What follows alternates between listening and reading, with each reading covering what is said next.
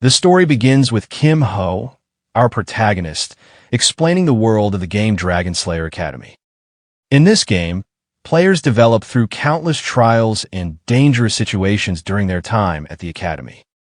After graduating, their mission becomes clear. They're sent to the front lines to face powerful bosses, including dragons. And Kim Ho, his role in the game is at the very top. He's ranked number 1 on the integrated leaderboard, the strongest support player of them all. A massive battle erupts on the field as monsters flood through a dimensional gate. At the forefront of this chaos, an S-rank player known as Lee Seo charges ahead. With deadly precision, he eliminates monsters in a flash, showing no hesitation. Next, the Hong Hyundai, also an S rank, unleashes her magical power with her staff, incinerating waves of monsters with elegant and deadly spells. Following her is the Ko Yohan, surrounded by a dark aura as he swings his sword, cutting through enemies with overwhelming force. As the dust settles and the battlefield clears, Kim Ho and his team walk away from the scene. In that quiet moment, Kim Ho reflects on what he loves most about the game, not just the action, but something deeper. Later on, Kim Ho finds himself inside a dungeon, where he discovers a glowing red crystal.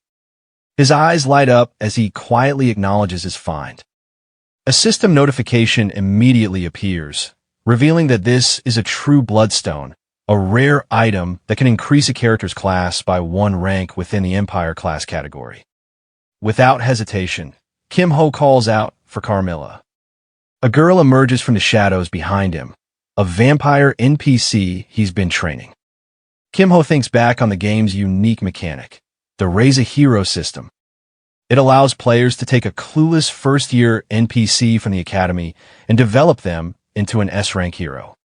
He hands the bloodstone to Carmilla, and right before his eyes, she undergoes a stunning transformation. No longer a simple NPC, she becomes the vampire queen Carmilla, a newly minted S-rank. Kim Ho smiles to himself. He's just raised his 1000th S-rank hero.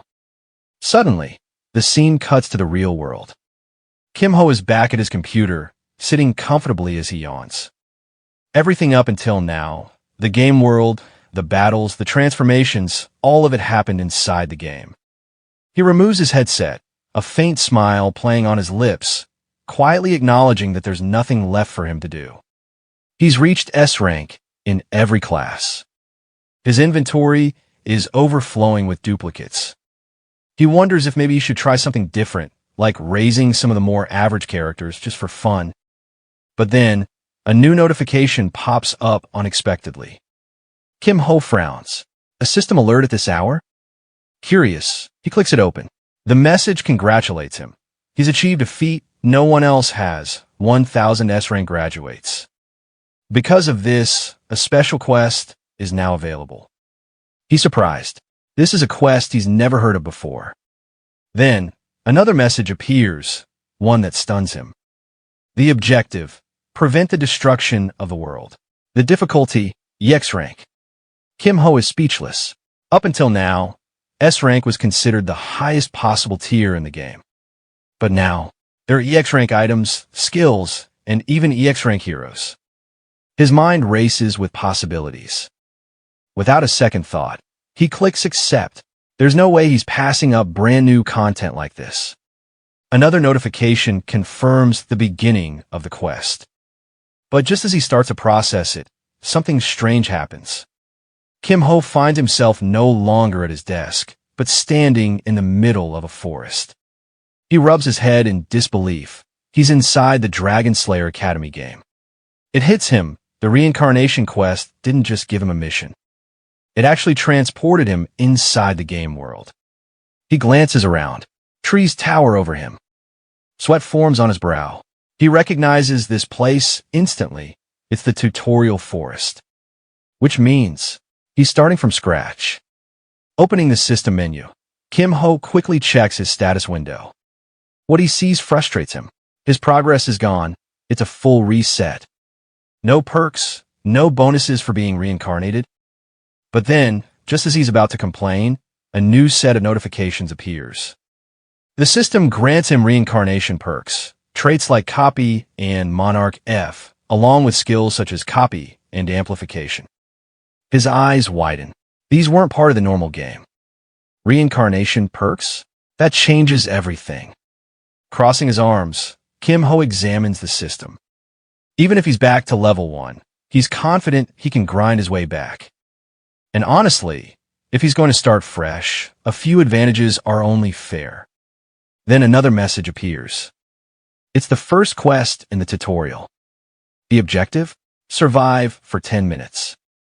The reward? A new student character from Dragon Slayer Academy. Time remaining, 9 minutes and 56 seconds. Kim Ho instantly recalls what this tutorial used to be like. It should be simple, just avoid low-level monsters until time runs out. But then, he hears footsteps. Heavy ones, too loud for any weak mobs. Something's not right. Suddenly, Kim Ho notices something in the sky, 2 massive dragons locked in combat, soaring above the forest. The sight of them makes his heart skip a beat. Dragons? Here? Panic hits him as he begins to run. 2 S-rank bosses showing up in the tutorial zone. That had to be the result of the EX quest. Nothing else could explain something this absurd. As he sprints, a chilling thought crosses his mind. If even one of those attacks hits him, he's dead. Before he can even begin his new journey, it'll be over. But then, another idea sparks. Maybe this chaos is the perfect opportunity. Kim Ho slows down and focuses his eyes on the dragons. He remembers the mechanics behind one of his reincarnation perks. To copy a skill or trait, he needs to witness it activate with his own eyes, and he must correctly identify the target's name and rank. For him, though, that's the easy part. Suddenly, an enormous explosion rocks the forest, the dragons clashing mid-air. Right then, a system notification flashes before Kim Ho's eyes. He successfully registered a new target trait. Elemental resistance has been copied and saved into his slot. Sweat trickles down his face, but he's smiling now. That worked. He didn't expect to score an S-rank ability so early. Another notification pops up, explaining what the trait does.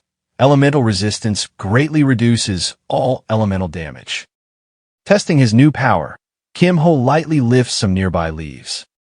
He muses to himself. It would have been great to get a skill too, but without a mana engine, he wouldn't be able to use it yet. Still, getting an S-rank trait this early? That alone was a solid win. Just then, he notices something strange. The wind. It's blowing the leaves backward. That's not normal. Something was building. He glances back toward the dragons. Both of them are charging up a devastating attack. His heart drops. It's a breath attack. The dragon's strongest move. Even with elemental resistance, this was too much. He turns and runs with everything he's got, knowing that getting caught at this distance might actually kill him. Before he can even escape fully, the dragons unleash their devastating breath attacks. But just as the energy surges toward him, the system intervenes. A notification appears right in time. The first tutorial is complete. The reward list scrolls by Dragon Slayer Academy uniform, a student ID, and a train ticket. Immediately, another notification follows. Tutorial 2 has begun. The objective is simple: board the train to Dragon Slayer Academy. The scene shifts. Inside the train, a boy looks down at a sleeping girl beside him. Seeing there are no empty seats, he tries to politely get her attention. He asks her if she wouldn't mind sharing the seat.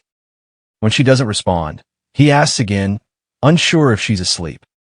Before he can figure out what to do next, Kim Ho suddenly appears inside the train car, transported there by the system. He notices the girl and gently speaks to her, apologizing for disturbing her and politely asking if the seat is taken. The boy turns to Kim Ho, slightly awkward, explaining that she hasn't responded and he's not sure if she's asleep or just ignoring them. But then, without warning, the girl wakes up. Kim Ho calmly repeats his question, and the girl responds immediately, giving him permission to sit beside her. He thanks her with a soft laugh and introduces himself as Kim Ho before taking the seat next to her. The boy watches them, a bit confused and unsure how to react. The girl rubs her eyes and finally introduces herself as Seo Yin. Kim Ho then gestures to the remaining space and invites the boy to sit as well. He reassures him it's fine. The boy lights up with excitement at the offer and quickly introduces himself, Go Hyun-woo. Go Hyun-woo looked toward Kim Ho and gave a polite bow, thanking him sincerely.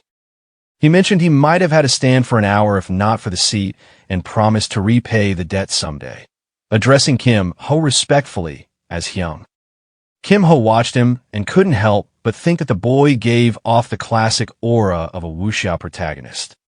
Everything from his speech to his posture felt carefully refined. Curious, Kim Ho casually asked what had caused him to be late. At that, Hyun-woo's eyes lit up with excitement. He explained he'd seen 2 dragons along the way and got so distracted watching them that he completely lost track of time. Kim Ho paused, remembering his own narrow escape from the dragon's breath attacks earlier. A cold sweat formed on his face as he admitted he saw them too. Internally, though he was still shaken, he had barely made it out alive. Suddenly, the train began to move. The students murmured with excitement, reacting to the motion. Kim Ho silently reflected as the train departed. This was Dragon Slayer Academy, a place he had returned to countless times while raising heroes.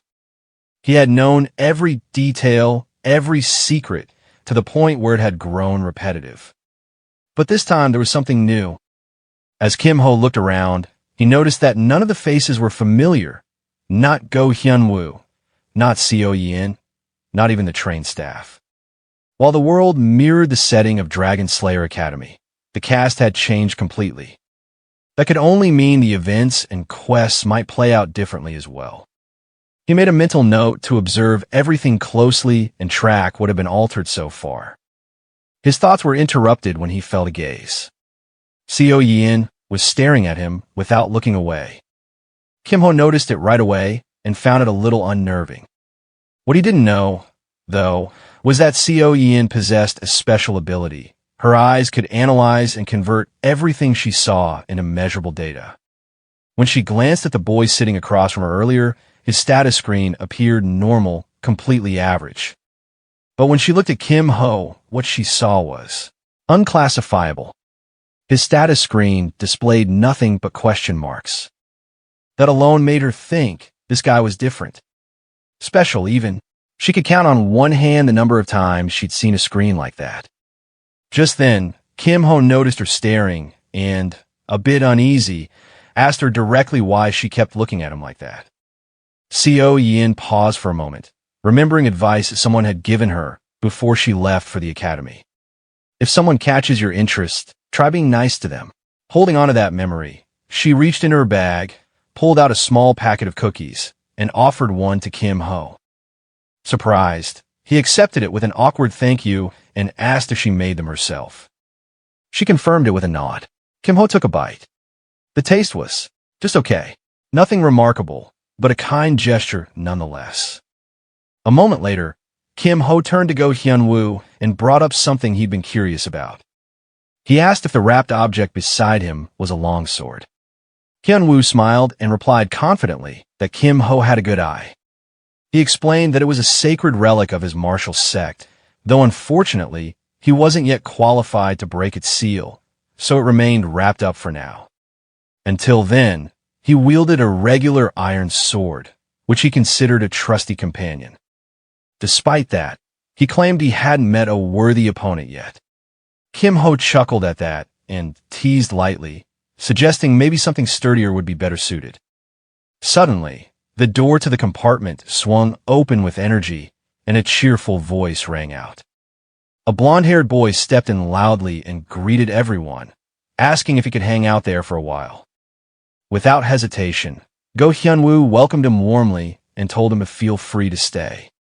The new boy laughed and thanked them for the hospitality, saying he'd just hang around for a bit. But Kim Ho immediately picked up on something strange. The guy had been loud, but there were no audible footsteps. That alone made Kim Ho suspect who, or rather what, he might be dealing with.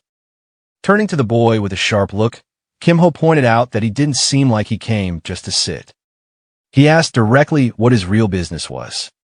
Hearing the words from our protagonist, the blonde boy let out an awkward laugh, wiping sweat from his face as if he'd been caught red-handed. Trying to play it off, he quickly pulled out a card and held it up with excitement, as if presenting an official ID. The card read, Dragon Slayer Academy Errand Service. We'll find you anything for the right price. He claimed they were just passing through to promote their business. Curious, the protagonist asked if they really could find anything. With confidence, the yellow-haired boy confirmed, absolutely anything.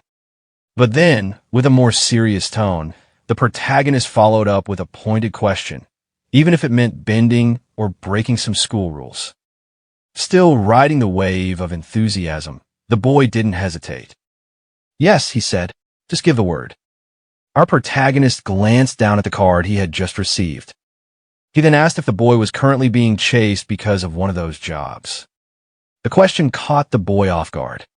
At first, he answered instinctively, of course not, then stopped mid-sentence, realizing what he'd just admitted. With a nervous expression, he peered out the nearby window, obviously scanning for someone, and chuckled nervously, realizing he'd been far too obvious. The protagonist, observing all this, noted that the boy's constant glances out the window and his anxious behavior had made it easy to figure out something was wrong. Embarrassed, but trying to recover, the boy, Shin Byung, insisted he'd explain everything in detail later. But before he could say another word, his eyes widened in alarm. Right in front of him stood 4 students, 2 girls and 2 boys. One of the girls, with yellow hair and an angry expression, stepped forward and announced that they already knew everything. The protagonist turned to see who had arrived and recognized them immediately. It was the disciplinary committee, already on the scene much earlier than expected. He recalled in his mind how the student-run disciplinary committee operated within and around the academy, enforcing law and order. First-year members, like these, were enrolled early, briefed on procedures, and immediately deployed for field duty. With a commanding tone, the girl in front demanded Shin hand over an item that he apparently wasn't allowed to possess.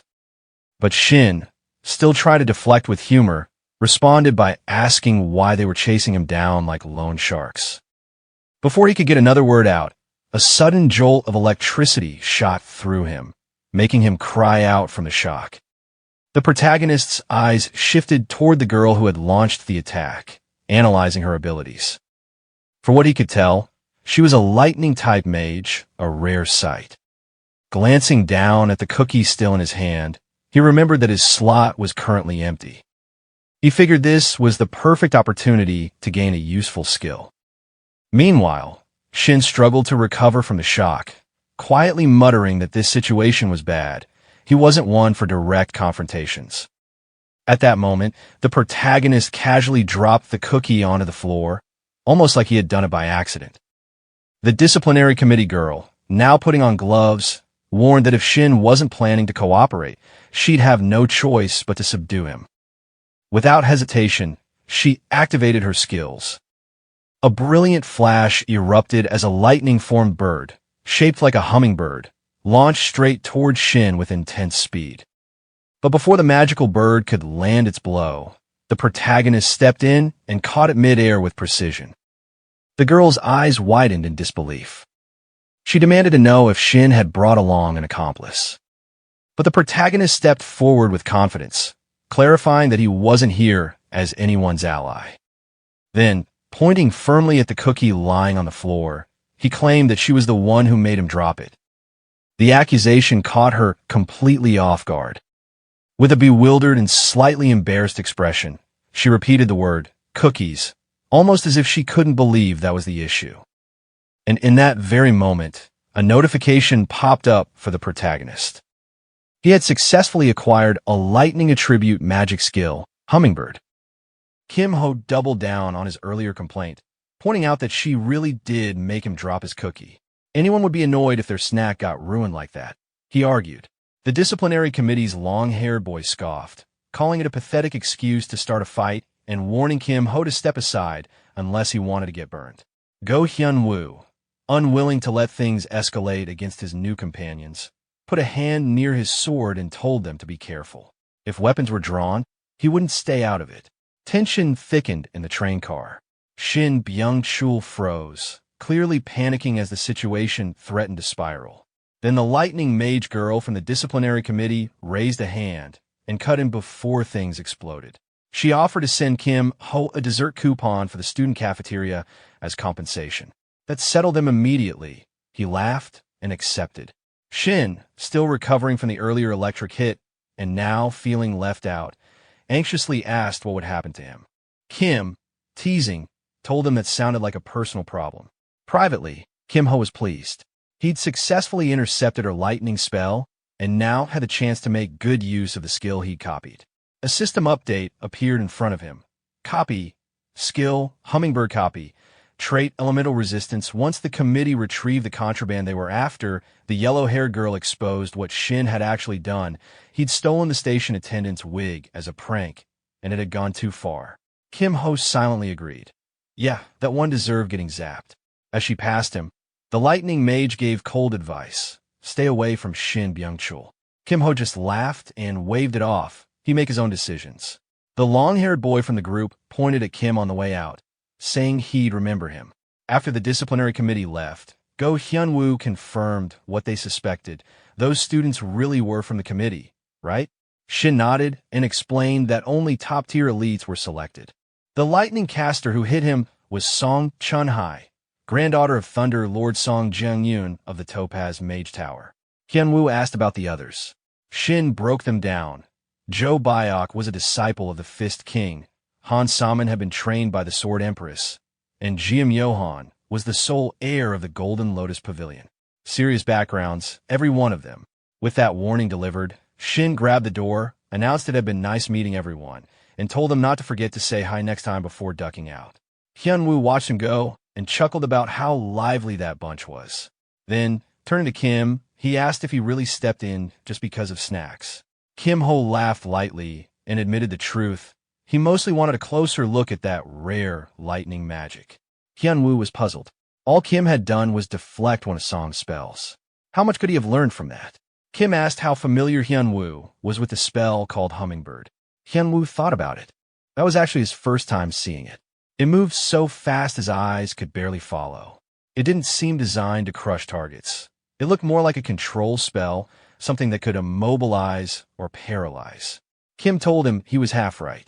When pressed, he activated the copied magic to demonstrate. The spell got its name because it mimicked a hummingbird's flight, darting, precise, highly reactive. Its performance varied dramatically depending on the caster's skill, which meant Song Chun-hai's control was impressive based on how cleanly she sent it. After catching the lightning bird with ease, Kim Ho took a moment to explain the situation to Go Hyun-woo. He laid out his analysis with clarity. If Song Chun-hai, the lightning mage who cast the spell, had been an experienced magician, then the spell's behavior would have changed the instant he had interfered. But instead, the spell had flown directly into his hand without deviation. This revealed something important. She lacked either refined control or real-world combat experience. Go Hyun-woo was stunned at how much could be deduced from such a small moment. The idea that a single spell could reveal so much about someone's abilities fascinated him. But Kim Ho wasn't finished thinking. Internally, he considered the bigger picture. Chun-hai had used an E-rank skill, but pushed it with power resembling a D-rank's output. That could only mean two things. Either she had a particularly strong trait amplifying her abilities, or her mana reserves were naturally vast. In either case, she certainly lived up to being the granddaughter of the famed Thunder Lord, Song Jung-yoon. Later, outside the room, the two of them walked and talked casually. Go Hyun-woo, still deep in thought, remarked that it felt like fate. They'd just met, and already he was learning so much from Kim Ho. But Kim Ho brushed it off, joking that it wasn't a big deal. It was just the kind of knowledge he'd share with anyone. Appreciating the humility, Go Hyun-woo clasped his hands together in a respectful gesture, promising to return the favor. If Kim Ho ever needed help, he only had to ask. Kim Ho, with a sly grin, decided to take him up on the offer right away. But first, he asked to borrow a single silver coin. Go Hyunwoo blinked in confusion, not sure where this was going. A short time later, they found themselves sitting in front of a broken-looking slot machine labeled out of order. Kim Ho sat down, eyes fixed on it, and explained without turning to his companion. This train car had once been a sightseeing attraction, and this room was once a casino. It was clear the restoration process wasn't yet complete. Go Hyunwoo glanced at the machine skeptically and asked why they were using it, given the out-of-order sign. Kim Ho's reply was vague, something like, "Who knows?" and he placed the silver coin into the machine. Go Hyunwoo protested loudly, insisting it was clearly broken, but Kim Ho ignored him and pulled the lever. Inwardly, Kim Ho was focused. This wasn't just random gambling. He believed this was a hidden event, a concealed game mechanic. In his mind, this slot machine was one of those rare must-pick events hidden behind misdirection. When a machine only spat out a plain water bottle, both of them stared in quiet disappointment. Neither had expected much, but the result was still underwhelming. That's when Go Hyunwoo, still watching Kim Ho intently, asked why he had come along in the first place. Kim Ho answered plainly, while playing the slots wasn't technically against the rules, the items one could receive from them were. That was where the violation lay. Go Hyunwoo quickly caught on, so his job was to stand guard. Kim Ho confirmed it. He added that the disciplinary committee rarely visited this part of the train, so the risk was minimal. But before the words had fully settled, a voice snapped from behind them. A girl stood there, sharp-eyed, commanding, and introduced herself as Han Saman, a first-year member of the disciplinary committee. She demanded to know what they were doing, making it clear that touching the machine was forbidden. If they continued, there would be demerits. Kim Ho leaned in toward Go Hyunwoo and whispered, asking him to buy some time. Go Hyunwoo replied in the same hushed tone that he would try, and that there was something he'd been meaning to test anyway. Han Saman, however, was not easily dissuaded. She raised a finger toward them and warned that helping another student break the rules would also earn demerits. Go Hyunwoo didn't hesitate. Bowing with respect, he took full responsibility, saying this was his decision and his alone. Annoyed, Han Saman scoffed at his boldness. But before she could say more, Go Hyunwoo drew his sword. He recalled that Han Saman had trained under the legendary Sword Empress and politely requested a duel. Intrigued, Han Saman asked his name, to which he responded with confidence, Go Hyunwoo. She smiled, perhaps out of pride, perhaps out of challenge, and instantly launched herself into the fight. Her first strike came fast and hard. Go Hyunwoo managed to hold out, then retaliated, momentarily pushing her back. But she quickly returned with a burst of mana, slashing at him with greater force. Kim Ho observed the fight carefully. He could tell Go Hyunwoo was struggling. The difference in internal energy was evident. His friend's core was still lacking, not quite on par with an elite. But Kim Ho wasn't ready to give up on him just yet. He wanted to see more. Activating one of his own skills, Kim Ho cast Amplify. A notification popped up. Go Hyunwoo's core rank had been temporarily boosted from E to C. His body was now glowing with a faint blue light, empowered by magic. A new countdown appeared. Duration, 58 seconds cooldown. 59 minutes and 58 seconds. Kim Ho gave quiet encouragement. Just hold out for one more minute. Go Hyunwoo responded with resolve.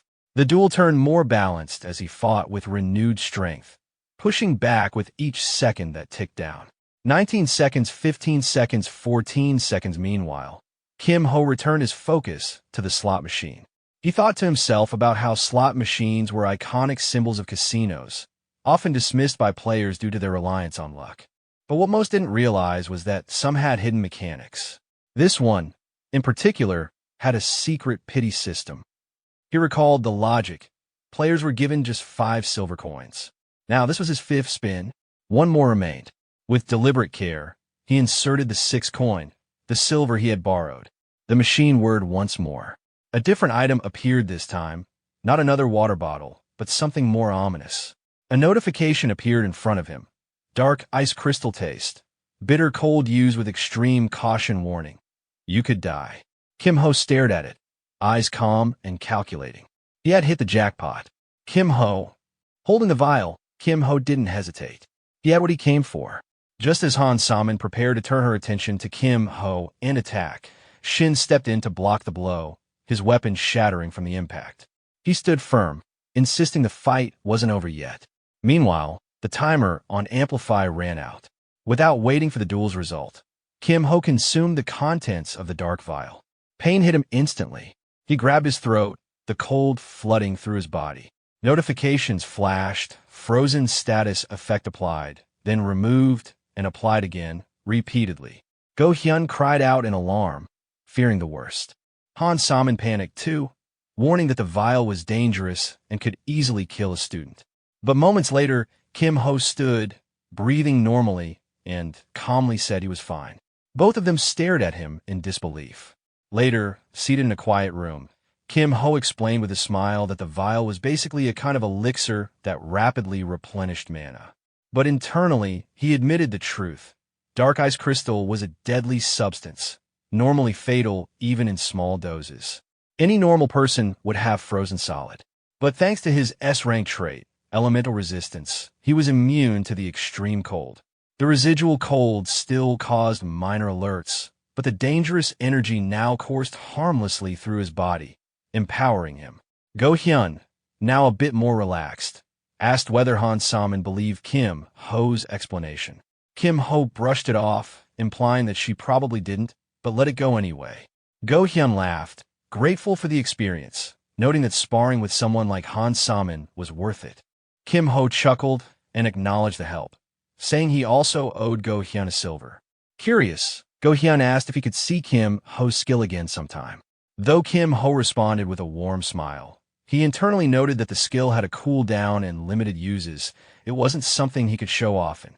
He couldn't reveal everything just yet. Accepting that, Go Hyun nodded with a good-natured grin. Just then, Co Yin, who had been asleep nearby, stirred awake. Kim Ho paid no mind.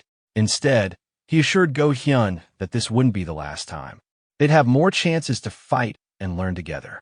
As the train neared its destination, Go Hyun looked outside and pointed out that they had almost arrived, the final stop. Kim Ho's thoughts turned serious. This was the island where the Dragon Slayer Academy stood, a land once overrun with criminals and dungeon threats. But everything changed when a legendary Dragon Slayer arrived. He cleared the dungeons, rid the island of its dangers, and founded the academy that now trained the next generation of heroes. Upon arrival, seniors directed the new students with excited voices. Go Hyun commented on their energy, amused. Kim Ho agreed, observing how quickly the place was filling with life. But then, Song Chun-hai, the girl from the disciplinary committee, approached Kim Ho again. She politely asked him to come with her. Inside the student disciplinary committee office, Kim Ho was shown to a seat. As he sat down, he thought quietly to himself, this room, known unofficially as the Room of Truth, had a reputation. Anyone who entered rarely came out the same.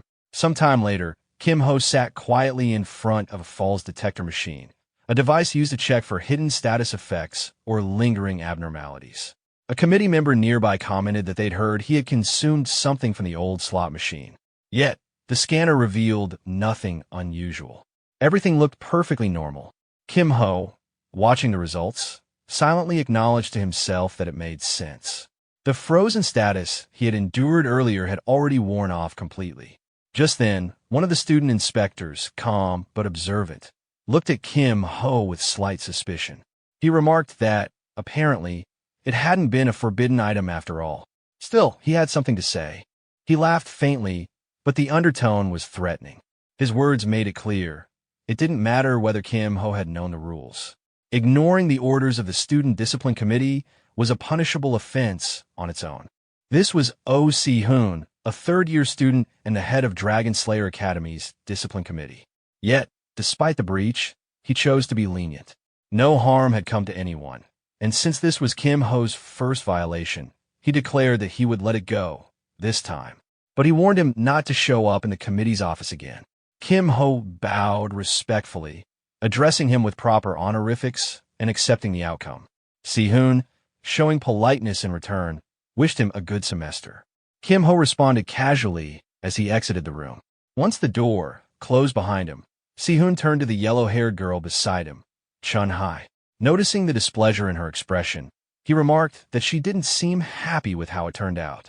He admitted that the more he thought about the situation, the more suspicious it felt. He broke it down logically. If the goal hadn't been to obtain a forbidden item, there was no reason for Kim Ho to have used that malfunctioning slot machine, and even less reason to ingest the result immediately afterward. Chun-hai, clearly frustrated, expressed her belief that Kim Ho had acquired an illegal skill. If they used the Academy's magical identification tool, they might uncover something unusual in his skill list. Sipping coffee, noted it was a possibility, but raised a valid question. What if nothing showed up? If even the revealed nothing, what would they do then? Si-hoon, now serious, lowered his cup and emphasized the risk. If a deeper search turned up empty, then the implications were far more concerning. Chun-hai hesitated. She had been eager, but now saw the complexity. She apologized, admitting she had acted carelessly.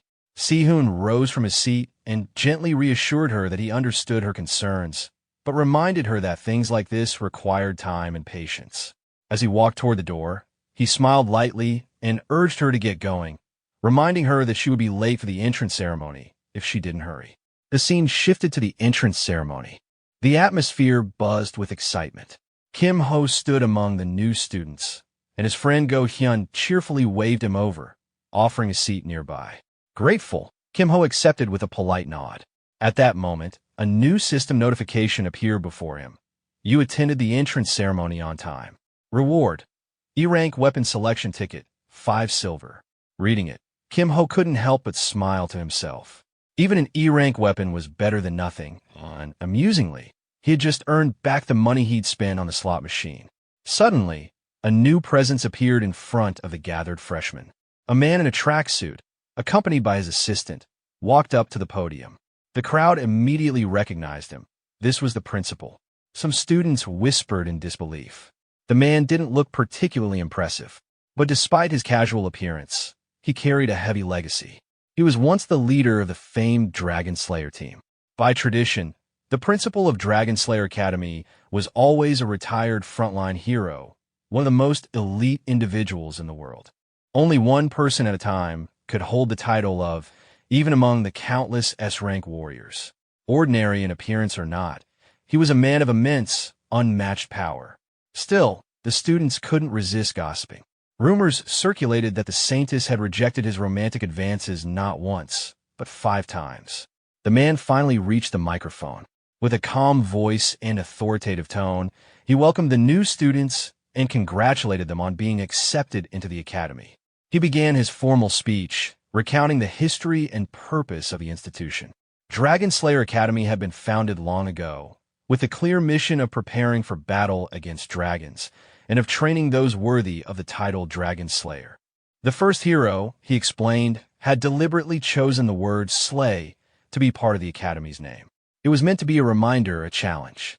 To slay something, after all, means to face it, fight it, and overcome it. You weren't truly an ogre slayer unless you had slain an ogre. And you weren't a dragon slayer until you had slain a dragon. As the principal continued his lengthy speech, both our protagonist and Co Yin exchanged awkward glances, clearly wondering when it would end. In the middle of his serious monologue, the principal himself paused and muttered to the audience about how unexpectedly long it had become. He then returned to his somber tone, emphasizing the brutal nature of being a slayer. Taking lives, he said, was an inescapable part of their path, but he urged them not to turn a blind eye to this reality. Instead, he encouraged each student to question their own purpose. Why do they want to slay? And what are they fighting for? He hoped each of them would find their answer in time. Just as he was about to wrap up with a final message, his assistant rushed in from behind him, seemingly in a panic. At the same time, a student somewhere in the crowd whimpered about a headache, cutting the solemn mood. With a somewhat flustered expression, the principal delivered his final line, wishing all the students success in becoming true heroes during their time at the Dragon Slayer Academy, and officially ended the ceremony. After the speech, Go Hyun, full of energy and excitement, commented about how meaningful the whole experience had been. This surprised the protagonist, who had clearly been bored the entire time. But Go-hyun explained, laughing, that every word of the principal's speech had felt valuable to him because he was used to hearing similar lectures from his master every day. This revelation left the protagonist slightly dumbfounded, sweating and awkwardly staring at his friend. Then the assistant stepped up to the mic again to issue some important announcements. First, she reminded everyone that the list of forbidden items had been updated. Possessing any of these would not only result in confiscation, but also harsher penalties beyond just losing points. She also informed them that for now, new students would be restricted to the ground floor for any practical evaluations. Entering the lower levels without permission could harm not just the individual, but also their associated sect, magic tower, or guild. This warning caused visible anxiety among some of the students, who were now nervously sweating in their seats. The assistant gave a final stern reminder. One reckless decision out of curiosity could bring consequences for everyone. She urged everyone to follow the rules strictly to avoid disadvantages. With that, the entrance ceremony was officially over, and students were dismissed for dinner, reminded to return to their dorms on time. Right after, Shin Byung suddenly appeared in front of the group, calling out enthusiastically and inviting them to go eat. Go-hyun immediately noticed a wound on Shin Byung's face and asked how he got it. Shin Byung, trying to brush it off, claimed it was just a small incident and told them they should eat well that night. This confused Go-hyun, who pressed for an explanation, to which Shin Byung vaguely replied that tomorrow was the first day of classes, a big day awaited them. That night, back at the boys' dormitory, Go-hyun discovered that he and the protagonist were neighbors. He waved cheerfully and expressed his delight over the coincidence, but the protagonist was clearly not thrilled, replying with dry sarcasm. Go-hyun, still cheerful, told him to rest well. After entering his room, the protagonist removed his jacket and hung it on the door. But instead of going to bed, he made up his mind. He wasn't going to waste this free time just sleeping. Something was clearly brewing in his thoughts. That night, in the quiet of his dorm room, Kim Ho sat cross-legged on his bed, entering a meditative state. Concentration etched across his face. He began forming a glowing blue orb near his lower abdomen, a deliberate act of will and control. He was creating the essential power engine needed to use skills that consume mana or internal energy. Though he had never done this before in real life, he relied on instinct and theory, his mind filled with a clear understanding of the process.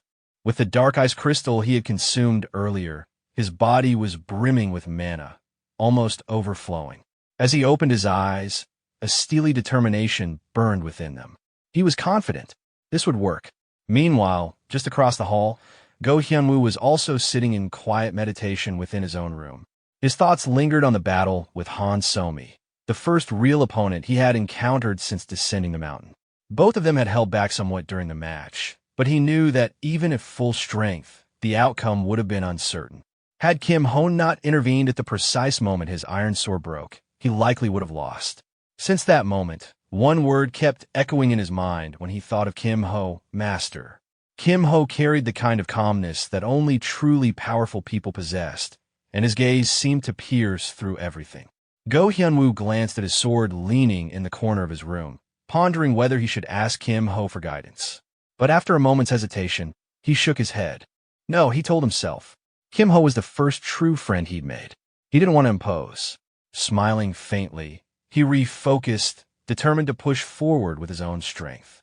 The next morning, temporary classroom in the temporary classroom, Seo Yeon greeted Kim Ho with a yawn, her words casual and sleepy. Go-hyun-woo, ever cheerful, remarked that he was worried she might have overslept. Kim Ho, watching the interaction, thought to himself that the guess sounded accurate. The student started murmuring, looking around in confusion.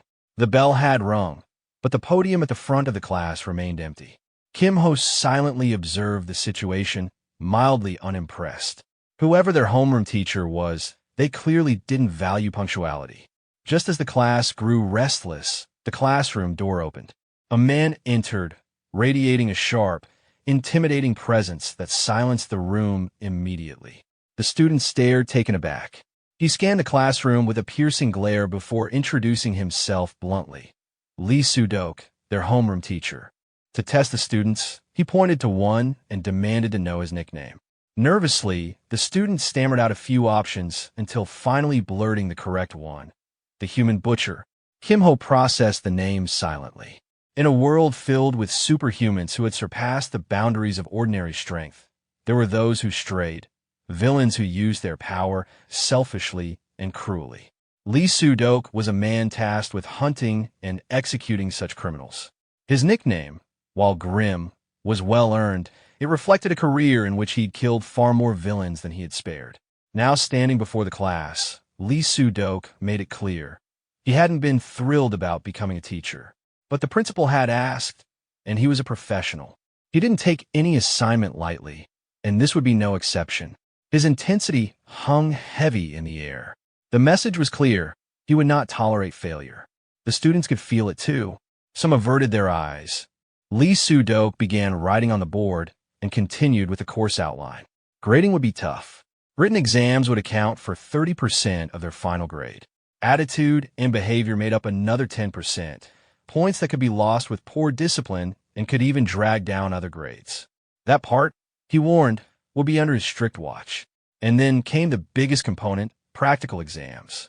These were divided into two categories: Dungeon Conquest, which involved navigating and clearing dangerous dungeons, and PvP matches, where students would test themselves against one another. Each would make up 30% of the final grade, and all scores would be graded on a curve, meaning it wasn't enough to be good. You had to be better than the person beside you. When no one raised questions, Lee Soo-dok issued his final command. They were to head straight to the arena.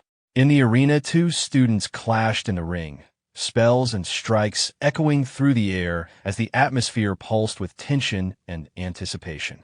Among the spectators, Shin Byung's eyes lit up as he leaned over the railing with giddy enthusiasm. This was the moment he had been waiting for, the placement exam. 4 first years at Dragon Slayer Academy. This wasn't just another test. It was the event that would shape reputations, rankings, and futures. Beside him, Go Hyun-woo watched with wide eyes, recalling what Shin Byung had hinted at the previous day. Now it made sense. This was the grand-scale event he had spoken about, and it was even more intense than expected.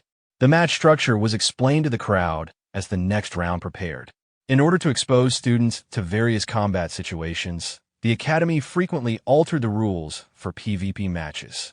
This time, the format was a brutal setup where duels continued until one combatant's HP hit 0. They became completely incapacitated, or they clearly surrendered. To prevent matches from dragging indefinitely, a 5-minute time limit had been imposed. If no winner emerged by then, the match would be decided as a draw or left to the judge's discretion. Shin Byung was practically bouncing where he stood. He called out that each participant would face 3 random opponents from the first year, and points would be awarded based on victories. His energy made it clear he relished this challenge. Curious, Go Hyun-woo turned to Kim Ho and asked what happened in the event of a draw or a loss. Calmly, Kim Ho explained that in such cases, the result would be 0 points. There were no deductions, but no gains either. Just then, a notification appeared in front of Kim Ho. It hovered clearly in his vision. Goal: earn mid-tier or higher results in the placement exam. Achieve at least 1 win in the PvP placement exam. Place in the top 50% in the Dungeon Conquest exam reward. Slot +1. Kim Ho's thoughts sharpened as he reviewed the requirements. The subquest was straightforward.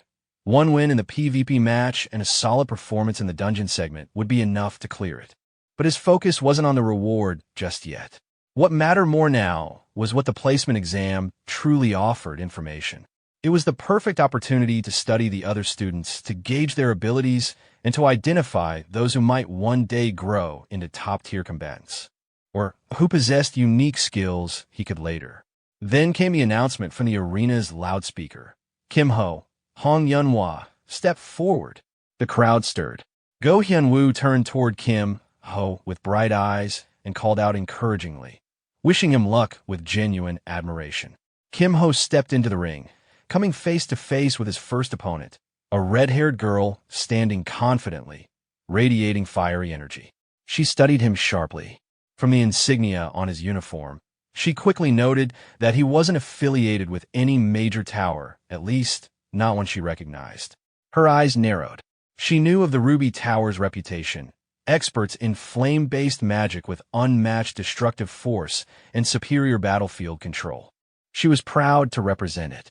If she wanted to raise her profile in the academy, she needed to defeat someone with a reputation, or at least someone who looked competent. To her, Kim Ho didn't seem to be either. Her gaze dropped to the staff in his hand, and her internal critique deepened. It was an E-rank Earth staff, the kind used to slightly amplify defensive or Earth element magic. In her opinion, even most beginner mages wouldn't bother with something so plain. She immediately categorized him as a support-type caster, likely lacking mobility and dependent on long-range defense. Her assumptions narrowed. He wasn't from the Emerald Tower, and he didn't look like an Earth element user either. That left support magic as the most likely explanation. Judging by the staff size and build, she pegged him as a stationary type, what they called a turret caster. Just as the announcer began the countdown, Kim Ho was already mentally assessing her. From her bearing and style, he recognized the signs: flame specialization, high damage potential, strong area control. She matched the meta patterns he remembered well from before. Calmly, he smiled inwardly. He already had a plan. "Sorry, but you'll have to play along with my act for the next 5 minutes." The countdown ended. "Start." She didn't hesitate. A powerful spell activated at her fingertips, fire erupting from her staff in a brilliant explosion aimed directly at Kim Ho. The heat surged across the arena. Sparks crackled. From the audience, gasps followed the display. Spectators marveled at her cast speed and raw power. Someone pointed out the unique shimmer that accompanied her spell, hinting at specialized casting techniques taught only in the Ruby Tower. But when the smoke cleared, they saw something unexpected. Kim Ho was still standing. His health bar remained untouched. The scoreboard showed full HP for both fighters. The red-haired girl's confidence faltered. That couldn't be right. She hadn't expected a one-hit knockout, but this? Her attack had made no impact at all. Completely ineffective. How? Confusion began to overtake her aggression. And Kim Ho? He stood calmly in the settling dust, unreadable, watching her with eyes that now gleamed with quiet control. Seeing her powerful spell fail, Hong Yunhua stared at Kim Ho, confused. The health bars above them still read 100% for both. She questioned whether he had used a spell to nullify her attack. Not wasting time, she activated another spell while analyzing Kim Ho's calm stance. She believed that if her previous attack was neutralized, this new one would be much harder to counter. Kim Ho, noticing the magic circle forming beneath him, prepared mentally. He wasn't planning to dodge. He was waiting for the perfect moment to counter. From her perspective, Yunhua grew uneasy. Sweat formed on her brow. Kim Ho hadn't moved an inch. His expression showed no concern. That stillness unsettled her. Frustrated by his confidence, she shouted at him and unleashed a column of fire toward him, determined to break through whatever defense he was relying on. The audience reacted with awe and panic. Her flames erupted across the arena, and many praised her for living up to the reputation of the Ruby Tower. But when the smoke cleared, Kim Ho remained standing, unharmed. She was visibly shaken. Her strongest attack had done nothing. Internally, she questioned how her magic, as someone trained at the Ruby Tower, could be so easily brushed off. Realizing her usual spells wouldn't work, she prepared to use her trump card. Before she could act, Kim Ho made his move. He launched a magic attack, Hummingbird. She narrowly dodged the first strike, but the spell twisted midair and came back from behind. It wasn't over. As the spell connected, a notification appeared before Kim Ho. Paralysis status effect applied. He looked at her and calmly ended the match, suggesting she conserve her remaining spells for later battles. She tried to protest, but he reminded her that there were more matches ahead. Her best option was to hold back now. The match concluded. The announcer declared her defeat. In the crowd, students whispered in disbelief. They questioned how he had taken those attacks without injury, how he used such a technique, and who he even was. Kim Ho quietly took in their reactions. He had learned more than expected from this one fight, and he knew he had to stay cautious. Then, unexpectedly, his name was called again for the next match. He reacted with quiet frustration. There was barely any time to rest. Among the students, someone recognized his next opponent, Song Chun-hai, a new student from the Topaz Tower who had already joined the disciplinary committee. As he turned, she was already standing behind him. With a smirk, she said facing him was a stroke of luck. There was something she wanted to test. Kim Ho, showing no reaction, looked toward the teacher and announced he would withdraw. Both the teacher and Chun-hai were surprised and asked why. He casually rubbed his head and replied that he wasn't feeling well. It would be difficult to continue fighting. The teacher advised him to take the opportunity to raise his score, but Kim Ho confirmed his decision and asked for the third match to be marked as a loss too. The teacher acknowledged the request. Chun-hai looked at him, disappointed and angry. She muttered to herself that a true fighter is always prepared, quoting her grandfather's belief that only those who never give up deserve to win. Kim Ho reflected silently. Her words reminded him of his own grandfather, the Thunder Monarch. He thought about the contrast. Chun-hai was trying to live up to that legacy. As for himself, he didn't feel any pressure to follow anyone's path. Even so, he admitted to himself it wasn't bad advice.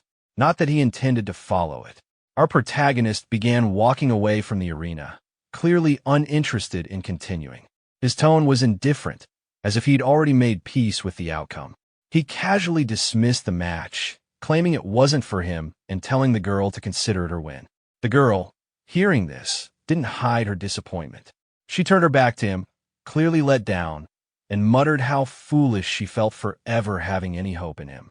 Just as he was about to leave, he paused and turned back, making it seem like he had something else to say. Curious, the girl asked what it was. With a slight smile, he made a cheeky request, asking her to send him a dessert coupon, saying he'd be waiting. That pushed her over the edge, and she clenched her teeth in frustration. Meanwhile, the announcer moved on to the next match, calling out the names, Song Chun-hai and Yang Ji-hong. A red-haired boy, armed with a spear, seemed eager for the challenge. Confidently, he declared that since his opponent was from the Topaz Tower, he expected a worthy fight. But the girl didn't even acknowledge him. Trying to get her attention, he asked if she was ready, only to be cut off mid-sentence. Before the announcer could even fully say start, she struck instantly with lightning, overwhelming him in a single move. The scoreboard confirmed the result, Song Chun-hai 100%, Yang Ji-hong 0%. Watching from the stands, Shin Byung, sitting next to our protagonist, looked shocked. He commented on how badly the boy seemed to be burned. Our protagonist acknowledged it with a calm remark. Shin Byung, realizing how things could have gone, mentioned it was probably a smart move to have forfeited earlier. The protagonist simply agreed. After the match, the girl turned back to the stands and glared at our protagonist with burning eyes. Shin Byung caught the look and nudged our protagonist, noting the intensity of her presence. He confidently stated she must be the Thunder Monarch's granddaughter, pointing out her flashy performance. Our protagonist kept his eyes on her from the stands, satisfied. It was exactly what he wanted. But in the background, whispers began to spread among the students. They mocked him for forfeiting, assuming he'd chicken out because he didn't want to face someone as powerful as Song Chun-hai. Some even questioned his previous win, calling it pure luck and labeling him a coward. Yet instead of being bothered, he smiled. Their gossip didn't hurt him. It validated his plan. The reputation of being a coward who got lucky against the Ruby Tower was just what he wanted. Then, the announcer called the next match for Song Chun-hai again. Shin Byung, still glued to the arena, turned to our protagonist and remarked that the next match was already starting. He wondered aloud who would be unfortunate enough to face her this time. We see Co Yin standing confidently in the arena, holding a pair of guns in her hands, clearly ready for combat. Nearby, Shin Byung, without even turning to look at the protagonist, starts sweating as he reacts in surprise to what he's seeing. He didn't expect Co Yin to be a gunner. It completely caught him off guard. The protagonist also admits he just learned that as well, finding the situation more intriguing now. Shin Byung quickly recalls that gunners typically have an advantage when fighting mages. With that in mind, he starts to wonder if Co Yin might actually win this match against Song Chun-hai. But the protagonist, staying calm, reminds him they can't be sure yet and need to wait and see how things play out. Still, Shin Byung is optimistic. He believes if Co Yin just sticks to the basics, there's not much chance she'll lose. The protagonist, feeling a bit more competitive, playfully suggests placing a bet on the match, 5 silver coins. Shin Byung immediately agrees with a big smile, sealing the deal. The scoreboard lights up, showing Song Chun Hye versus Seo Yin. 100%, 100%. Both fighters prepare themselves. As soon as the announcer gives the signal, Seo Yin launches her first attack, firing her gun. But Song Chun Hye calmly blocks the bullets with a web-like shield formed by her mana, effortlessly neutralizing the attack.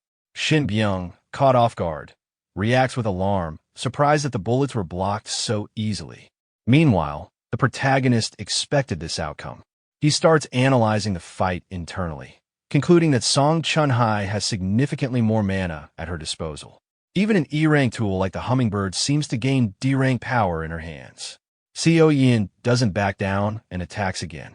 In response, Chun Hye sends out her Hummingbird, and a fierce exchange begins.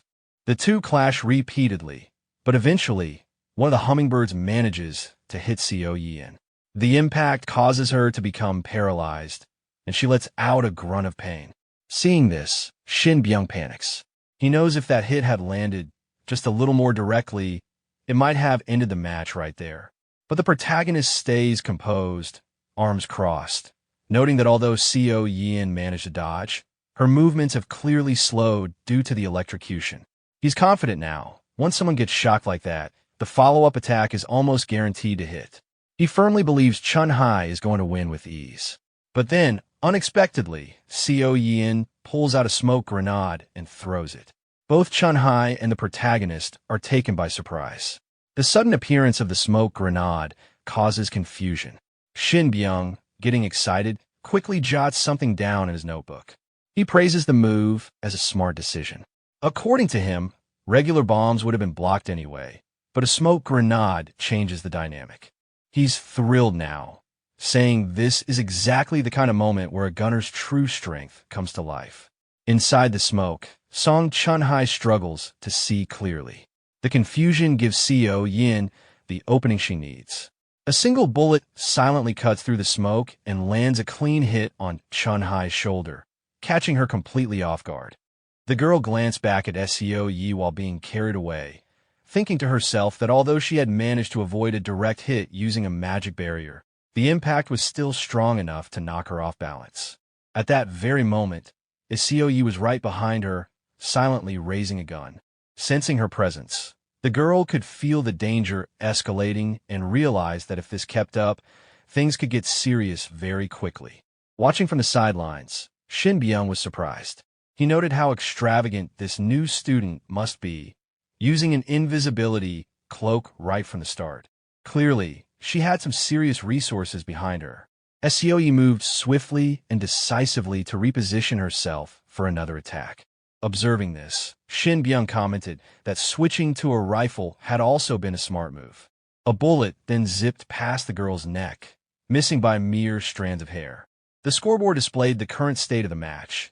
Song Chun Hye at 85%, Seo Yin at 88%, with 2 minutes and 13 seconds left on the clock. As the girl looked toward the source of the shot, sweat formed on her face. She realized she couldn't just keep defending and needed to take action. Again, Seo Yi appeared behind her, ready to attack.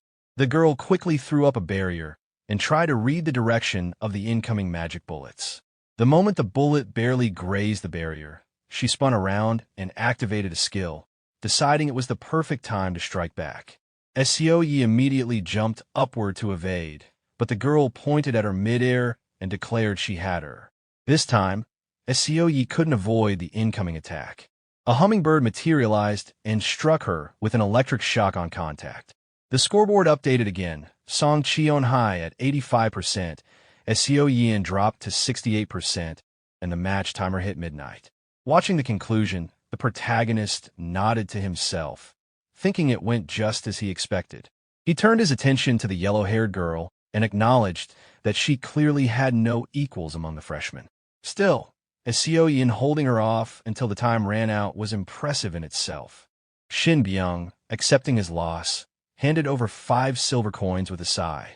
But before letting go, he grabbed the protagonist's arm and, sweating nervously, suggested another bet under the same terms. The protagonist, looking serious, asked him plainly if he was addicted to gambling and why he couldn't stop. Shin Byung pointed at the arena, insisting the next match would change the protagonist's mind. Go Hyun-woo's opponent, he explained with excitement, was none other than the first king's disciple, Jo Byok. With a grin, he asked who the protagonist would bet on this time. The protagonist replied matter-of-factly that the first king's disciple would likely win. Shin Byung, eager for a chance, said he'd bet on the other side and teased that the protagonist was being tough on his own friend. Crossing his arms and watching the arena, the protagonist clarified that he never said Go Hyun-woo would lose. Confused, Shin Byung asked what he meant by that. The protagonist just smiled confidently and told him he'd find out soon enough. From inside the arena, Go Hyun-woo glanced toward the stands, catching sight of the protagonist. A thought passed through his mind. Kim Hyung is watching. With that in mind, he unsheathed his sword, stepping forward with determination. He wanted to show a clear victory, something meaningful, but he knew it wouldn't come easily. Facing Jo Byok, Go Hyun-woo urged him to draw the sword on his back. But Jo Byok calmly responded that it wasn't yet time to use it. Go Hyun-woo acknowledged this with understanding, but warned him that he wouldn't be going easy regardless. The two squared off, their swords at the ready. The scoreboard displayed Go Hyun-woo versus Jo Byok, 100%, 100%. The announcer called for the match to begin. In a blink, Jo Byok launched himself forward and was suddenly right in front of Go Hyun-woo. With smooth precision, he followed up with a palm strike. Go Hyun-woo reacted in time, blocking with both hands on his sword, but the sheer force sent him sliding several meters backward. Go Hyun-woo glanced at his trembling sword and realized that even though he'd managed to reduce the impact, the force behind the strike was overwhelming. Basic attacks won't be enough, he concluded. As Jo Byok came charging again, Go Hyun-woo made up his mind. I'll end this in a single blow with this technique. He activated a refined move, the blue sword technique. The two closed in once more, clashing with all they had. Their powers met in a brief but intense moment of force. The result, Go Hyun-woo's sword shattered from the impact. Without facing his opponent directly, he quietly admitted defeat, saying he could no longer continue. At the same time, a wound opened on Jo Byok's shoulder. He acknowledged it calmly and said he'd look forward to their next match. With that, the match ended, and the two fighters disappeared from the arena. Watching from above, the protagonist thought to himself. As expected, the iron sword couldn't withstand it. He recalled seeing Go Hyun-woo's swordsmanship on the train earlier and had briefly hoped otherwise. But reality affirmed what he suspected. Go Hyun-woo treated severing swords like disposable tools. Beside him, Shin Byung held his head in disbelief. Sweating nervously, he asked how the protagonist had predicted the outcome so accurately. In response, the protagonist quietly grabbed his shoulder and lightly scolded him for talking too much. Then, with a smile, he held out his hand, requesting the agreed-upon 5 silver coins. Shin Byung, flustered, admitted he didn't have the money. But the protagonist calmly offered an alternative. He didn't necessarily need cash. Shin Byung asked with a bit of hope what he could offer instead. The protagonist simply pointed to his notebook and told him he could pay with information. Just then, the announcer's voice echoed. The raid placement exam will continue after lunch. Everyone, gather at the dungeon building, and don't be late. All right, dismissed. Sometime later, the two sat on a grass field outside, eating lunch. The air was calm, and Shin Byung took a bite of his sandwich before looking over at the protagonist. Who will win at the end? He asked casually. Without missing a beat, the protagonist replied, let's talk after you finish eating. Shin Byung chuckled and then leaned forward. Sorry. So what information do you need? With a curious but thoughtful look, the protagonist replied, just tell me about the promising talents from the 4 great factions. Shin Byung, grinning playfully, replied, well, all right. I'm overflowing with top-tier information. Then, turning a bit more serious, he began explaining, to your information, the 4 great factions at Dragon Slayer Academy, besides official groups like the Disciplinary Committee, are major powerhouses. He listed them one by one. Miram Alliance Guild, Union Magic Tower Society, Knight Order, among them, if we're talking about the real promising talents. He started going through his notebook. Grandson of the Sword Saint, Moyong Hyeonsong, Miram Alliance. Moyong Jun, also Miram Alliance. Hong Yunhua, the likely next head of the Ruby Magic Tower, Magic Tower Society. Park Nari, the druid who walks around with a cat on her shoulder, Guild Union. And one more, someone who doesn't stand out because he's hiding his skills, Lee Song-hyun, the son of the Swordmaster, Night Order. Finishing his list, Shin Byung tapped his notebook and said, "Well, these are about the only ones to call uniquely strong." The protagonist simply responded, "They are definitely a stacked lineup." Shin then looked up again and asked, "Hey, by the way, where did Hyenwoo go?" But then he paused, suddenly feeling something in his pocket. His face changed. "All right, the club presentation," he exclaimed in panic. "I completely forgot." He jumped up, waving as he ran off. "I have to go first." "Sorry," the protagonist, wiping a bit of sweat from his brow, replied. "Yeah, see you later." Now alone with Co Yin in the field, he glanced at her quietly. She seemed downcast. Maybe it's because this is the first bond I've made in this world, he thought, but it bothers me seeing her like that. Then, trying to break the silence, he said, "Hey, about the cookie I dropped on the train yesterday." Checking something in the system, he continued, "Song Cheon-hai sent me a dessert coupon. Since it was your cookie, you have a share in this too." He summoned a cake and set it in front of her. "Here, let's eat together." Co Yin accepted it with a simple thanks. Then, after a pause, she suddenly asked, Looking at him curiously, she asked, "Why do you think?" "I lost to Song Cheon-hai." The protagonist answered evenly. It's hard to break through a magic barrier with a magic bullet at this level. With such superior magic power, it's normal for her to be that strong. Then he held something up, adding, "But if you strengthen the magic bullet through mana training, it becomes a different story." Co Yin looked puzzled. "Mana training? Why is that necessary?" The protagonist looked surprised. "What? No way. You've never done it before?" She shook her head. "Yeah." Stunned, he asked again, "Then how did you even create a magic bullet?" "I never learned the skill," she answered casually. The protagonist was momentarily speechless. Genius, he thought. The magic bullet skill is supposed to be basic for a gunner. Has she been landing shots just by instinct? She's causing trouble without even knowing mana training. In that case, with renewed energy, he offered, "If you're okay with it, I can make some time to help you out." She gave a small nod. "Okay." Smiling, he said, "Once you train your mana and learn the skill, things will get a bit easier." "Well, you scored well. Let's go. Time for the placement exam." Then suddenly, the scene shifts to the dungeon wing. In front of the dungeon portal, the teacher gathers all the students and begins addressing them with a serious tone. He informs everyone that the conquest exam is about to begin. The exam will take place inside the dungeon portal behind him, and it will follow 2 specific rules. As he speaks, a panel appears displaying the first rule. Students will earn points based on the number of monsters they defeat within a 10-minute time limit. The more monsters they defeat, and the higher their quality, the more points they will get. The second rule is that it's a rank-locked zone. Everyone's abilities will be equalized to F rank. This includes their equipment, skills, and traits. The teacher emphasizes that even their score will be locked at F rank, meaning they'll have to put in real effort to climb out of it. He warns them not to get sloppy with mana usage. Poor management could cost them the entire exam. After giving the instructions, the teacher starts calling students one by one to enter the dungeon. A bit later, as some students begin to return from their turns, the teacher watches their exhausted faces and weak performance. Disappointed, he quietly scoffs at their complaints, finding them pathetic. Internally, he notes how terrible their results are and struggles to believe how low the standard is. Out of all the participants, only 2 students manage to stand out.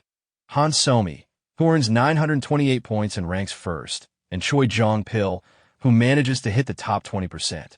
Even with those 2 performing well, the teacher already feels the headache coming on. He knows it's going to be tough figuring out how to train the rest. He then awkwardly announces the next 2 students, Co Yin and Kim Ho. As they walk toward the gate, our protagonist calmly advises Co Yin to use a rifle for the test. He suggests that if she starts struggling with mana control, She should focus on headshots when monsters get close. She nods quietly in acknowledgement, taking his advice seriously. From the side, a yellow-haired girl from the disciplinary committee observes them. Seeing how calmly and confidently the protagonist is offering advice, she's surprised. In her thoughts, she questions how someone who doesn't even show a glimmer of nervousness is able to act so composed. As the gate to the dungeon loomed ahead, the protagonist turned to Seo Yin and gave her a brief farewell before stepping through. As soon as he entered, a notification appeared in front of him, entering the fixed zone. The scene shifted instantly. He found himself in the middle of a dense forest, one he seemed familiar with. He noted to himself that it had been a while since he last visited this place. A system announcement followed, confirming that all skills, traits, and equipment ranks were being reset. Opening his inventory, he made a mental note to use this opportunity to assess his current capabilities. With a determined mindset, he got ready to move. The countdown timer appeared, 10 minutes remaining. Right as the exam began, a goblin rushed toward him. Without hesitation, he swung his staff and sent it flying. He recalled how monster spawns in Mist Forest were random, but certain patterns still remained predictable. Based on where the goblin had appeared, he recognized the situation immediately. It was Pattern C. Using that knowledge, he anticipated the next monster's location. He retrieved a dagger, targeted a weak spot, and struck one clean hit, and the monster was defeated. Realizing the staff wouldn't be necessary, he stored it away and noted how weapons were scattered throughout the area, easy to borrow from the monsters themselves. New enemies appeared. This time, he focused on increasing his score. With 7 minutes and 2 seconds remaining, he sensed 2 trolls behind a wall. While preparing, he remembered not to save the run's replay. Without even looking, he threw his axe toward the trolls, eliminating them with precision. He then quickly deleted the playback data to avoid unnecessary attention. Satisfied, he reviewed his current score. 683 points in just 3 minutes. More than enough. He had already cleared the subquest requirements. A notification appeared, confirming his progress. Placement exam ranked in the top 50% reward. Plus 1 skill slot. Clicking the panel, he decided he'd done enough. Pushing further might only draw suspicion. It was time to wrap it up. As he exited the gate, Seo Yin was just returning from her own trial. He greeted her, casually asking how it went. She admitted it was difficult, but he noted that her score didn't seem too bad. Unbeknownst to them, the teacher nearby had been observing. He remembered this student, Kim Ho, as the one who forfeited during PvP. Dismissing him as weak, he expected another poor showing. Until he checked the scoreboard. He was stunned. Kim Ho had reached mid-high tier rankings in such a short time, an unheard of result. Sweat forming on his brow, the teacher made a silent decision. He would need to keep an eye on this one. Calling out the next participant, he shouted for Go Hyun-woo. As Hyun-woo approached the gate, Kim Ho gave him a calm warning to be careful. Hyun-woo nodded, saying he would return. Kim Ho then turned his attention to the leaderboard.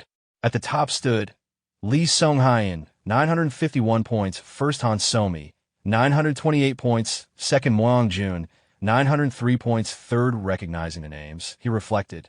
Moyong-jun, the Sword Saint's grandson, was known for his talent. If those were the standards, Hyun-woo might still be in the running.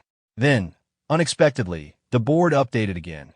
Lee Sung-hyun, 951 points, second Han Somi, 928 points, third Moyong-jun, 903 points, fourth. Someone had taken first place. And Kim Ho wasn't surprised. When Go Hyun-woo finally stepped out of the gate, the students around them murmured in shock and curiosity. Many recognized him from an earlier match. Astonished by his score, they questioned how 1,000 points was even possible. Kim Ho, however, simply smiled and praised him. Hyun-woo, grateful, attributed his success to the rest Kim Ho allowed him after the PvP round.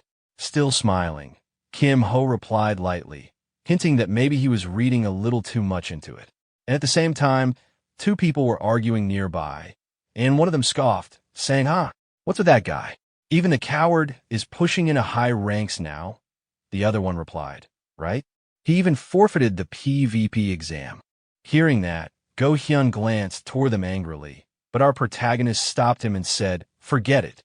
Just ignore them. Go Hyun, sweating slightly, looked at him and said, "But really, Kim Hyung." But our protagonist just winked at him and said, "I'm fine. Don't worry." Hearing that, Go Hyun calmed down and nodded. "If that's your decision, Kim Hyung." Then our protagonist looked at the scoreboard and asked, "So, is it over now?" Go Hyun replied, "Not yet. Chun Hai's score hasn't shown up." Our protagonist suddenly turned toward the gate, thinking, so it's not over yet. Inside the gate, the yellow-haired girl from the disciplinary committee was fighting monsters with frustration. She glanced at the goblin and thought, I expected their power to drop, but all it did was slightly slow their movements. That's it. Then she remembered what our protagonist said to Seo Hyun and thought, if mana control gets tough, just go for headshots on anything that gets close. She paused, realizing something, and thought again, I hate to admit it, but what he said earlier popped into my head. With limited mana, there's a cap to wide area. In that case, focus all the mana into a heavy-hitting blow. And just like that, she instantly defeated the monster in the dungeon. When she came out of the gate, her score popped up.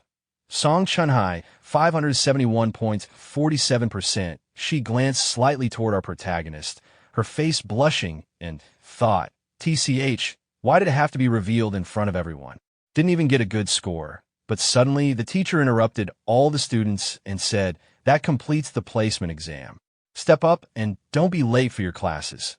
Then he walked away and added, that's all. Dismissed. Sometime later in a quiet room, someone inside said, yes, come in. As the teacher entered, the man asked, what brings you here? Placing his hand on the table, the teacher said in a firm tone, I'd like to check the replay from Kim Ho's conquest exam in class 1 to 3. The man, surprised, said, showing interest in a student for once. The teacher responded flatly, doesn't matter. Just show me the replay file. The man panicked a little and said, why yes, sir. Let me look it up. But after checking, he turned and said, Kim Ho's replay isn't saved. It can't be viewed. The teacher asked, then does that mean there's no access record either? The man, still shocked, replied, if it's that, we can check the dungeon access log. And as the teacher looked at the files with a sharp expression, he thought, as I thought, my hunch was right, this guy. He deleted it on purpose. After that, Lee Soo-dok checked Kim Ho's record again on the academy computer. As he studied the data, he realized Kim Ho had deliberately erased something. At the pace Kim Ho was going, he would have easily surpassed 2,000 points in just 10 minutes. The computer display showed his name, the location as Mist Forest, the timestamps 13 hours, 31 minutes, and 2 seconds, and 13 hours, 24 minutes, and 28 seconds, along with 683 points and a 38% completion. Lee Soo-dok stared at the screen again, questioning why Kim Ho was hiding his abilities. He wondered if there was a deeper reason. In his thoughts, he recalled that at Dragon Slayer Academy, enemies were just as common as allies. Servants of the dragon and apostles of the evil god were known threats. And if one of them had infiltrated the academy, the only wise course would be to immediately prepare countermeasures. At that moment, his attendant asked whether they should inform the principal. Lee Soo-dok considered it, but quickly decided otherwise. He told the attendant they should observe a little longer. If any information leaked without solid evidence, Kim Ho would only hide his true power even deeper. He resolved that if Kim Ho truly posed a threat, he would eventually reveal his fangs. For now, Lee Soo-dok would keep watching him closely. Meanwhile, at the Academy's internal cafe at 3:27 p.m., Kim Ho placed his order. At the same time, Go Hyun-woo also ordered the same drink, mentioning that he had just started to get interested in coffee. Seo Yin, who was with them, excused herself to go find a seat.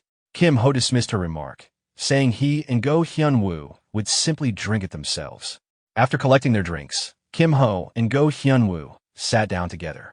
As Kim Ho raised his glass, he told Hyun-woo to take out the catalog they had received after class earlier. Hyun-woo pulled out the thin booklet, confirming it was the one Kim Ho meant. Looking through it, Hyun-woo admitted that most of its contents were difficult to understand. Kim Ho explained that this was exactly why he had suggested they sit down over coffee, to focus only on the important parts for now. He then instructed Hyun-woo to first take out his student ID. When Hyun-woo looked at it, the card displayed his information. Go Hyun-woo, Year 1, Class 3, with a total of 3,069 points. Go Hyun-woo explained to Kim Ho that there was a new system called points. The number displayed on the student ID represented available points, which functioned as a type of currency within Dragon Slayer Academy. Kim Ho, referring to the guidebook, added that points were mainly earned through dungeon conquests like the one earlier. They could be spent on items or facilities, but there was another important function as well. He reminded Hyunwoo about the message that had appeared just before leaving the dungeon regarding a feature called replay. Hyunwoo, startled by the mention, recalled that he had accepted something without much thought. Kim Ho clarified that what had been recorded at that time could be purchased, and not only that, students could even buy another student's replay. When Hyunwoo checked the listings, he was shocked to find a replay of Han Samin's dungeon strategy. Kim Ho pointed out that since Hyunwoo was a scorer, his own replays were likely selling rapidly as well. Hyunwoo was impressed, realizing he had gained quite a lot in such a short amount of time. However, Kim Ho cautioned him that having one's replay sold widely wasn't entirely beneficial. Hyunwoo quickly understood, recognizing that others could analyze weaknesses and develop countermeasures against them. Kim Ho admitted that he had managed to secure first place in the dungeon thanks to the fixed zone rules, but in mana battles, his weak core would eventually be exposed. Still, he considered the risk worthwhile given the amount of points earned. He then explained the value of the mana training room available in the training center. It was a facility where points could be used to strengthen mana. More importantly, there is a special training room with denser mana than the standard ones, which allowed inner strength to be built much faster. Hyunwoo was stunned to learn such a place existed, but Kim Ho noted that there were strict entry conditions. Hyunwoo correctly guessed that the condition was related to points. Kim Ho confirmed, stating that access cost 500 points for 6 hours of use. Hyunwoo calculated that if he entered once a day, he would quickly run out of points.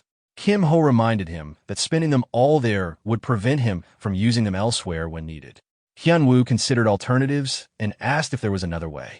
Kim Ho explained that there was indeed an alternative, a season pass. This was only given at top clubs, and in order to obtain one, Hyunwoo would need to take Myeongjun's spot in the swordsmanship club. Hyunwoo, nervous about the idea, admitted that with his current skills it seemed impossible, so for now the best option was to use his points efficiently. At that point, Kim Ho told him not to worry, as he would obtain the pass for him, on one condition. In return, he asked Hyunwoo for a promise. Curious, Hyunwoo asked what he wanted. Kim Ho revealed his request. Once Hyunwoo grew stronger, the two of them would enter the deep dungeon together. Unlike the mist forest they had experienced earlier, this dungeon could be life-threatening depending on the circumstances. Kim Ho asked him directly if he would accept. Go Hyunwoo accepted Kim Ho's proposal without hesitation. As a warrior, he had always longed for strength, and if Kim Ho was willing to show him the path, he could not refuse. He declared that he was ready to stake his life on it and wholeheartedly accepted the proposal, addressing Kim Ho as his elder.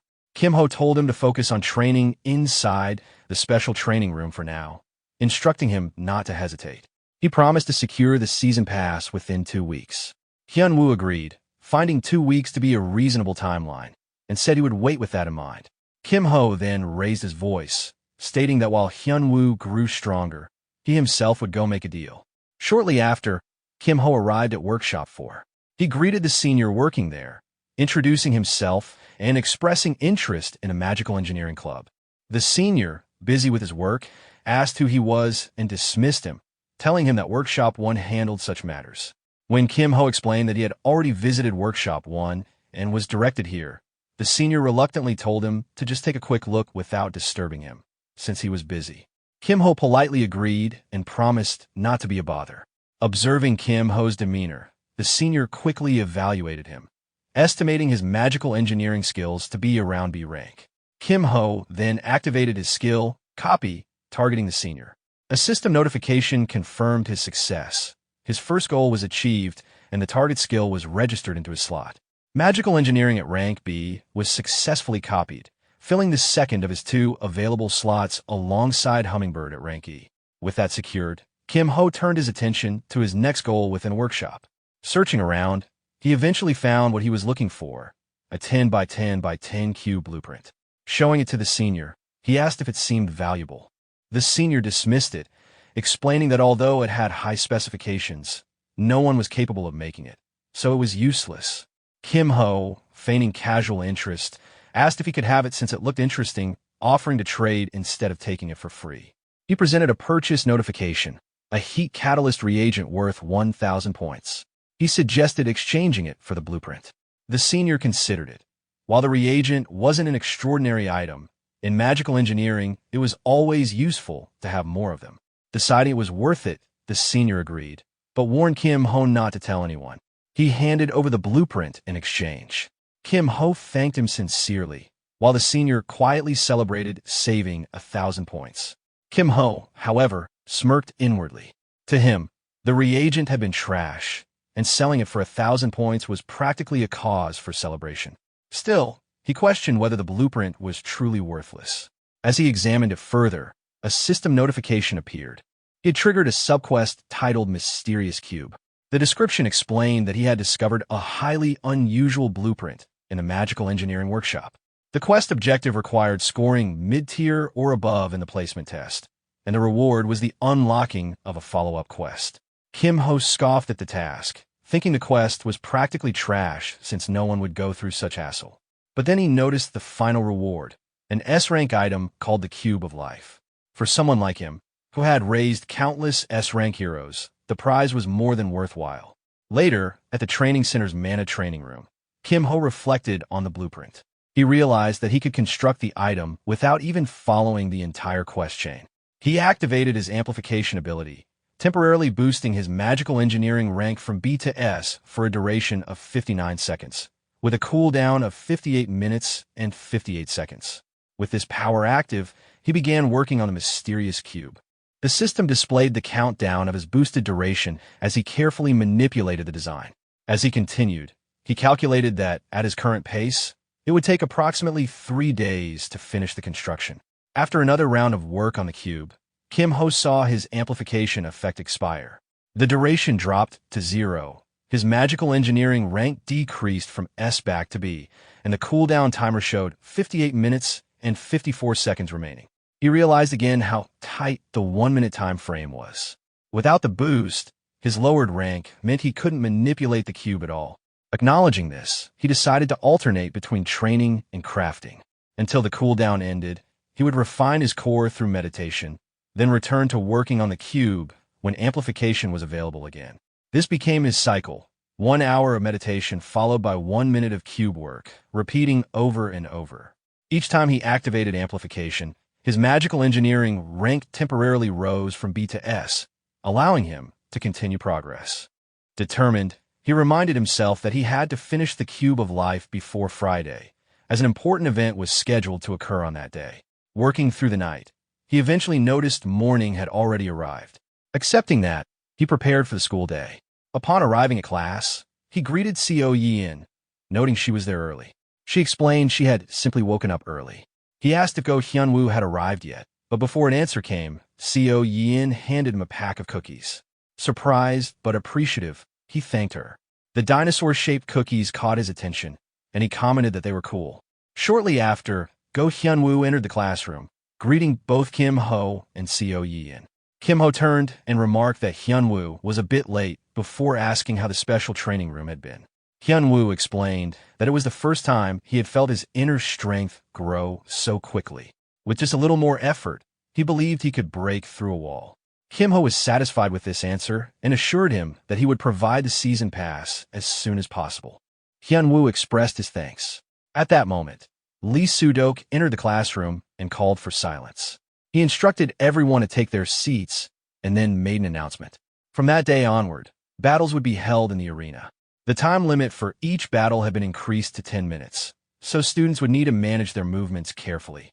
Furthermore, all first years were required to complete at least 3 matches that week. Any student who failed to participate would see their score reduced. With that, he ended the announcement. Hearing this, Kim Ho thought to himself that the moment he had been waiting for had finally arrived. He was determined to win his upcoming battles without fail. As he checked the match listings, a system notification appeared before him. A subquest titled Week 1 PvP Matches was issued. The objective was to complete 3 PvP matches, with 0 of 3 currently recorded. The deadline was set until midnight on the final day of the week, and the reward would be scaled depending on the number of victories achieved. Kim Ho felt a surge of excitement as the matches approached. He was certain he would win this time. With determination, he turned to Go Hyunwoo, touched his arm, and urged him to head to the arena immediately. He reasoned that the replays from the first day of matches would sell the most, so this was the perfect time. At that moment, Seo Yin placed her hand on his, saying she had time today and would join. Her words shook Kim Ho, leaving him momentarily caught off guard. The other students nearby overheard her, and whispers spread through the classroom, many questioning if they had just heard the voice of a future champion. Nervously, Kim Ho asked if she meant the magic bullet training they had spoken about earlier, and whether she wanted to do it that day. She confirmed without hesitation. Kim Ho accepted and told her they would meet later, and she agreed. That afternoon, Kim Ho and Go Hyunwoo entered the arena. As they stepped into the stadium, voices from the crowd recognized them. Some students whispered about Kim Ho, recalling that he was the one who had forfeited against Song Chun-hai. Another added mockingly that this must be the coward they had heard of. Outraged, Go Hyunwoo shouted back, demanding to know how they could speak so carelessly in front of the person himself, calling it disgraceful. He then turned to Kim Ho with intensity, showing his support. Kim Ho, however, calmly redirected the conversation. He asked Hyunwoo about his placement test results, mentioning that he had scored 300 points himself. Hyunwoo revealed he had earned the same score. This revelation drew laughter and provocation from the same student, a girl named Yang Jihong, who taunted that having the same score as a so-called coward meant nothing. She claimed that if she hadn't faced Song Chun-hai in her second match, she would have achieved more. Kim Ho recognized the name. He remembered Song Chun-hai as the student who had been struck by lightning and carried off the field. Realizing that Jihong was the one who had suffered that defeat, he pointed it out bluntly. Jihong froze at his words, startled, but insisted that at least their scores matched. Then, stepping forward, she challenged Kim Ho directly, declaring she would show him the wall between them. A system notification appeared, displaying the score matchup: Yang Jihong versus Kim Ho. Both sides 100%. Jihong swore she would finish the battle in a single strike. Kim Ho answered confidently, telling her to end it quickly if she could. The match officially began. Kim Ho immediately taunted her, remarking on how foolish she was for falling for the same trick again. At that instant, a system notification appeared: status effect applied, paralysis. Shocked, Jihong felt her body seize and panicked, wondering what was happening to her. Kim Ho stepped closer, apologizing insincerely, explaining that unlike Song Chun-hai, he would not be able to finish things cleanly. Desperate, Jihong tried to plead, but before she could finish her words, her scream echoed through the arena. A system notification appeared, declaring the result of the match. Yang Jihong had lost, while Kim Ho had won. Yang Jihong, lying on the ground, muttered that she had only been caught off guard. She insisted that if they fought again, she would win. Kim Ho smiled faintly and suggested they try again. The system reset, showing both competitors at full strength. Yang Jihong declared that this time it would not be easy, but once more, she was defeated. The notification confirmed the result: another loss for Yang Jihong, another win for Kim Ho. Kim Ho looked at her with mild disappointment, remarking that she had not improved at all. Frustrated, Yang Jihong swore that she would win the next time, but Kim Ho cut her off, saying he was tired and suggesting they wrap it up for the day. She clicked her tongue in frustration. Internally, Kim Ho reasoned that he still had to complete 3 matches, so he would act as though he did not want to continue. He then offered to teach her if she truly wanted to learn, but only if she paid tuition. Yang Jihong reluctantly agreed, calling him cold-blooded, and handed over a spiritual pill made by her family.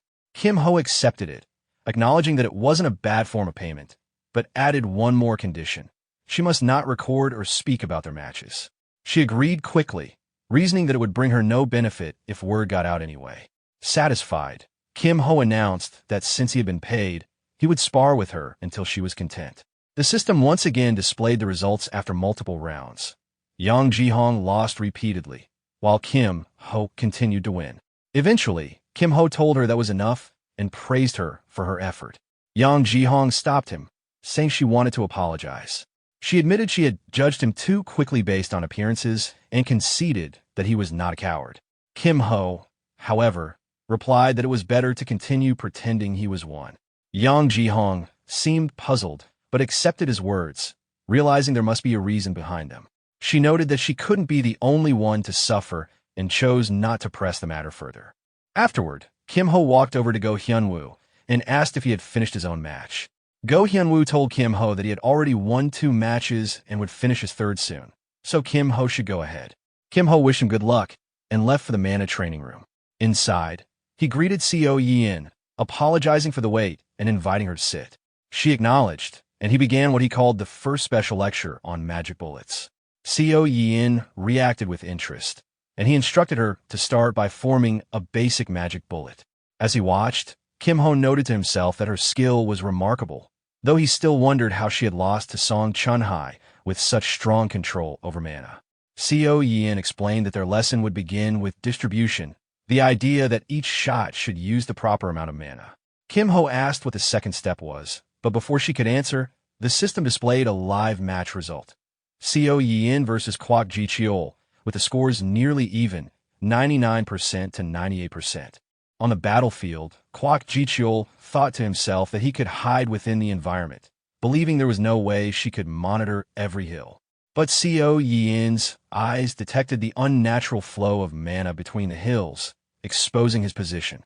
Confident in his barrier, Kwok Ji-cheol assumed she could not break through, thinking he had nothing to fear from a gunner who had once failed against Song Chunhai's shield. Yet moments later, he was caught off guard, exclaiming in shock and frustration. The system confirmed the outcome. Co Yin had won, and Kwok Ji-cheol had lost. That night, Lee Sudok reflected on Co Yin's battles. He analyzed her movements, noting that they were precise and at their peak. In her second match, she had completely dominated her opponent. But what stood out most to him was the contrast between her placement exam and now. Back then, her bullet had been a crude lump of mana. Now, in just 2 days, she had shaped it into a perfectly refined magic bullet. He questioned whether such rapid improvement was truly possible. Meanwhile, after their training, Kim Ho reminded Co Yin about the magic bullet practice they had discussed earlier. She confirmed, and he told her they would meet later for it. Unbeknownst to them, Lee Sudok watched through his magic ball, observing their conversation. His expression hardened as he focused on Kim Ho, asking himself what Kim Ho really was. At the same time, Kim Ho worked alone on an artifact.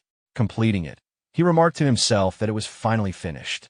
A system notification appeared. He had created the Cube of Life, an item that increased the effectiveness of stored life-type items by 1.3 times. He reflected on how he had managed to complete it in time thanks to the amplified level he had earned as a quest reward. By meditating in parallel, he had also succeeded in pushing the core up to rank D. Another notification appeared. His Amplify skill rank had increased from F to E. Its duration had doubled from 1 to 2 minutes, and the cooldown had been reduced from 60 minutes to 50. Although the mana drain from using the skill had been intense, Kim Ho now felt some relief knowing it had become more efficient.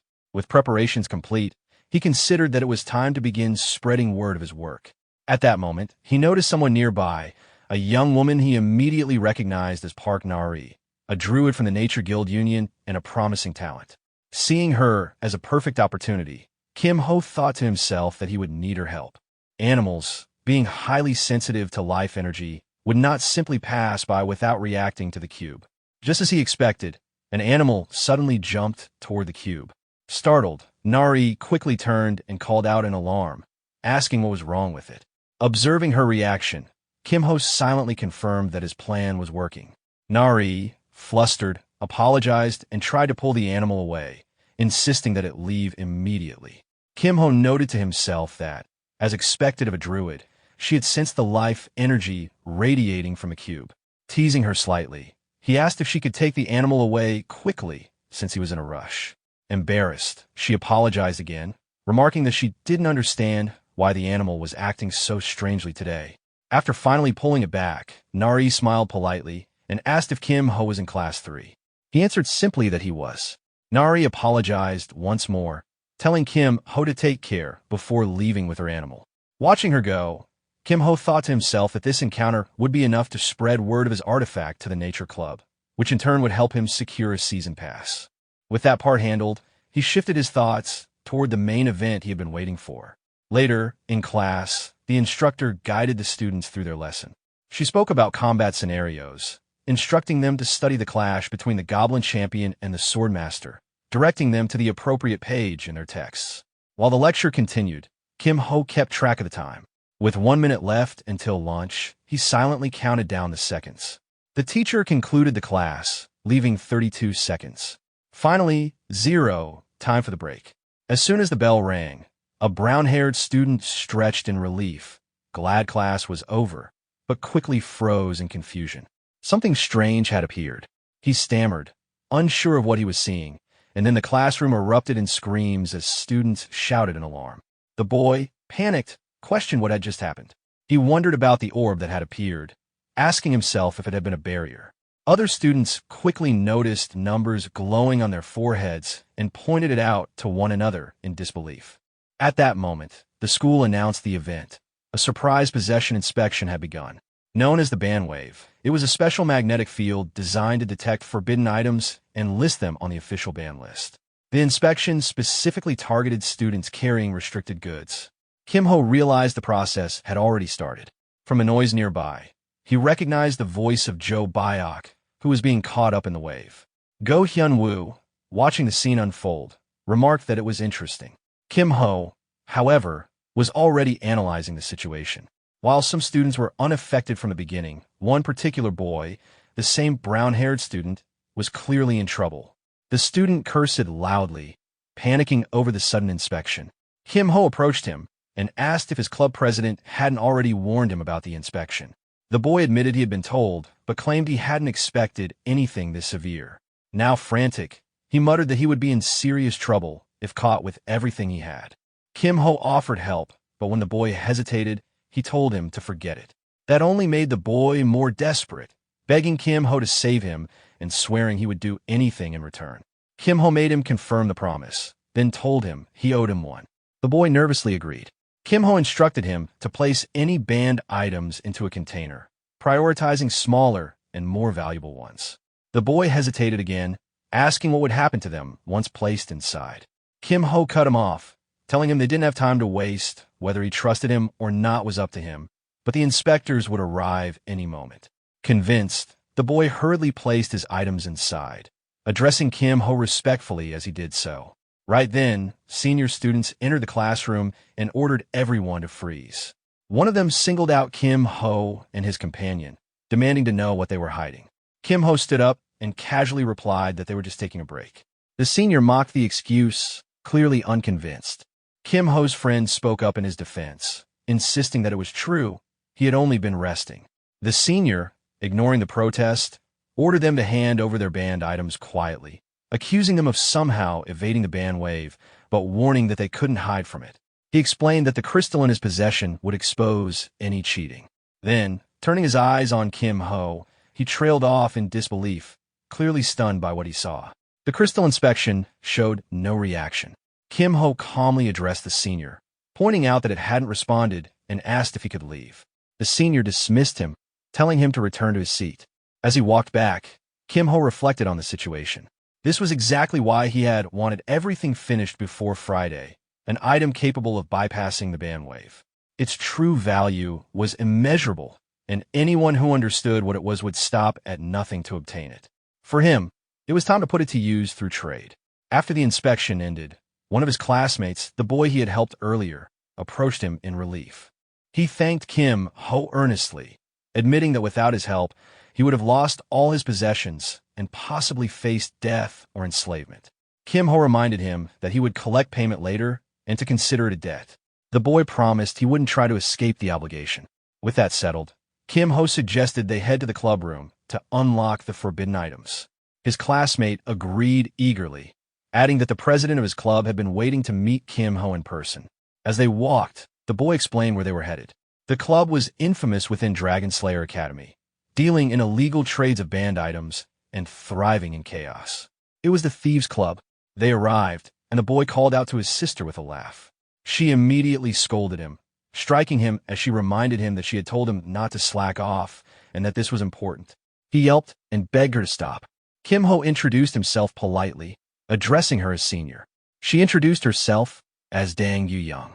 The boy then added proudly that she was not only his sister, but also the president of the club. Yu-young got straight to the point. She had already heard about the item from her brother, something that could evade the ban wave. She asked to see it herself. Kim Ho agreed, showing her. When she confirmed it was real, she admitted she hadn't fully believed until that moment. An item that could fool the bandwave was so valuable it almost tempted her to steal it on the spot. Kim-ho warned her that she would be caught immediately if she tried, reminding her that a leader of the Thieves' Club would certainly know about the anti-theft measures built into Magitech artifacts. Surprised, she asked if it truly was Magitech. Then she shifted the conversation, recognizing that Kim-ho must have come with a request. She pointed out that the club was strapped for resources and didn't have much to offer in return. Kim-ho told her it was something she could definitely handle. When she pressed him to say it, he explained that he wanted her to take him to the temporary storage, the holding place where items confiscated by the bandwave were kept before disposal. Normally, verification was done over the weekend, and afterward the items vanished into a hidden location that no one knew. Gi-young studied him carefully, then asked bluntly if he had been sent by the disciplinary committee. Kim-ho denied it, saying he wasn't on good terms with them. He admitted simply that there was something in temporary storage that he needed. She warned him not to expect a free ride. The club had invested significant effort in planning their move. He couldn't just show up and claim part of the reward. Kim-ho countered by pointing out that the storage was guarded by the disciplinary committee. Getting in was difficult enough, but escaping afterward would be even more dangerous. Then he added his proposal, if he could handle the letter for her, that should earn him a place on the job. That made her pause. She considered aloud that if they could load the most important contraband into his cube, they could guarantee it would be smuggled out safely. Kim-ho thought to himself that she wouldn't refuse such an offer. Finally, he asked her directly whether she was in. A little later, all of them stood on a cliff, looking down toward the entrance of the storage room. The leader of the club addressed the group, confirming that everyone had arrived. One of the members asked who the unfamiliar person was, prompting the leader to introduce Kim-ho to the team. She explained that she had added one more person to assist with the operation and instructed everyone to introduce themselves. Another member expressed concern, wondering aloud if it was really wise to bring a rookie on such an important mission. Kim-ho's friends responded in a light-hearted manner, greeting him enthusiastically and telling him to ignore the doubts, encouraging teamwork. At that moment, one of the members, focused on her device, informed the leader that only 1 minute remained. The leader nodded and assigned tasks. She instructed Davin to handle support from outside, while everyone else was to prepare. Then, turning to Kim-ho, she warned him not to stand out and to be careful. She advised him that once inside, they should prioritize stealing rare and small items first. Without further discussion, she activated her power and ordered everyone to move. The team sprang into action, heading toward the storage room as the leader shouted for them to go. Watching them, Kim-ho observed the skills she used and thought to himself that it was a B-rank ability called Silent Steps. With the life cube now complete, he realized he wouldn't need Magitech items for a while. Kim-ho extended his hand toward the leader in an attempt to copy her ability. A notification appeared before him, confirming that he was using the copy function. It showed that the target skill, Silent Steps, had been successfully copied to his skill slot. The message displayed his current skills, Hummingbird and Silent Steps, along with the description that this ability made his footsteps quick and silent. The scene then shifted to the entrance of the storage room. A guard stood before the door, keeping watch. Suddenly, a butterfly fluttered toward him and perched on his shoulder. He looked at it in surprise, reacting with a shocked expression as he muttered to himself about the butterfly. Suddenly, the butterfly exploded into a burst of dark, shadowy tendrils that spread out from where it had landed. The guard, now even more terrified, stared at the sudden appearance of the tentacles and panicked, struggling to speak but only managing muffled sounds of alarm. The scene then shifted to the 3rd floor of an old building. Kim-ho's friend was running through the hallway, mentally frustrated by how many layers of security spells had been placed throughout the area. At that moment, a boy guarding the corridor noticed him and shouted, demanding to know who was there. Kim-ho's friend responded with annoyance, irritated by the poor timing of being spotted. Seeing the intruder, the guard immediately panicked and activated his powers, shouting that there was an intruder. Before he could finish, 2 other boys appeared and quickly overpowered him, binding him tightly.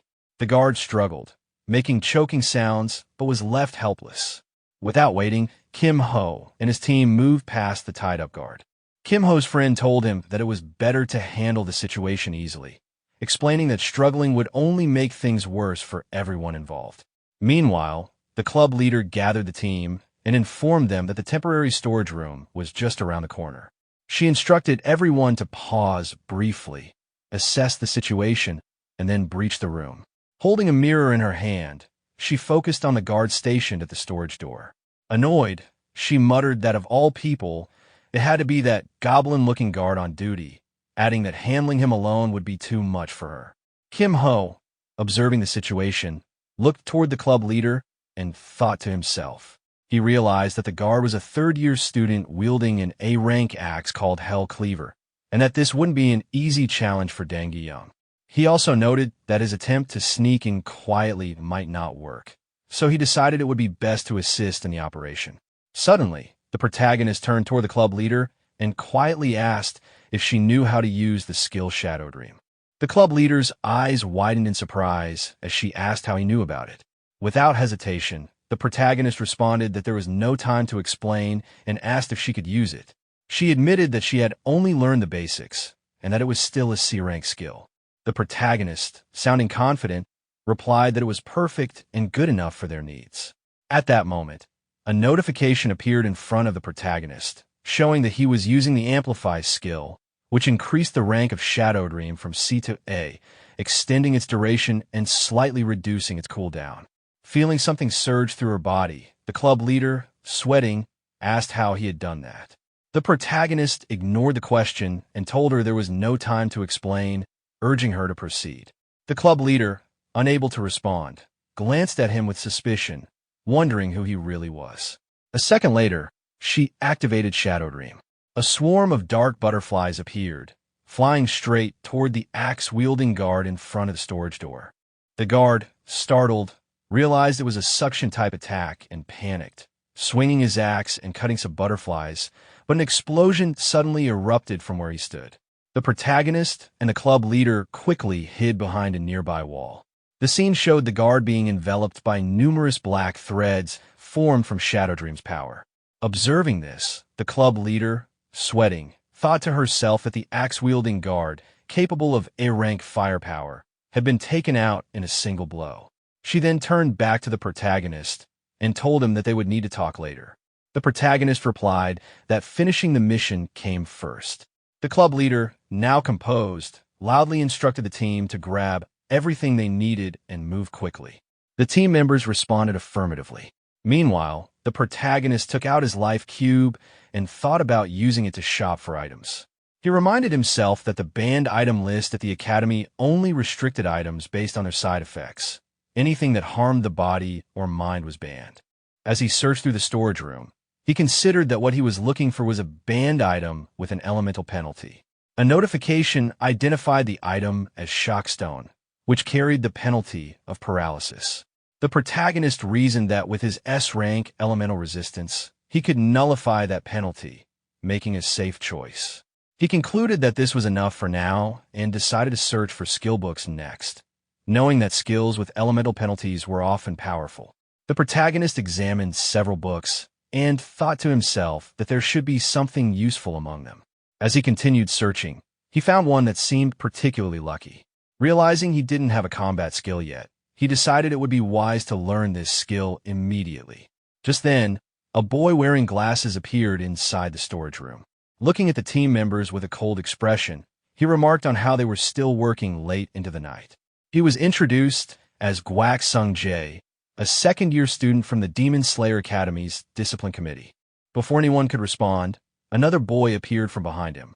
He looked at the club leader with disdain and commented that she was starting the semester with theft, addressing her by name.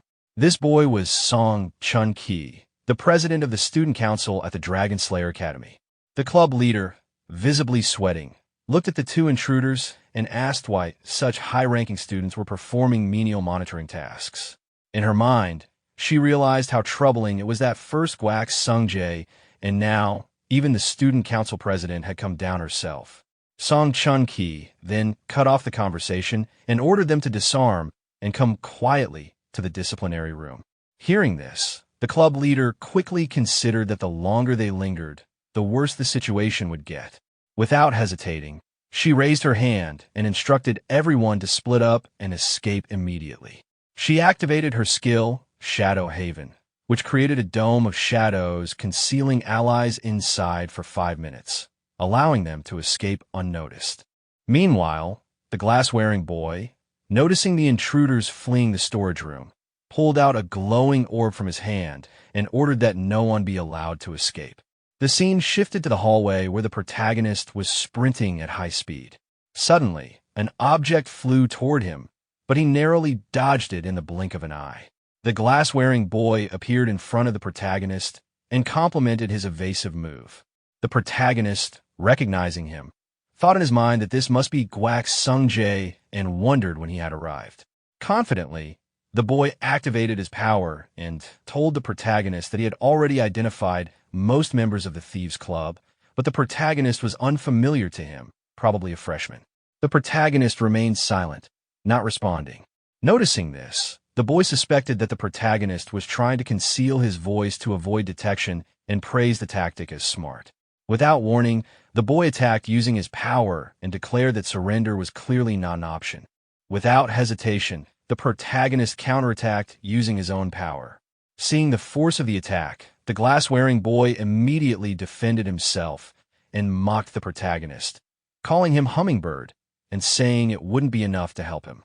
However, the protagonist's attack surged through all obstacles and struck the glass-wearing boy directly. Shocked, the boy thought to himself that he had never seen such precise control before and realized that without defensive spells, he would have been completely overwhelmed. Seizing the opportunity, the protagonist dashed toward the exit.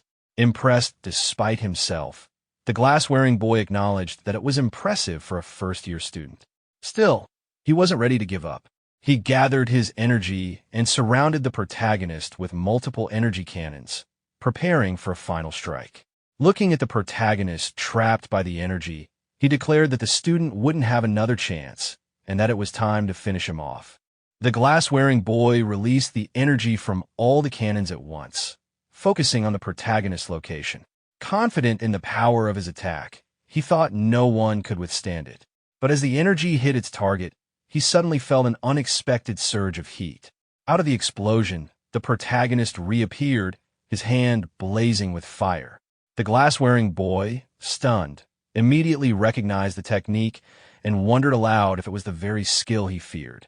Seeing the protagonist's fire-covered hand, the glass-wearing boy immediately thought to himself that it had to be a forbidden skill. Only someone reckless or insane would dare to use it. Without wasting a moment, the protagonist formed a fist using his skill and launched a powerful attack called Inferno Fist. The force of a strike sent the boy flying through the air. The protagonist, focusing on his own fist, admitted to himself that controlling it was far more difficult than expected. The power was tricky to manage and demanded careful handling. Looking toward the boy who had been knocked away, the protagonist realized that since the injuries weren't serious, the school wouldn't intervene. However, he knew that higher authorities like the Emerald Magic Tower and the disciplinary committee would definitely take notice. He scratched his head thoughtfully, concluding that they would try to uncover his identity, though he was confident they wouldn't find anything. At that moment, a loud sound came from a distance, and someone called out, pointing toward the noise, saying they had heard the crash from that direction. The protagonist quickly assessed the situation and decided it would be best to escape before he was caught. Soon, a girl and a boy appeared from that direction. The girl, alarmed, addressed the boy as senior and insisted they take him to the infirmary quickly. The scene then shifted to the disciplinary committee's room, known as the Room of Truth. Inside, the club leader sat on a sofa, visibly annoyed, and asked how long they would be kept there. She urged them to simply deduct the points and let them go. A pink-haired boy, approaching the door, responded that his business there was finished and that he was heading out. The disciplinary committee chief, seated opposite the club leader, laughed sarcastically and thanked her for the trouble. Without delay, he handed her a set of papers, telling her that if she cooperated, the matter could be wrapped up quickly. This committee chief was recognized as the disciplinary committee chief of Sihun. When the club leader glanced at the papers, She was surprised and asked what it was. Inwardly, she realized that Kim Ho must have carefully packed only the small and valuable items, avoiding anything bulky that could draw attention. The committee chief pressed further, asking if she knew about the missing items, stating that many had vanished without explanation. The club leader, with a dismissive tone, claimed it was the first time she had seen any of the items. The chief warned her that continued denial would result in the entire group being held responsible. Unfazed, the club leader brushed it off and agreed to take the blame. The chief, disappointed but unsurprised, remarked that he expected her response all along. Later, the club leader walked out of the room with a smile, while the chief warned that disciplinary action would begin the next day. The club leader casually responded, saying it was fine and bid him farewell. As she exited, one of her club members asked if she was all right, showing concern for her well-being. After hearing her club member's concern, the club leader responded calmly, complimenting everyone's effort and saying they would go over the details later in the clubroom. However, she suddenly noticed something unusual.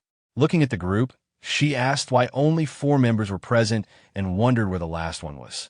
One of the disciplinary committee members nearby, disappointed, accused her of pretending to be ignorant until the very end and scolded her for being shameless. The club leader, surprised by the accusation, asked what the problem was. The disciplinary member, growing more frustrated, shouted that one of her club's members had used the Inferno Fist technique, resulting in Senior Guac Sungjae being hospitalized. The club leader's expression changed immediately. She asked in shock if the great Guac Sungjae was really in the infirmary. Internally, she realized that anyone using such a dangerous skill must possess formidable abilities. Later, back in the clubroom, she noticed Kim Ho's hand and asked if it was all right. She pointed out that it looked perfectly fine and questioned whether he had used the Inferno Fist. Kim Ho confidently replied that he wouldn't have used it without a plan. Relieved, though still sweating from concern, she accepted his explanation and expressed trust that he had handled the situation well. Her mood shifted quickly to excitement as she asked if the items were all safe. Kim Ho confirmed that everything was intact by taking out the cube. Seeing the cube and its contents, she beamed with delight. She marveled at how pretty the items were, especially their colors. Kim Ho then placed the items on the table and stated that the deal was complete. Pleased, the club leader congratulated him, saying it was an excellent deal. Kim Ho began to leave, saying he would be on his way. Before he could exit, she called him back, offering to let him join their club.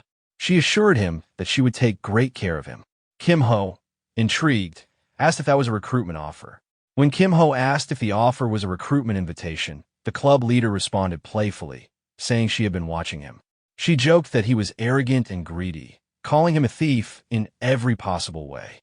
Kim Ho, taken aback and sweating slightly, replied that her words sounded more like an insult than an actual offer to join the club.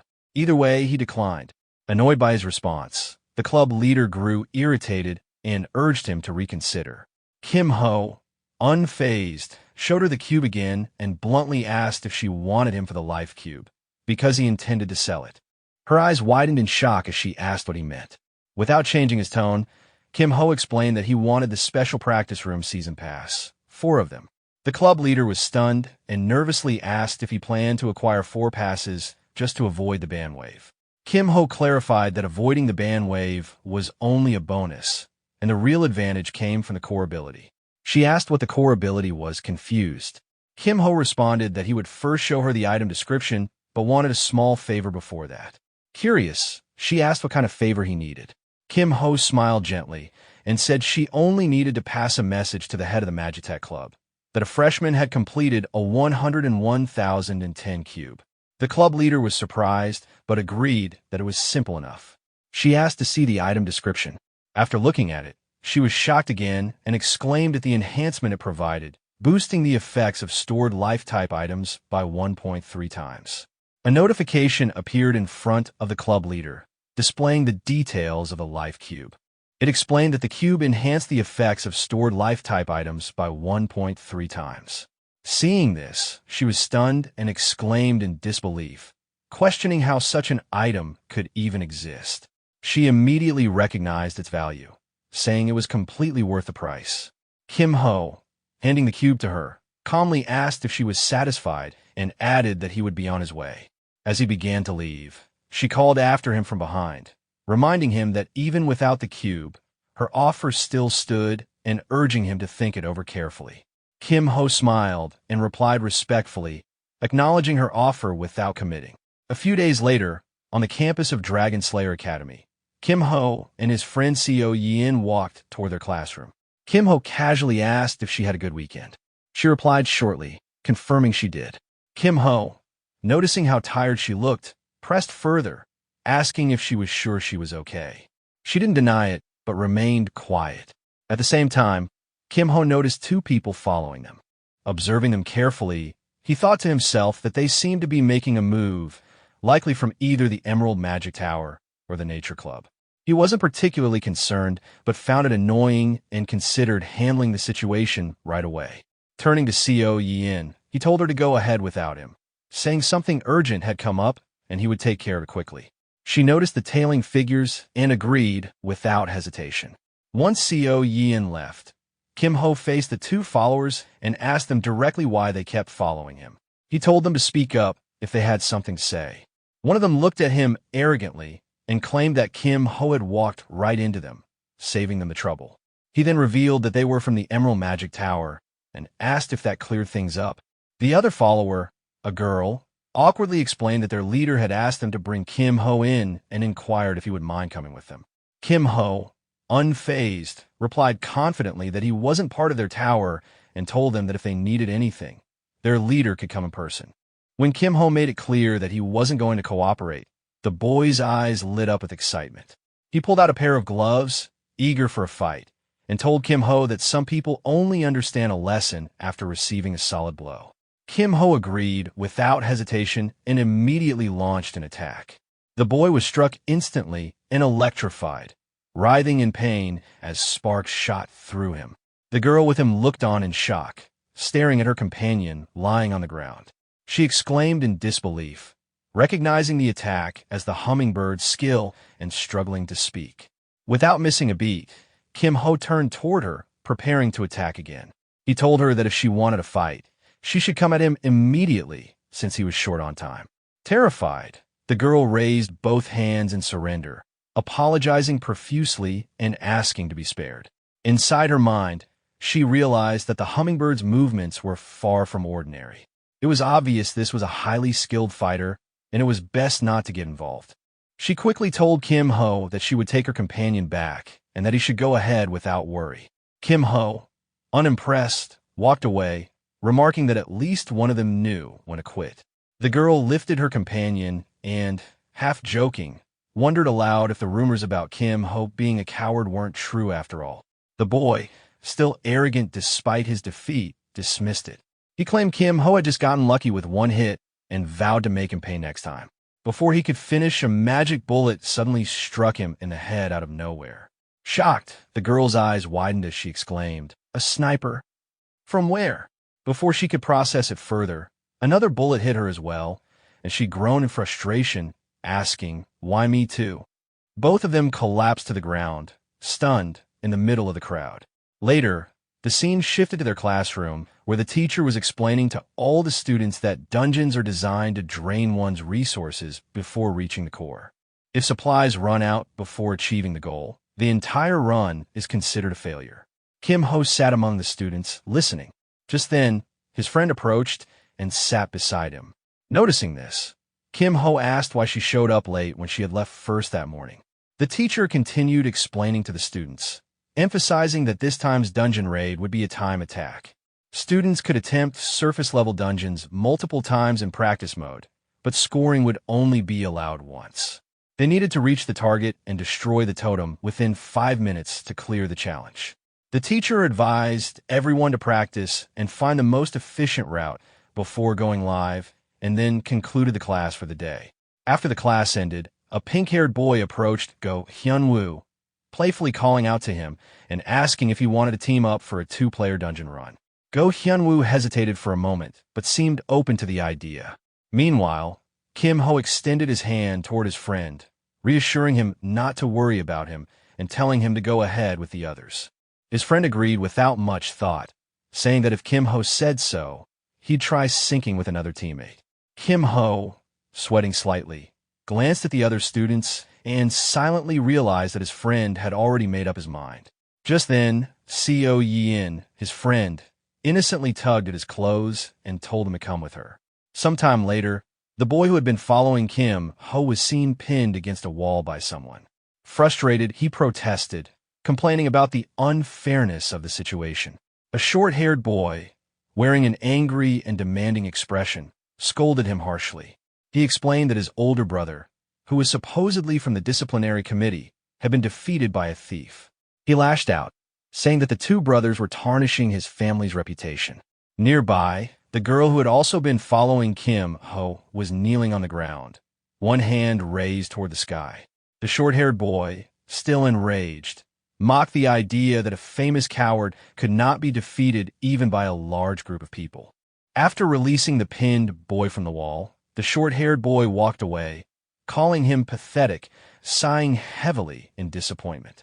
Later, the same short-haired boy sat down on a wooden chair, admitting that he had a bad feeling from the beginning. Standing beside him was a blue-haired girl who suggested they should meet Kim Ho in person. She was introduced as Ha Soo-yeon, the leader of the Nature Club, part of the Guild Alliance. The short-haired boy, Mak Jonghwa, who led the Emerald Magic Tower, agreed with a more relaxed expression that they should meet him. He added grimly that the prestige of the Emerald Magic Tower had fallen to the ground. He believed that the mysterious box Kim Ho possessed wasn't enough to restore their status, and that Kim Ho must be made to pay for ignoring their organization.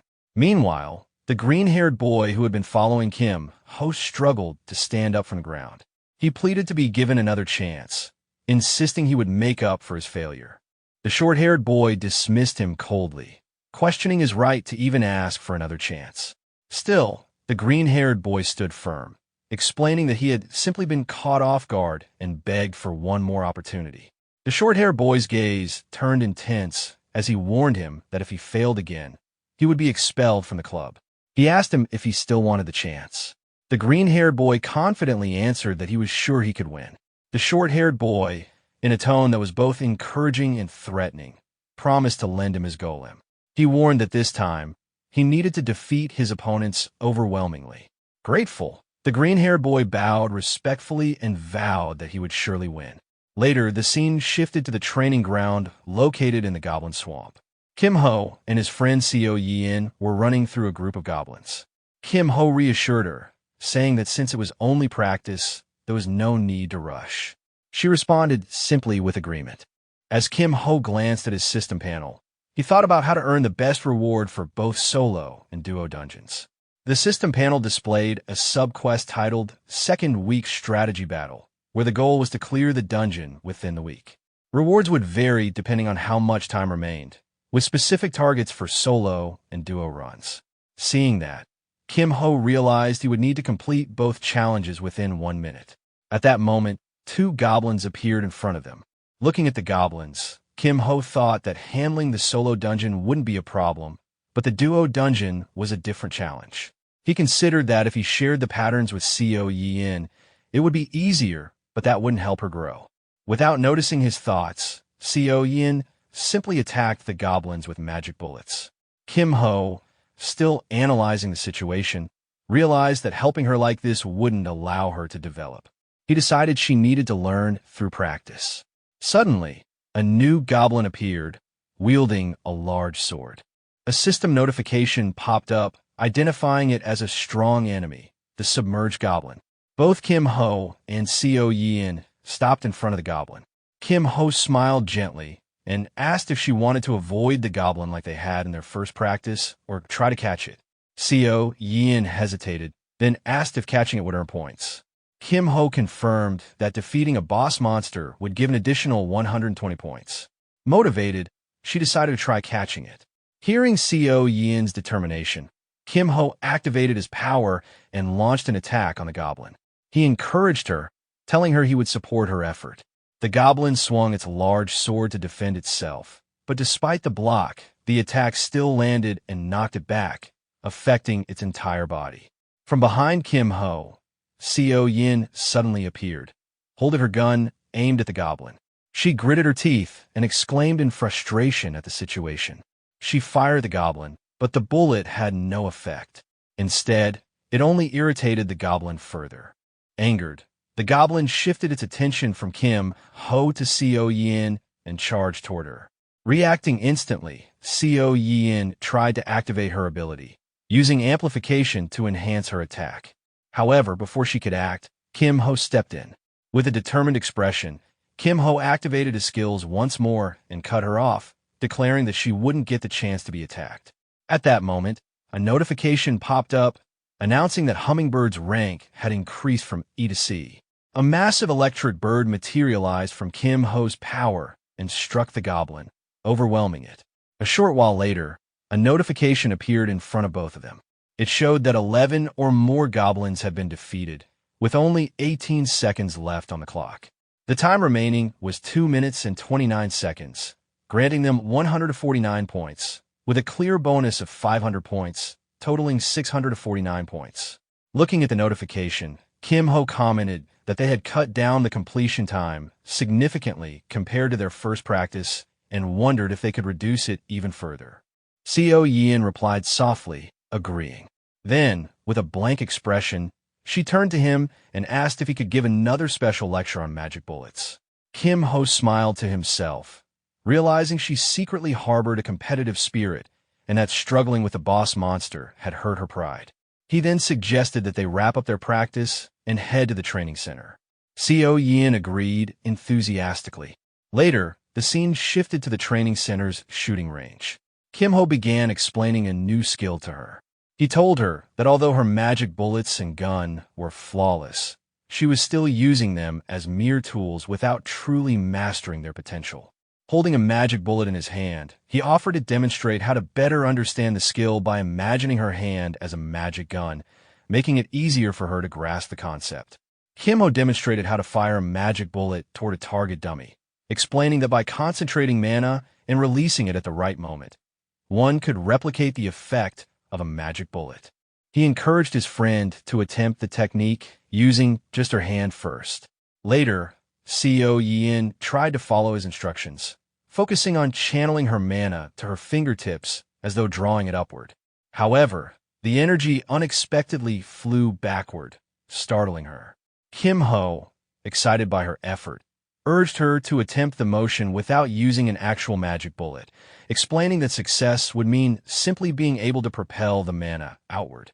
After giving her encouragement, he told her to continue practicing while he stepped away to gather dinner items. But she quickly stopped him, searching her pocket and pulling out a black card, offering it to him as a helpful tool. Upon seeing the card, Kim Ho was visibly surprised, recognizing that she came from a wealthy background. Later in the cafeteria, while placing his order for a mini donut, two members of the disciplinary committee nearby discussed how the limited edition treat had been worth the wait. One of the girls then spotted Kim Ho and greeted him enthusiastically, prompting the other to ask who he was. Kim Ho responded casually, but the pink-haired girl from the committee grew visibly annoyed, questioning why he was the one there. Yet she quickly reconsidered, realizing it would be useful to confirm something. She approached him and asked to see his hand, which caught him off guard. He questioned why she suddenly wanted to inspect it. Meanwhile, the girl's mind raced. She suspected that he was the thief who had used a powerful technique during the storage incident, someone with expert-level control over a rare skill. She also recalled his connection to the Thieves' Club, confirming her suspicions. Driven by curiosity, she explained that she wanted to check something on his palm, likening it to palm reading. In her mind, the pink-haired girl thought that if Inferno Fist had been used, there would surely be burn marks on his hands. The protagonist noticed her observation and internally noted how flustered she seemed.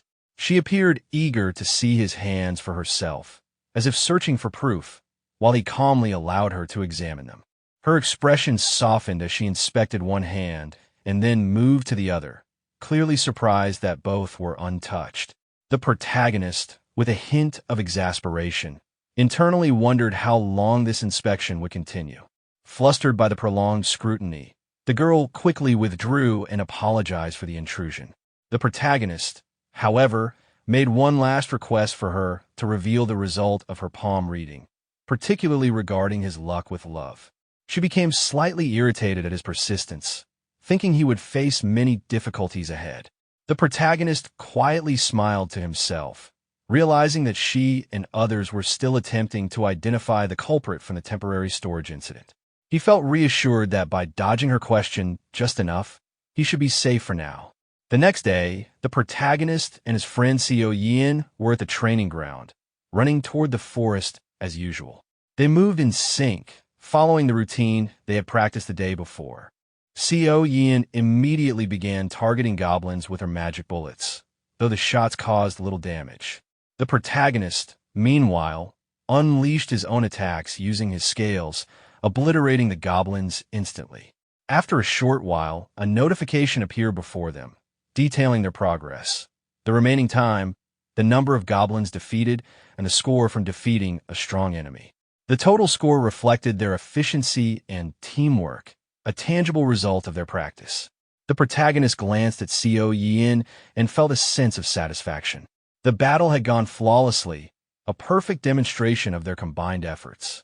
He quietly acknowledged in his mind that the success was a direct outcome of their hard work the previous day. Observing her gentle smile in response, he noted the subtle acknowledgement of their achievement, feeling a quiet sense of contentment.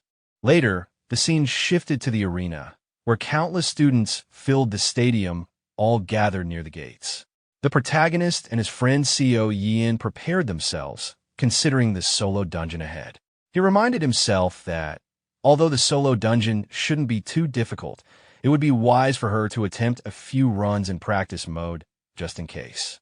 Confident in his own abilities after clearing the duo dungeon, he felt ready to handle the challenge on his own and finally focus on his personal quests. Stepping through the portal, he was greeted by a notification announcing their entry into the Goblin Swamp. Without hesitation, he activated his power, delivering a punch into the air that instantly defeated the monsters before him. Even in an artificial dungeon, he realized controlling his strength was trickier than expected. Another notification displayed their progress. The number of goblins defeated, the strong enemies taken down, remaining time, and the total score, including bonuses. Satisfaction washed over him as he noted the impressive results and silently decided to delete the replay before leaving. A final notification confirmed the completion of the subquest for the second week strategy, showing both solo and duo dungeon times along with enhanced rewards. Examining the details, he realized the reward had been confirmed at the highest grade, leaving no need for further thought. The system prompted the protagonist to select his reward, offering options that enhance recovery and buff-type skills, debuff and illusion-type skills, and wind-type skills. From the start, he had aimed for the trait that aligned perfectly with his chosen path. A green bowl of wind materialized in front of him, representing the versatile support role he now embodied. A notification confirmed the acquisition of the trait skill, officially marking him as a wind-type supporter. After emerging from the portal, the protagonist was met by the familiar short-haired boy, Manhwa, deputy head of the Emerald Magic Tower, accompanied by the blue-haired girl, Hasuyan of the Great Nature Club. They suggested moving to a more private location to speak. Later, in a cafeteria setting, Hasuyan began by apologizing for previous events, though the protagonist acknowledged his own haste. The conversation quickly shifted as she indicated interest in a special item he possessed. Understanding their true intention, the protagonist revealed the cube.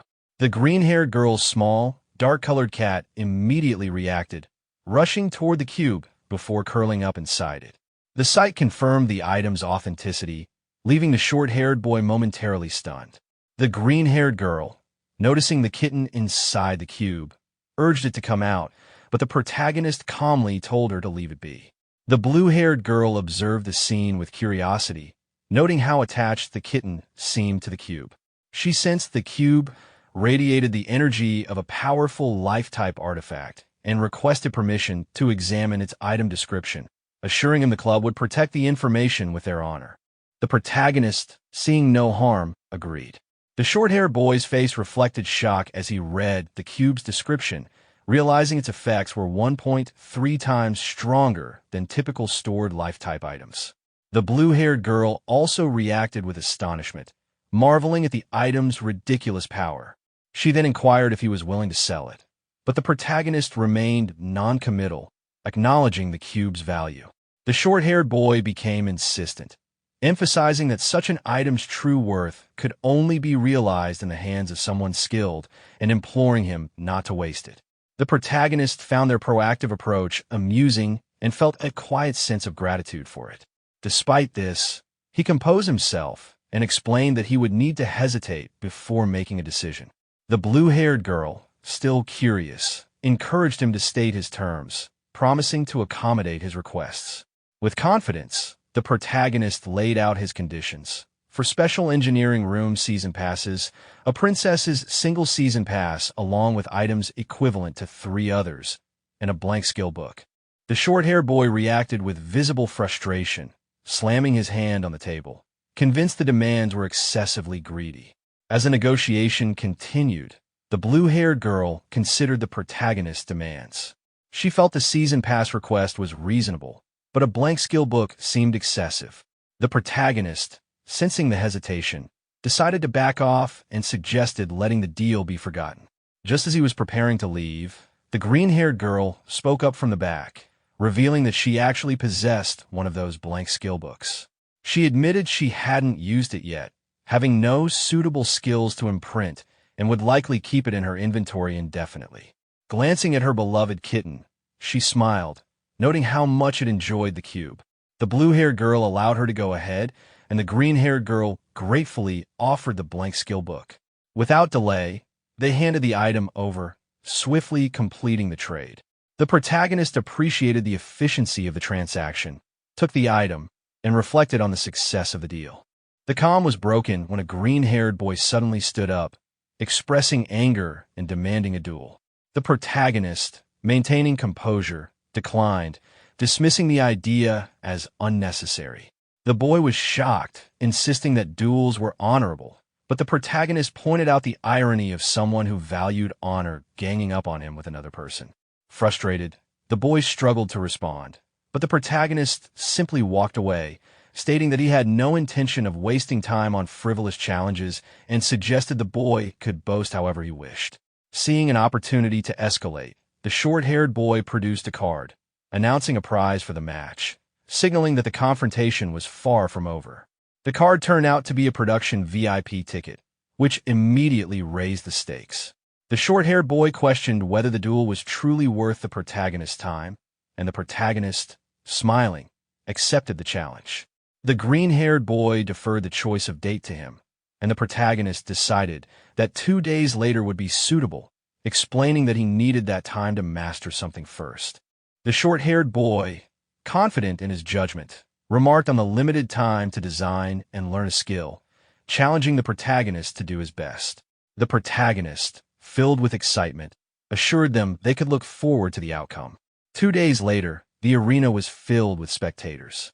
The protagonist's friend sat among the audience, while the Thief Club leader appeared, concerned about the duel.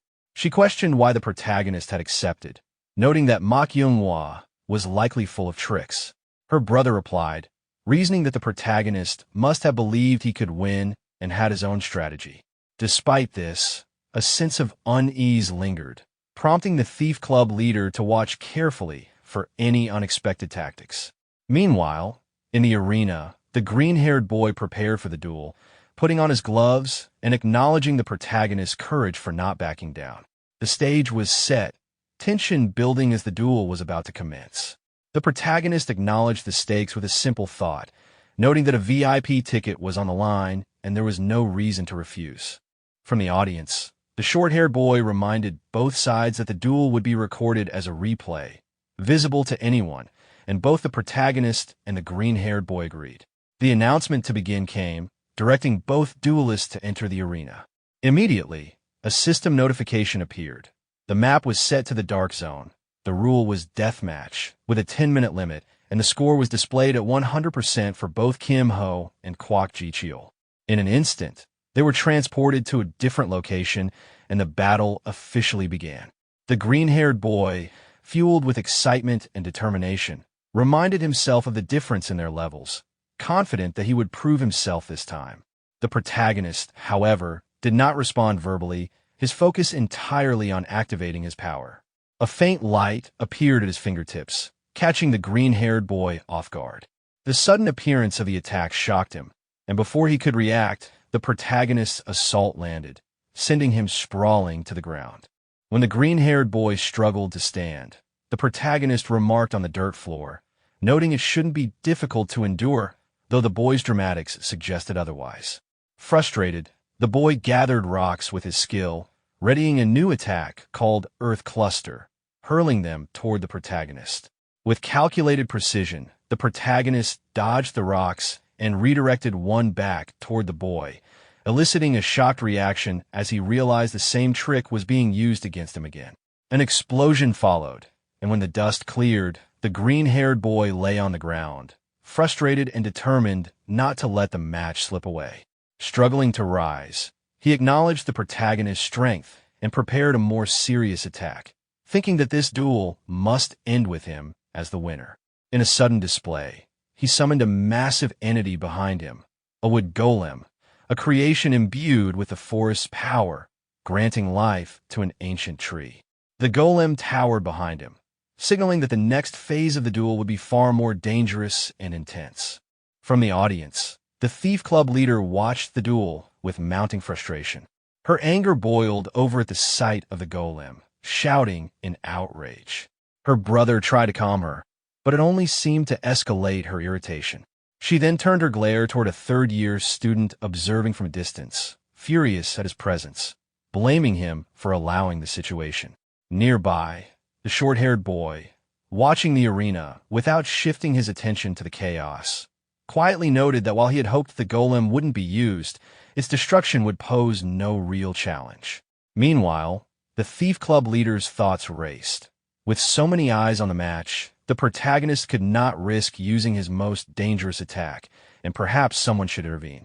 The protagonist, however, remained calm, his expression blank as he assessed the massive golem before him. His opponent, fueled by excitement, expected to intimidate him with threats, but the protagonist's mind was elsewhere, reflecting on 2 days prior in the Mana training room. He reviewed his silent training sessions, contemplating the most effective type of supporter. He understood that the answer varied depending on the situation, which was why supporters came in different forms: healers, buffers, and debuffers. But for an all-rounder, he knew there was no skill more optimal than the one he had chosen from the blank spellbook. Back in the present, the green-haired boy, determined to finish the duel decisively, unleashed the golem toward the protagonist. Calmly, the protagonist dodged the massive assault, utilizing his skill to climb onto the golem. As he prepared his counter, he reflected on his approach. For someone aiming to be a wind-type support, replicating this skill from a blank spellbook was the most efficient and strategic choice. With a single, precise attack, the protagonist struck the golem, instantly neutralizing it. At the same time, a notification appeared before him, detailing the skill he had just used. Wind Force, imbuing physical force into wind, enhanced by the blessing of the west wind and further boosted by Amplify. The scoreboard updated simultaneously, clearly marking his victory over Kwok Ji-cheol. From the audience, his friend erupted in excitement, cheering energetically at the display of skill and efficiency. Witnessing the powerful duel and seeing the golem defeated brought immense satisfaction, making the victory feel even more impressive. Meanwhile, the short-haired boy, frustrated by the outcome, was left unable to respond. Shortly after, the short-haired boy entered the arena and handed the protagonist the promised VIP production ticket. Accepting it politely, the protagonist suggested keeping the duel's replay footage private, reasoning that the Emerald Magic Tower would likely prefer it not be publicized. Members of the club, including the green-haired boy and the short-haired boy, expressed their irritation at the protagonist's proposal, questioning what he wanted in return. Calmly, the protagonist replied that he only expected a small favor later. Without even looking at him, the short-haired boy agreed, sealing the deal. As the two left the arena, the protagonist reflected internally. While he had framed the arrangement as generous, his true intention was simply to maintain control over the replay, keeping it private for his own purposes. The protagonist activated his skill once more, observing the faint energy swirling around his hand with a satisfied smile. He reflected internally on the impact of his new ability, Wind Force, considering that the slower news of it spread, the better it would serve his strategy. Shortly after, his friend approached, expressing admiration for his recent victory. The protagonist responded by presenting the promised VIP pass, catching his friend completely off guard. A brief, playful exchange followed, with the protagonist reminding his friend that he had predicted achieving it within 2 weeks. Before the moment could settle, the Thief Club leader approached, her excitement barely contained, pressing him about the deal he had struck with Mak Younghwa and commending his skill at negotiation. The protagonist responded with an awkward laugh, brushing off the comment until she had calmed down. With the conversation turning more serious, the protagonist reminded her of the favor he had requested earlier. The club leader acknowledged it, referring to the Magic Engineering Club, and indicated that they had expressed interest in meeting him soon. Internally, the protagonist recognized the timing as perfect, feeling a surge of anticipation and preparing to go meet them without delay. The scene shifted to Magic Engineering Workshop number 1. Upon entering, the protagonist couldn't help but admire the workshop's grandeur. The atmosphere was completely different from the 4th workshop where he had obtained the cube. This place carried a distinctly refined and impressive vibe. A boy approached him, immediately confirming his identity. The protagonist recognized him as Bong Jae-suk, a 3rd-year student and the head of the Magic Engineering Club. The boy mentioned that he had already received the details from Dang Gi-young and motioned for the protagonist to follow him to the clubroom, moving with a noticeable sense of urgency. The protagonist noted the haste, but followed without complaint. Inside the office, the two faced each other across the desk. Bong Jae-suk brought up the cube, acknowledging its technical ownership by the club, but clarifying that he wasn't interested in unnecessary conflict. Extending his hand, he requested a look at the completed cube, emphasizing that no one else could have built it. The protagonist calmly revealed that he no longer had the cube, leaving Bong Jae-suk momentarily stunned. He explained that he had entrusted it to nature for safekeeping, which frustrated the senior, prompting him to stand and declare the meeting a waste of time. Before leaving, the protagonist produced some papers, catching Bong Jae-suk off guard. The gesture made it clear that he had not come empty-handed, leaving the senior momentarily speechless and intrigued. The boy's shock was immediate when he saw the papers.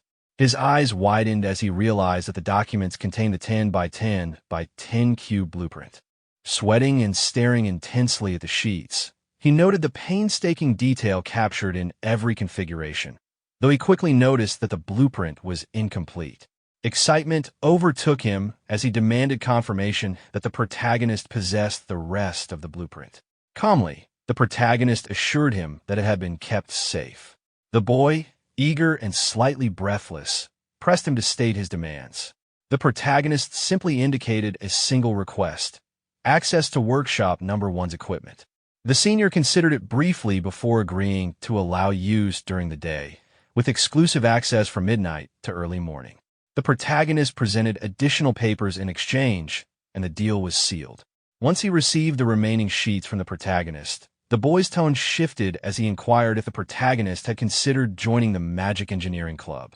The protagonist laughed softly, declining politely, and the senior acknowledged it with understanding.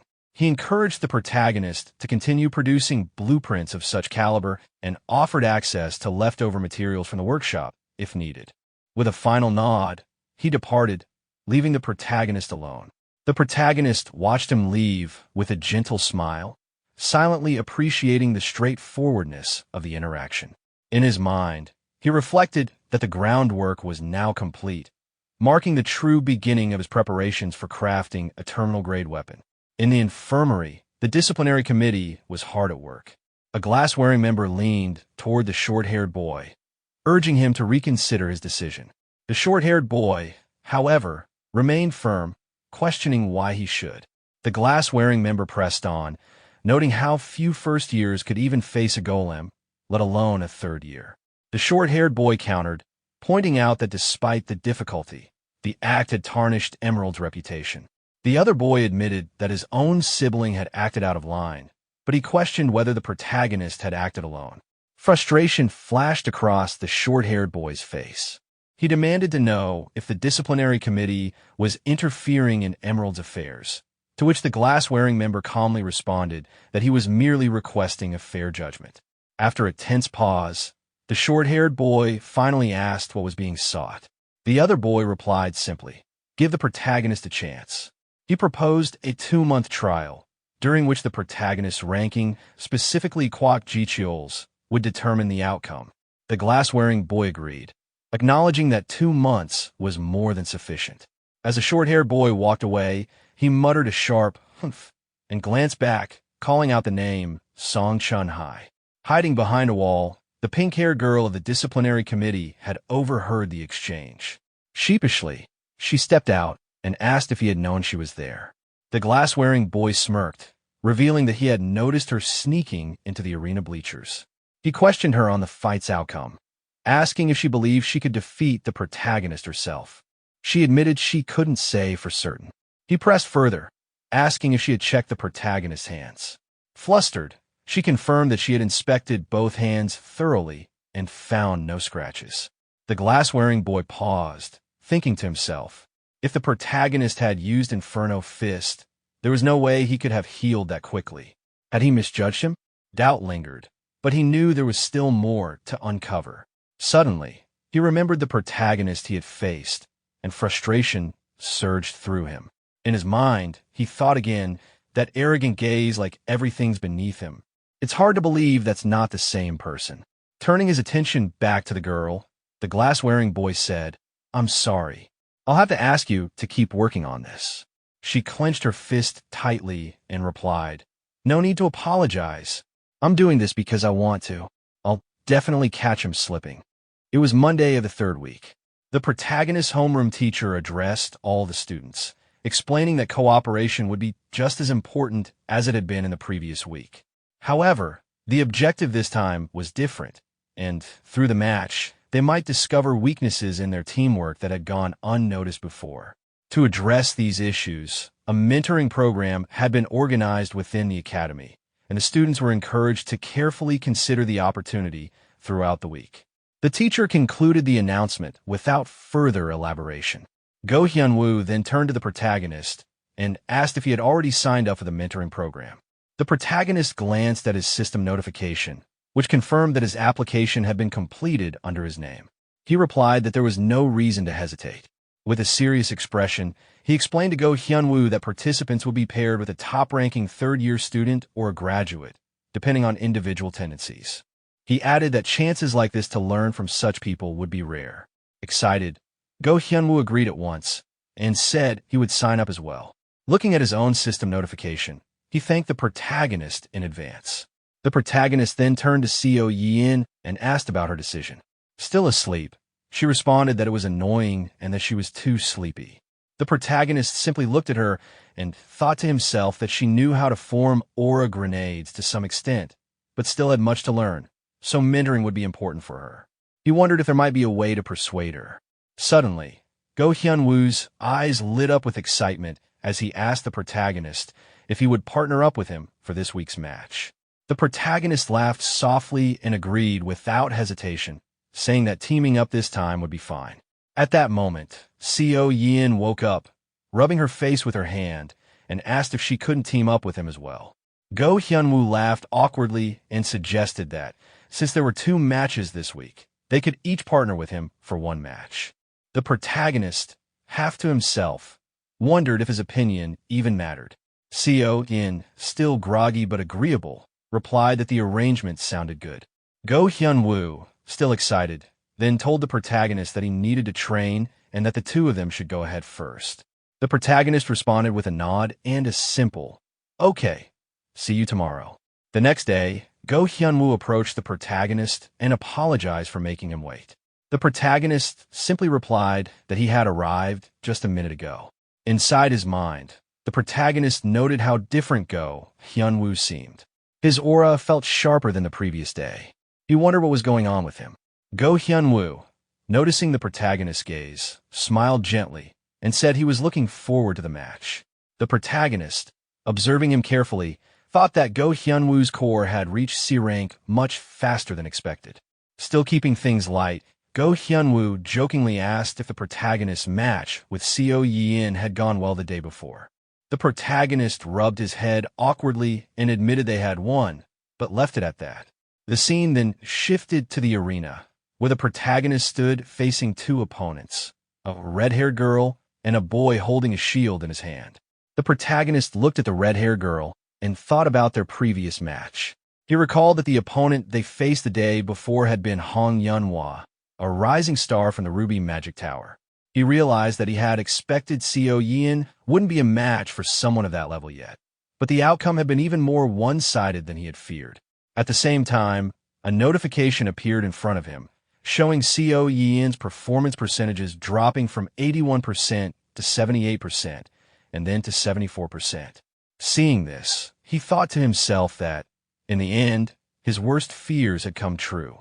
Meanwhile, Seo Yin was aiming her gun at them from a distance, carefully positioning herself. Observing this, the protagonist understood that she had no defensive abilities whatsoever. Without hesitation, the protagonist launched himself toward them, gripping his staff tightly. As he got close, he activated his skill, causing a surge of blue energy to gather in his hand. He struck the boy with the staff, sending him flying backward. The red-haired girl, seeing this, became visibly nervous and frightened. The protagonist stood firmly in front of her, staff aimed directly at her, ready to confront her. Later, while checking his system panel, the protagonist reflected on how he had managed to pull everything together somehow, even suggesting that Seo Yin join the mentoring program. But, despite his efforts, she hadn't shown any interest. Turning to Go Hyunwoo, he mentioned that fact, prompting Go Hyunwoo to laugh awkwardly. He admitted that a lot had happened, and that the kid probably needed to be beaten by someone at least once. However, when Go Hyunwoo's words came out a bit harshly, the protagonist was taken aback. Just then, the protagonist's system flashed with a new notification. A match had been found, and seeing it, Go Hyunwoo's eyes lit up with excitement as he eagerly announced that he would show off the results of his training. Without warning, both of them were transported to a new location. Looking around with a shocked expression, Go Hyunwoo asked what was happening and who their opponents were this time. The protagonist's eyes locked on the group standing across from them. It was Seo Yin and her team. At that exact moment, another notification appeared, displaying the team lineup. Jang Sam with 572 points, and Seo Yin with 741 points. Stunned, Go Hyunwoo whispered in disbelief that they were once again facing Seo Yin. Seeing the situation, the protagonist smiled and thought to himself that this was the perfect opportunity to make Seo Yin realize her own weaknesses in defense. Go Hyunwoo, looking at him with concern, asked if they would win. The protagonist smiled confidently and assured him that they would. Without wasting any time, Seo Yin launched an attack at the protagonist, determined to take him down herself. Go Hyunwoo, following behind, responded with determination that he would support him. As the two moved toward their opponents, Seo Yin immediately used a smoke bomb to obscure the area. The protagonist, seeing it, thought it was exactly what he expected her to do. He dismissed the attack as useless and pressed forward without slowing down. Seo Yin, not saying a word but sweating from the pressure, fired bullets at the protagonist. He calmly dodged each one without any trouble. When he finally reached her, she quickly prepared to fire again. However, before the shot could be taken, the protagonist struck her gun aside, readied his punch infused with skill, and threw it toward her. Yet, before the punch could land, he stopped it mid-air and flicked her forehead with his finger. Looking at her, he asked whether they should continue the fight. Unable to meet his gaze, Seo Yin quietly admitted defeat. The protagonist observed that her pride had clearly taken a blow. Turning his attention to Go Hyunwoo, he recalled what Shin Byung-chul had mentioned earlier, that there was one more hidden talent among their opponents. As he watched their battle, he focused on the unnatural movement of one opponent's right hand. He thought it strange from the beginning, but hadn't figured out why until now. Suddenly, the protagonist called out and told both teams to stop. They paused, confused, and turned toward him. Calmly, The protagonist accused them of hiding their true abilities and challenged them to fight for real. He stated that he was already fighting seriously and suggested that if they were concerned about the replay being public, they could make it private. To motivate them further, he offered them the reward of information about Yuryong-Yang, Ghostly Shadow, if they won. The name startled Yuryong-Yang, who turned to face the protagonist in shock. The protagonist thought to himself that he had struck a nerve. Still shaken, Yuryong-Yang declared that anyone valuing secrecy so much wouldn't want to miss this hidden detail. The protagonist, smiling confidently, responded that he had only promised to share the information if they won and asked how he could know that. Yuryong-Yang gripped his sword, preparing for another battle. He told Go Hyunwoo that if he was willing to go that far, then he would fight as desired. At the same time, Go Hyunwoo noticed how suddenly Yuryong's gaze had changed and vowed to give it his all. Without hesitation, both engaged in battle, fiercer than ever before. Notifications began flashing one after another as Go Hyunwoo attacked aggressively. Go HYONWO 87%. Go HYONWO 73%. Go HYONWO 68%. Despite the growing exhaustion, the protagonist, watching the fight, thought to himself that he would end it with a decisive strike. As the final attack neared Go Hyunwoo, he remained calm, steadying himself before the confrontation escalated further. In an instant, Go Hyunwoo expertly dodged his opponent's attack and immediately countered using a skill called Rapid Current. The sudden strike left his opponent stunned. Before either could recover, the force of their clashing swords caused both weapons to break apart. The protagonist then stepped forward and told them it was enough, signaling the end of the match. He activated his skill, causing a small energy to gather at his fingertips, and instructed both to rest. At that moment, the announcement board displayed the match results, showing that the protagonist and Go Hyunwoo had won, while Seo Yeon and Jang Sam had lost. The protagonist glanced at his friend, silently reflecting that although staying within the system technically counted as a win, in reality, it felt like a loss. The match had been decided the moment Jang Sam, unable to block the attack, revealed his true level. He admitted that his opponent was still just shy of reaching a promising rank, at least for now. Shortly after, Jang Sam regained consciousness and, upon seeing the result, quietly acknowledged his defeat. The protagonist confirmed it without elaboration. Jang Sam, without looking at the protagonist, remarked that although the outcome was unfortunate, it had still been a good match.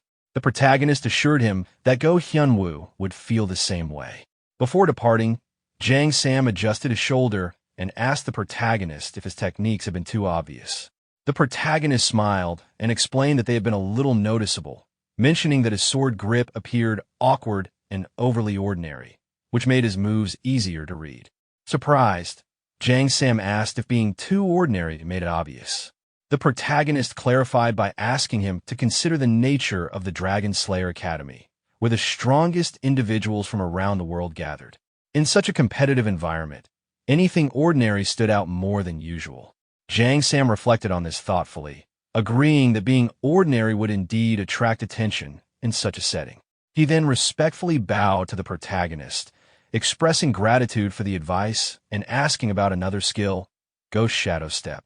The protagonist reminded him that he should only ask about it after a victory. Meanwhile, Go Hyunwoo remained unconscious on the ground, while Jang Sam, gathering himself, promised to challenge the protagonist again next time. The protagonist, without hesitation, agreed to face him whenever he was ready. Later, the protagonist and Go Hyunwoo were transported back to the arena. Go Hyunwoo, still embarrassed by his performance, confessed his shame and asked the protagonist for his opinion on the match. The protagonist gently reassured him, explaining that Go Hyunwoo had cleverly created openings through probing attacks and ended the fight smoothly with a clean finishing move. Go Hyunwoo glanced at his broken sword with worry, expressing concern that he couldn't keep avoiding the issue forever. The protagonist, sensing his anxiety, jokingly suggested that the solution was simple, he just needed a better sword.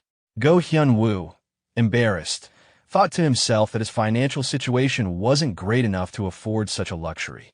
Without hesitation, The protagonist pulled out a book from his inventory and handed it to Go Hyun-woo, explaining that weapons didn't necessarily have to be bought with money alone, and asked how many points he had saved.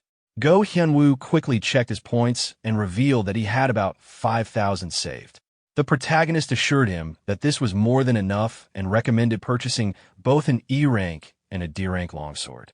Go Hyun-woo followed the suggestion and bought the items. The system notification confirmed the purchases, listing both swords and additional crafting materials called thermal catalyst reagents, which he also bought with his remaining points.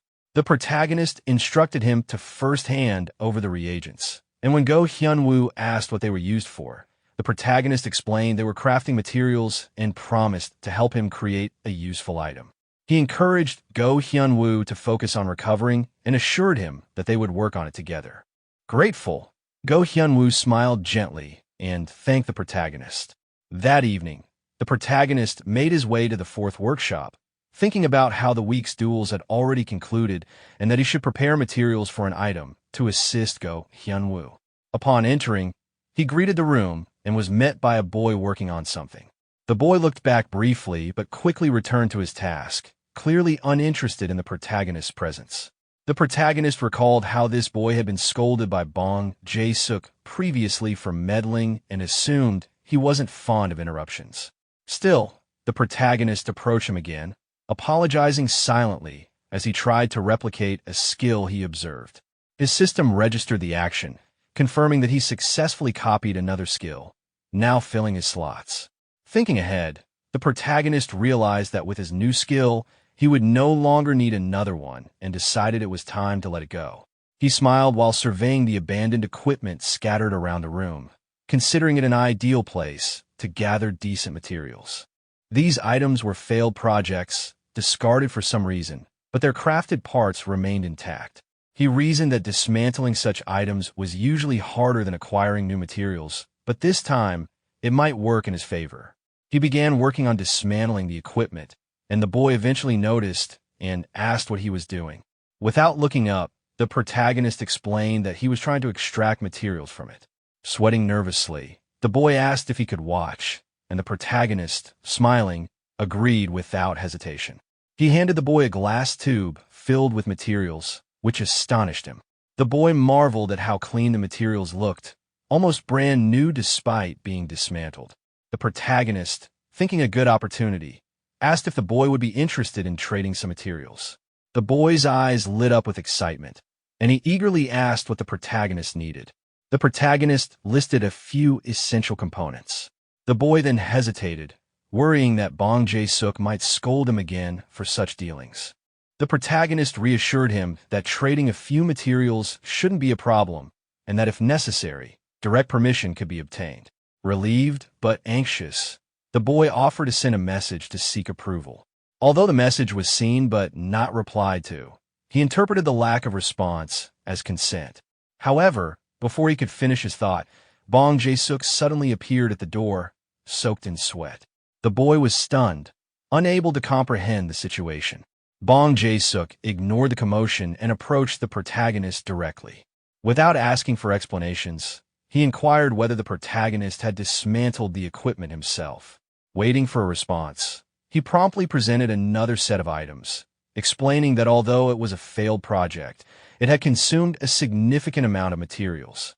Pointing at the tough-looking equipment, Bong Jae-suk challenged the protagonist, asking if he could dismantle it. The scene ended with the protagonist facing the challenge. The protagonist examined the equipment and noted that the task would take some time. Bong Jae-suk responded by acknowledging that and assured the protagonist he would be compensated fairly for the effort.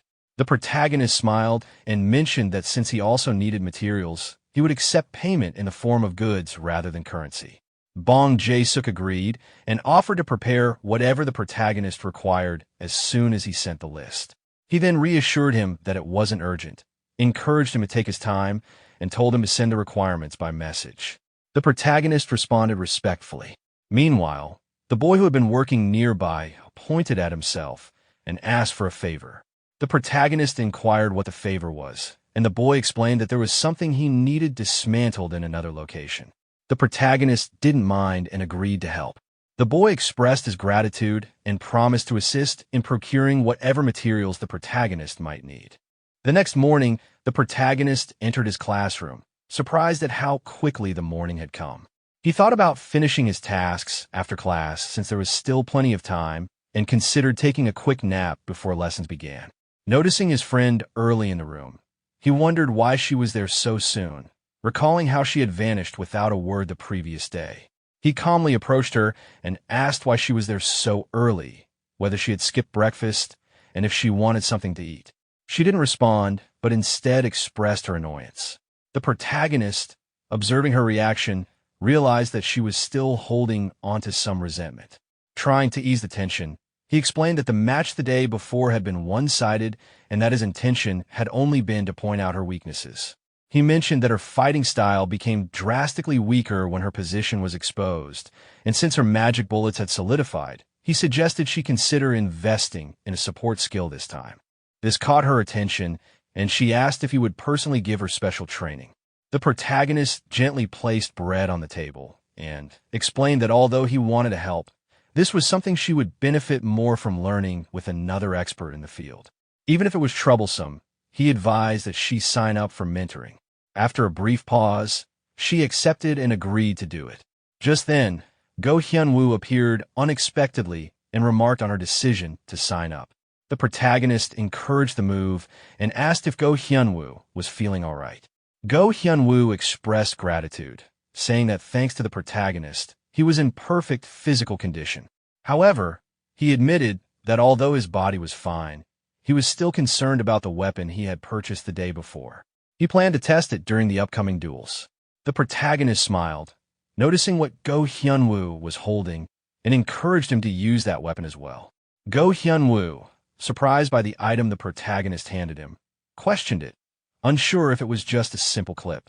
The protagonist calmly explained that while it looked ordinary, it was actually a protective item that helped maintain weapon durability by automatically restoring it when needed. The item's details appeared on the screen, confirming that it was a sturdy clip capable of shielding the weapon's condition and repairing it as necessary. The protagonist then attached the clip to Go Hyun-woo's clothing and suggested he try it along with a new weapon he had obtained from a previous duel. Go Hyun-woo, feeling reassured, expressed his gratitude and promised to make good use of the item. Later, during training matches, a white-haired girl appeared alongside Go Hyun-woo's team. A notification displayed the match details, showing Go Hyun-woo's team facing Young Suji, Park Nari, and others, with their stamina levels at full capacity. As the teams prepared to face off, Go Hyun-woo recognized Park Nari as a promising member of the Nature Club. He recalled warnings from Senior about the spirit beast associated with her and stayed cautious. The match began when the green-haired girl, petting her creature, signaled it to get ready. The small kitty on her shoulder leapt down and instantly transformed into a massive tiger enveloped in green energy. The beast charged fiercely toward Go Hyun-woo's team. Reacting quickly, Go Hyun-woo defended against the tiger's assault with his sword and signaled his teammate to attack. The white-haired girl joined the fight, striking the tiger with her powerful technique. However, she was shocked to see that the attack barely damaged the beast, with only a fraction of its health affected. Panic set in as she realized how resilient the tiger was. The tiger retaliated by striking the white-haired girl, sending her flying, while Go Hyun-woo called out to her in concern. The beast then turned its attack on Go Hyun-woo, breaking his sword and knocking him back. As he struggled to control himself before hitting the ground, he thought about the limitations of using an E-rank weapon against such a powerful foe. Determined not to give up, he summoned another sword and, still observing the tiger, admitted that this battle would be difficult to win. His teammate agreed and proposed trying a different approach. Meanwhile, the tiger fully recovered its health, as confirmed by the system notification, which displayed its status returning to maximum. Go Hyun-woo quickly realized that the opposing team's strategy relied on placing the spirit beast at the front to continuously regenerate its health. He also noted that the two girls supporting the beast were leaving the caster defenseless, depending entirely on the beast's power. Recognizing the pattern, Go Hyun-woo pointed to his teammate and urged her to aim directly at the tiger's core, understanding that this was their best chance to turn the fight in their favor.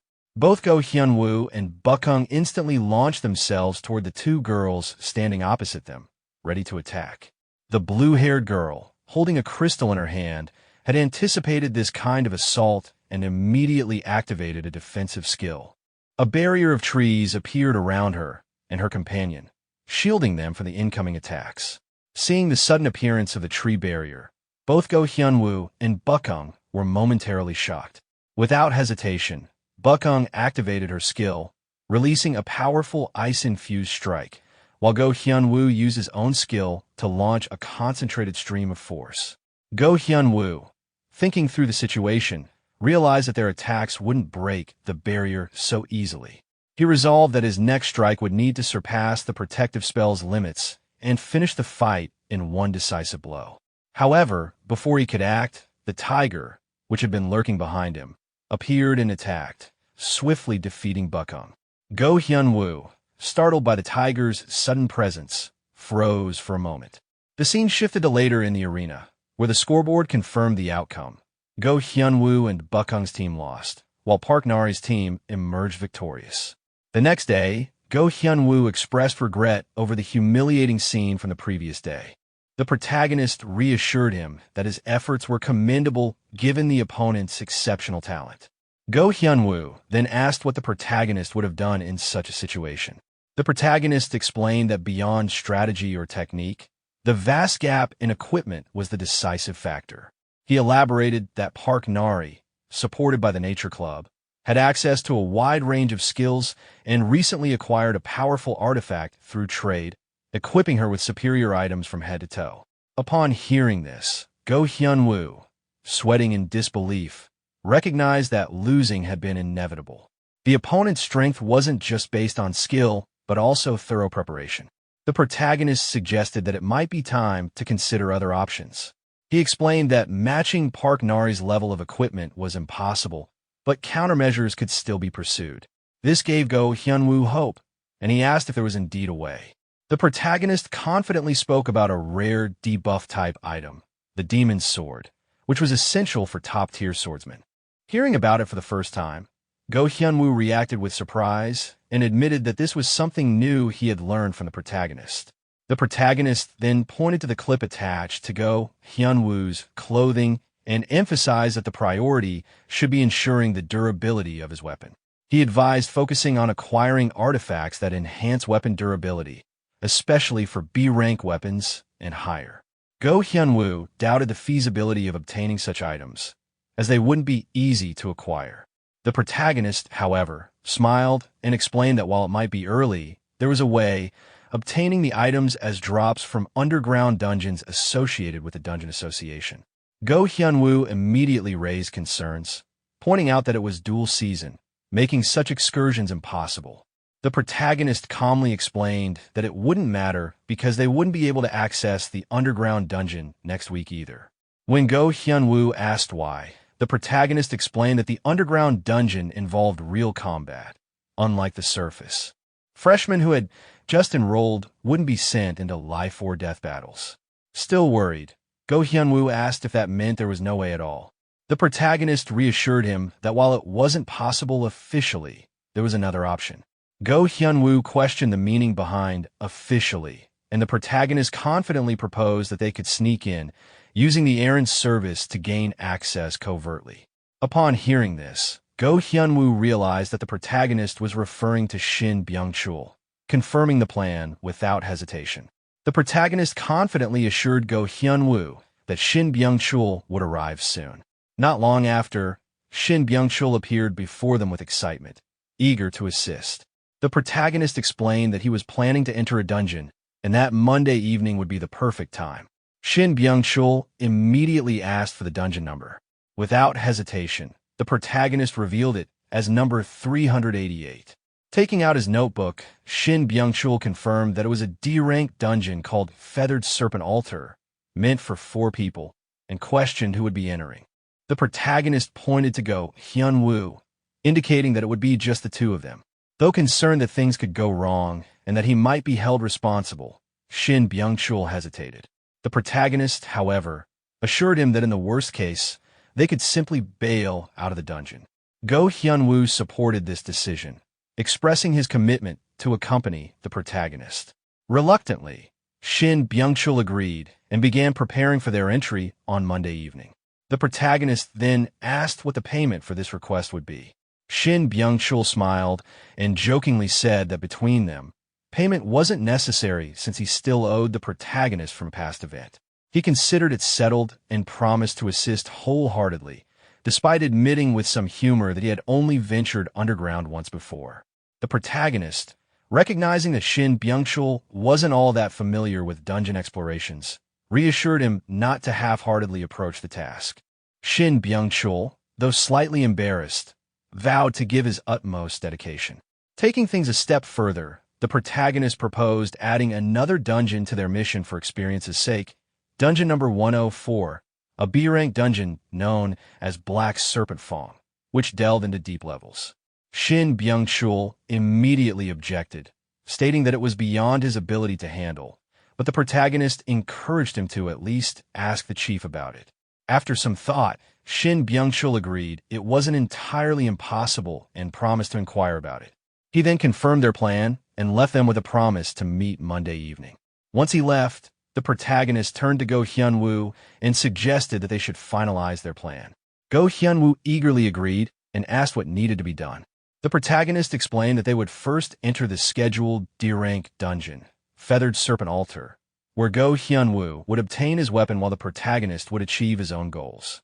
He further elaborated that the following days would be used for preparation, including negotiating with the Thieves' Club about accessing the deeper dungeon and securing necessary items.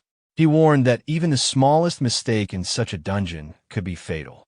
Go Hyun-woo assured the protagonist that he was ready. The protagonist emphasized that Go Hyun-woo's role was crucial, not only in terms of skill but also in coordination, and that he needed to be as knowledgeable about the dungeon as the protagonist himself. When Go Hyun-woo saw the walkthrough books laid out before him, he was shocked, barely able to speak. The protagonist smiled and explained that these were detailed guides for both of them, instructing Go Hyun-woo to memorize every word without leaving anything out. The scene shifted to workshop number 1, where the protagonist was working on something when Bong Jae-sok arrived. He inquired about the materials the protagonist had been gathering, specifically the floating stone extract, mana engine, and weather chip, and asked if they had been obtained. The protagonist gratefully explained that thanks to Bong Jae-sok's help, he was able to acquire those rare materials without difficulty and expressed his appreciation. Bong Jae-sok then glanced at the gathered materials and noticed the protagonist wrapping things up. He asked if he could take a closer look, and the protagonist gave permission, asking him to wait a moment while he finished. The protagonist completed his work with visible excitement and announced that it was done. Bong Jae-sok, observing the staff, expressed curiosity about what the protagonist had been crafting. He mentioned that, judging by the shape, it appeared to be the head of a staff or scepter, and asked if the main body had been acquired. The protagonist smiled and explained that he hadn't found anything suitable yet and intended to take his time finding the right piece. Inwardly, he wondered if he should search in the lower levels of the dungeon district. Bong Jae-sok then mentioned that with the rainy season over, the protagonist might not be coming to the workshop as often. The protagonist acknowledged this and expressed his gratitude, saying he would still visit from time to time. The scene then shifted to Class 1-3's classroom, where the teacher explained the theme of the week's strategy mission, Sweep. A map labeled Rocky Zone appeared on the board along with rules outlining that the dungeon was a two-person instance with random matchmaking. The teacher further explained that anyone could achieve a high score if they cleared all the monsters. There was no time limit, so students should be on the lookout for hidden enemies. He emphasized that the terrain and teammates would be randomized, and students would be tested in a new environment with unfamiliar partners. Closing his book, the teacher encouraged the students to work together and take their time before dismissing the class. Afterward, Go Hyun-woo turned to the protagonist and observed that it seemed they wouldn't be able to pair up for this week's mission. The protagonist replied with a gentle smile, agreeing that everyone would be going solo. At that moment, Co Yin, who had been asleep, woke up and recommended pausing the Mana Bullet lectures for the week, noting that mentoring week was approaching and new skills could be learned then. She suggested focusing on strengthening fundamentals in the meantime. Go Hyunwoo agreed, saying that sounded good, while Seo Yin simply nodded. The protagonist, with a joking expression, advised them to try the practice mode before jumping into the actual mission. Internally, he thought that practice mode was pointless for him and just a waste of time. As the protagonist looked ahead, he thought to himself that he was going straight for the actual mission without hesitation. His attention then shifted to the system notification, and he silently hoped that he would be paired with a decent partner. Regardless of who he got, he was aiming to achieve a perfect score of 100%. He considered what the ideal teammate would be and realized that someone whose skills he could copy would be best suited. The system displayed the protagonist's current skill slots, showing that he already had 2 skills, Magi Tech and Silent Step. The protagonist realized that he wouldn't be using Magi Tech anytime soon, so he thought about overriding that slot with a more combat-oriented skill. At that moment, he noticed his partner arriving just in time. Then, as he focused on the portal, he became puzzled and wondered what was happening. A red-haired girl appeared from the portal, and upon recognizing her, he was surprised but also a little amused, realizing it was someone he had encountered before, Hong Yunhwa. The red-haired girl, equally shocked, reacted strongly, recognizing the protagonist immediately and feeling distressed that she had run into him again. The protagonist wondered why she was reacting so intensely. Meanwhile, the red-haired girl's mind recalled past matches they had fought in, from placement exams to PvP battles, where she had always crushed him. She figured it was only natural for him to be intimidated. The protagonist, smiling to himself, thought that his main goal was to efficiently clear the quest. He considered that creating a slightly tense atmosphere would make things easier for him, so he decided to keep that tension going. He then looked at her with confidence, impatient that she wasn't moving, and urged her to get going without further delay. The red-haired girl, with tears in her eyes and nervousness on her face, reluctantly agreed to follow him. As they ran together later on, the red-haired girl began to regret her decision.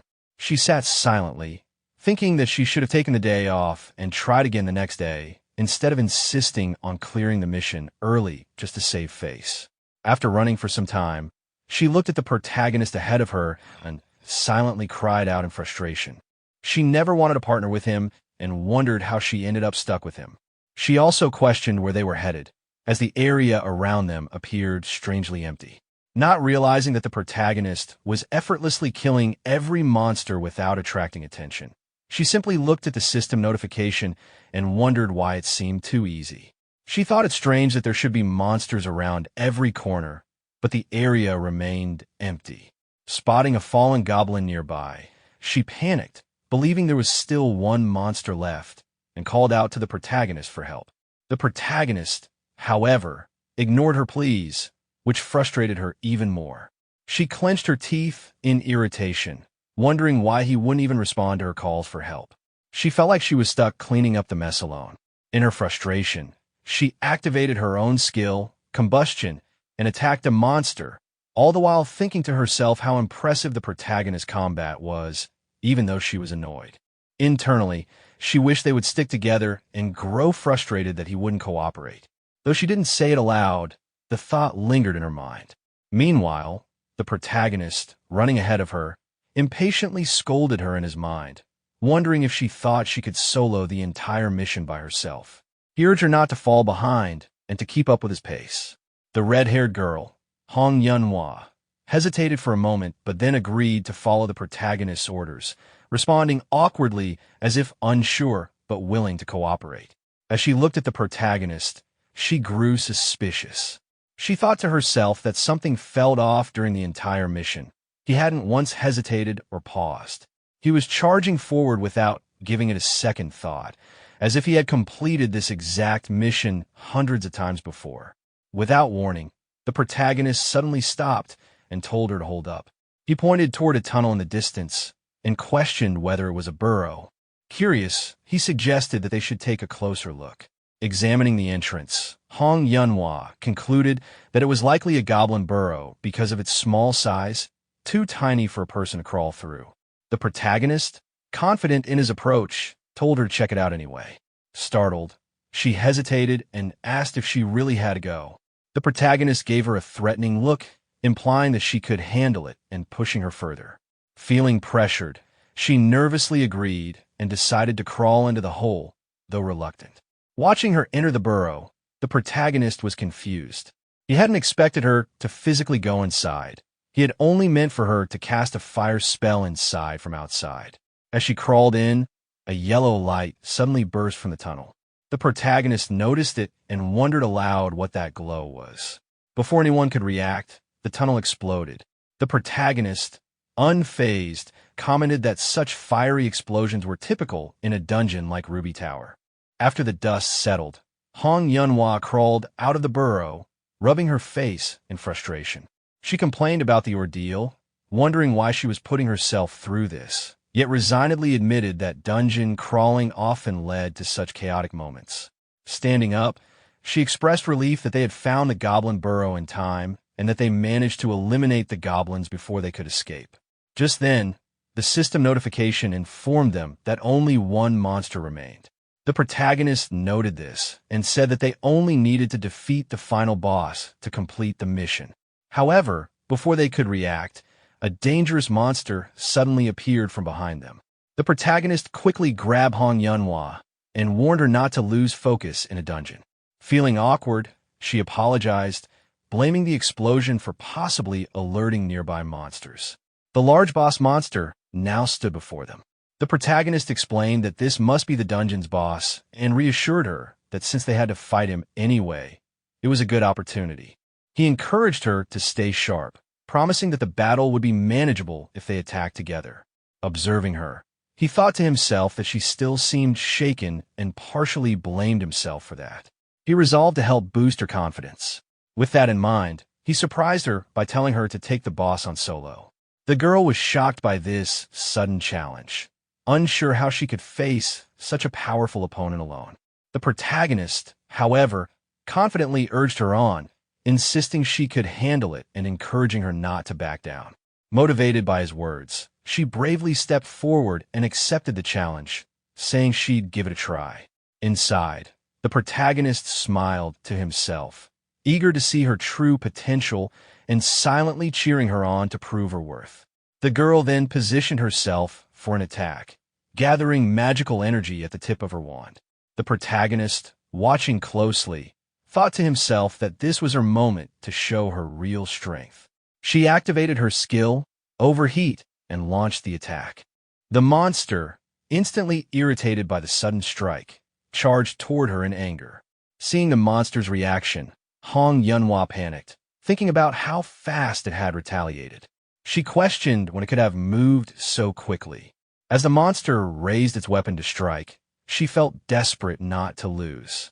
Fueled by determination, she jumped into the air, activating her next skill, Flame Orb, and launched an attack directly at the monster. Seeing the attack hit the monster perfectly, she felt a rush of excitement and satisfaction, believing that she had struck it dead on. But to her dismay, the monster barely flinched. It reappeared from the explosion, seemingly unharmed and ready to attack again. Hong Yun's attack barely affected the dungeon boss. As she watched the result, tension and frustration showed clearly on her face. She quickly realized that the boss had taken almost no damage, leading her to suspect that the dungeon was designed with a damage reduction trait. The thought only deepened her irritation at whoever had structured the dungeon this way. Before she could reassess her approach, the dungeon boss hurled its axe at her with immense force. She narrowly avoided the attack, knowing she was running out of time before the overheating effect wore off. Almost immediately, the boss followed up by throwing a second axe. The unexpected combination left her little room to maneuver. Lowering her stance instinctively, she realized it was already too late to dodge cleanly. With her options shrinking, she prepared to raise a barrier to protect herself. However, before she could act, the protagonist intervened, using magic to deflect both axes away from her. The sudden rescue left her momentarily stunned, but relieved to realize she had survived. The protagonist urged her to stop hesitating and use her remaining power. She understood what he meant and recalled the fire pillar technique she had been avoiding. Memories tied to that skill briefly surfaced, one she clearly wished to forget. Still, she acknowledged that while the ability was powerful, its effective range was limited. The protagonist made it clear that he would restrain the boss, allowing her to concentrate fully on unleashing its power. As he charged forward, she tried to stop him out of concern, but he moved too fast. With a simple motion, he uses magic to slam the dungeon boss into the ground, forcing it into a vulnerable position. Fighting back her hesitation, Hong Yun focused entirely on her role. The boss began to struggle violently, reacting to the magic circle forming beneath it. She noticed immediately that it had sensed the spell, but the protagonist insisted she continue without distraction. He maintained pressure on the boss, deliberately keeping it occupied and unable to escape. Using his magic, the protagonist repeatedly drove the dungeon boss into the ground, preventing it from breaking free. Once the magic circle was complete, Hong Yun moved closer and warned him to leave the area immediately. Despite the boss rising again in anger and attempting another attack, the protagonist calmly avoided the strike and repositioned himself just outside the range. After confirming the distance was sufficient, Hong Yun steadied herself.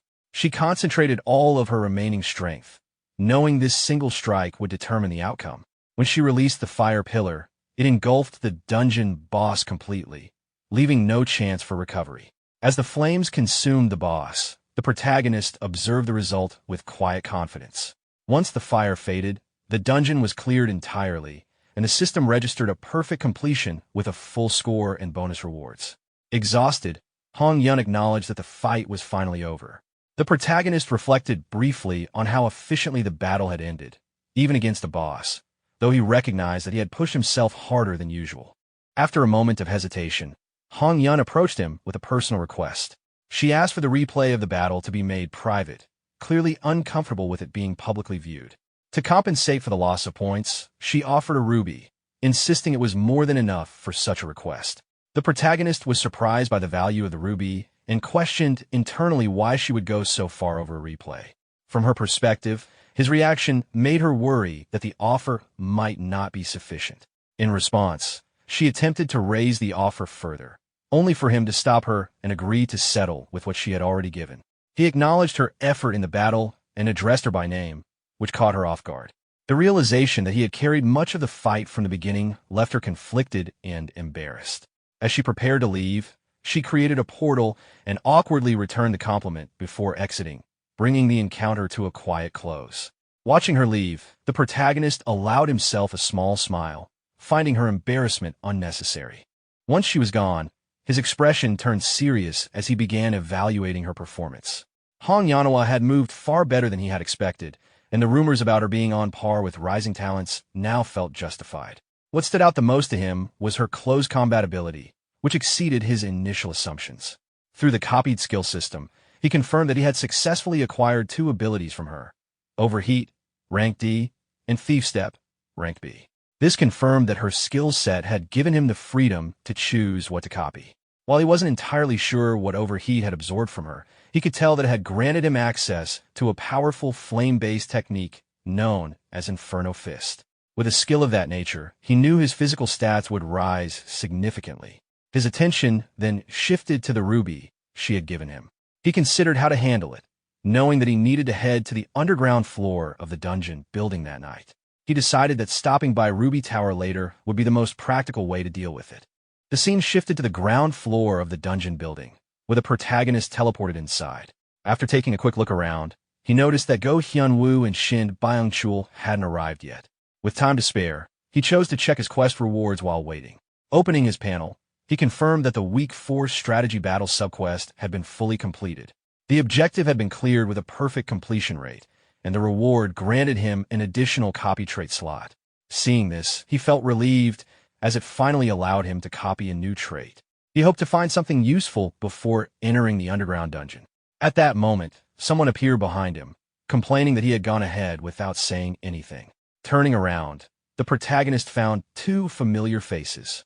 One of them urged the group to leave soon since it was already getting late, while Hyunwoo confidently expressed that he wouldn't disappoint. Before they moved out, the brown-haired boy mentioned that he had something to distribute.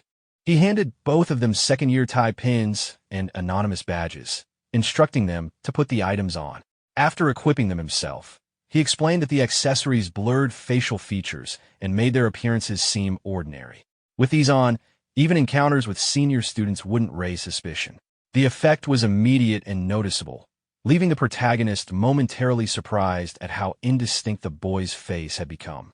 Hyunwoo pointed out that simply walking past others would prevent anyone from recognizing them. Internally, the brown-haired boy found the sensation strange but amusing. Satisfied, the protagonist signaled for them to proceed downward together. As they descended the stairs, Hyunwoo expressed confusion at how long the path seemed to be. The brown-haired boy reassured him that they were almost there. Hyunwoo then admitted that while he knew the dungeon building was large, he hadn't expected it to be this vast, especially considering how long it took just to reach the D-rank floors. He began imagining how deep the lower levels must go. Before he could dwell on it further, the protagonist explained that teleportation devices were normally used for travel, but since they had entered discreetly, those options weren't available. He added lightly that a skilled guide could still bypass those systems if necessary. The brown-haired boy agreed, laughing it off as they neared their destination. Upon arrival, the brown-haired boy formally guided them forward and announced the location. They had reached dungeon number 388, known as the Feathered Serpent Altar. The protagonist, Hyunwoo, and their guide stood quietly in front of the magical teleportation door, preparing for what lay ahead. Hyunwoo noted that they had arrived safely without being discovered. The protagonist acknowledged this with a relaxed smile, reminding the group that everyone had already memorized the strategy guide and that they should begin immediately. At that moment, loud voices echoed from behind them. A separate group emerged through a teleportation door, clearly frustrated and blaming a failed dungeon attempt on someone else's actions. Despite the commotion, the protagonist and his companions did not react or engage with them in any way. The irritated group soon realized that the protagonist team had also arrived to clear the dungeon. Observing them quietly, the protagonist confirmed inwardly that the anonymous badge was functioning exactly as intended, successfully concealing their identities. Hyunwoo suggested that they enter the dungeon quickly before attracting more attention. The brown-haired boy agreed, but paused to handle the surrounding security system first. He produced a magical device, placed it on the ground, and disabled all nearby security mechanisms. With the area temporarily secured, he decided to remain outside and keep watch while the others proceeded. The protagonist agreed, stating that they would clear the dungeon quickly and return without delay. With no time to waste, the group entered the teleportation door. Inside the dungeon, the protagonist pointed out a large monument ahead. He identified it as the Feathered Serpent Altar, the core of the dungeon that Hyunwoo would be responsible for handling. He warned that numerous barbarians guarded the area and advised caution. His companion recognized the information, recalling it from the strategy guide he had been given earlier. Before they could move further, a hidden barbarian suddenly launched a spear from behind. The protagonist and his companion narrowly avoided the attack. Turning back, the protagonist noted how the enemies appeared the moment they were mentioned. 3 barbarians quickly revealed themselves, one of them identifying the intruders as sacrifices and ordering that they be captured alive. Within moments, even more barbarians emerged, surrounding the protagonist and his companion from all sides. Their chants echoed through the area as they repeated the same command to capture them. Observing their behavior, the protagonist questioned the contradiction between their intent to capture and their use of lethal weapons. Before he could reflect further, the barbarians charged forward, rushing toward them in an aggressive attempt to overwhelm them. Hyunwoo asked whether they should proceed according to the original plan. The protagonist confirmed without hesitation, signaling the start of their operation. With a simple hand gesture, the protagonist used magic to knock away the attacking barbarians. At the same time, Hyunwoo drew his sword and moved swiftly, cutting down multiple enemies with precise strikes. After exchanging brief words of encouragement, the two prepared to separate. One of the barbarians, shocked by their strength, shouted in alarm and ordered the others to capture them at all costs. Hyunwoo stepped forward to face the remaining enemies, deliberately drawing their attention to himself. He made it clear that he would be their opponent and intended to end the fight quickly. As Hyunwoo engaged the barbarians, the protagonist sprinted ahead alone. Internally, he reaffirmed their plan. From that point onward, they would operate separately. Hyunwoo would advance along the main route toward the altar, while the protagonist would take a different path, moving through the rainforest instead of following the standard route. Recalling his past experience with the game, The protagonist reviewed the general clear conditions of this dungeon. Normally, clearing it required breaking through the barbarian forces while simultaneously stopping the ritual. Both objectives had to be handled together for a successful completion. Pulling himself back to the present, he reflected further. Clearing the dungeon through the standard route was possible without much difficulty, but doing so would prevent access to the hidden piece concealed within this dungeon. To obtain it, one had to explore areas most players ignored and search more deeply than usual. That was exactly why he had chosen his current path. Noticing that the village contained very few barbarians, he concluded that most of them had gathered near the altar. Regardless of their numbers, he was confident they wouldn't pose a serious threat to Go Hyunwoo. As he reached the outskirts of the barbarian huts, he moved forward to engage. The barbarians immediately identified him as a sacrifice and attempted to capture him alive. Two of them hurled spears in his direction, but he remained calm, deflecting the incoming weapons effortlessly with a simple use of magic.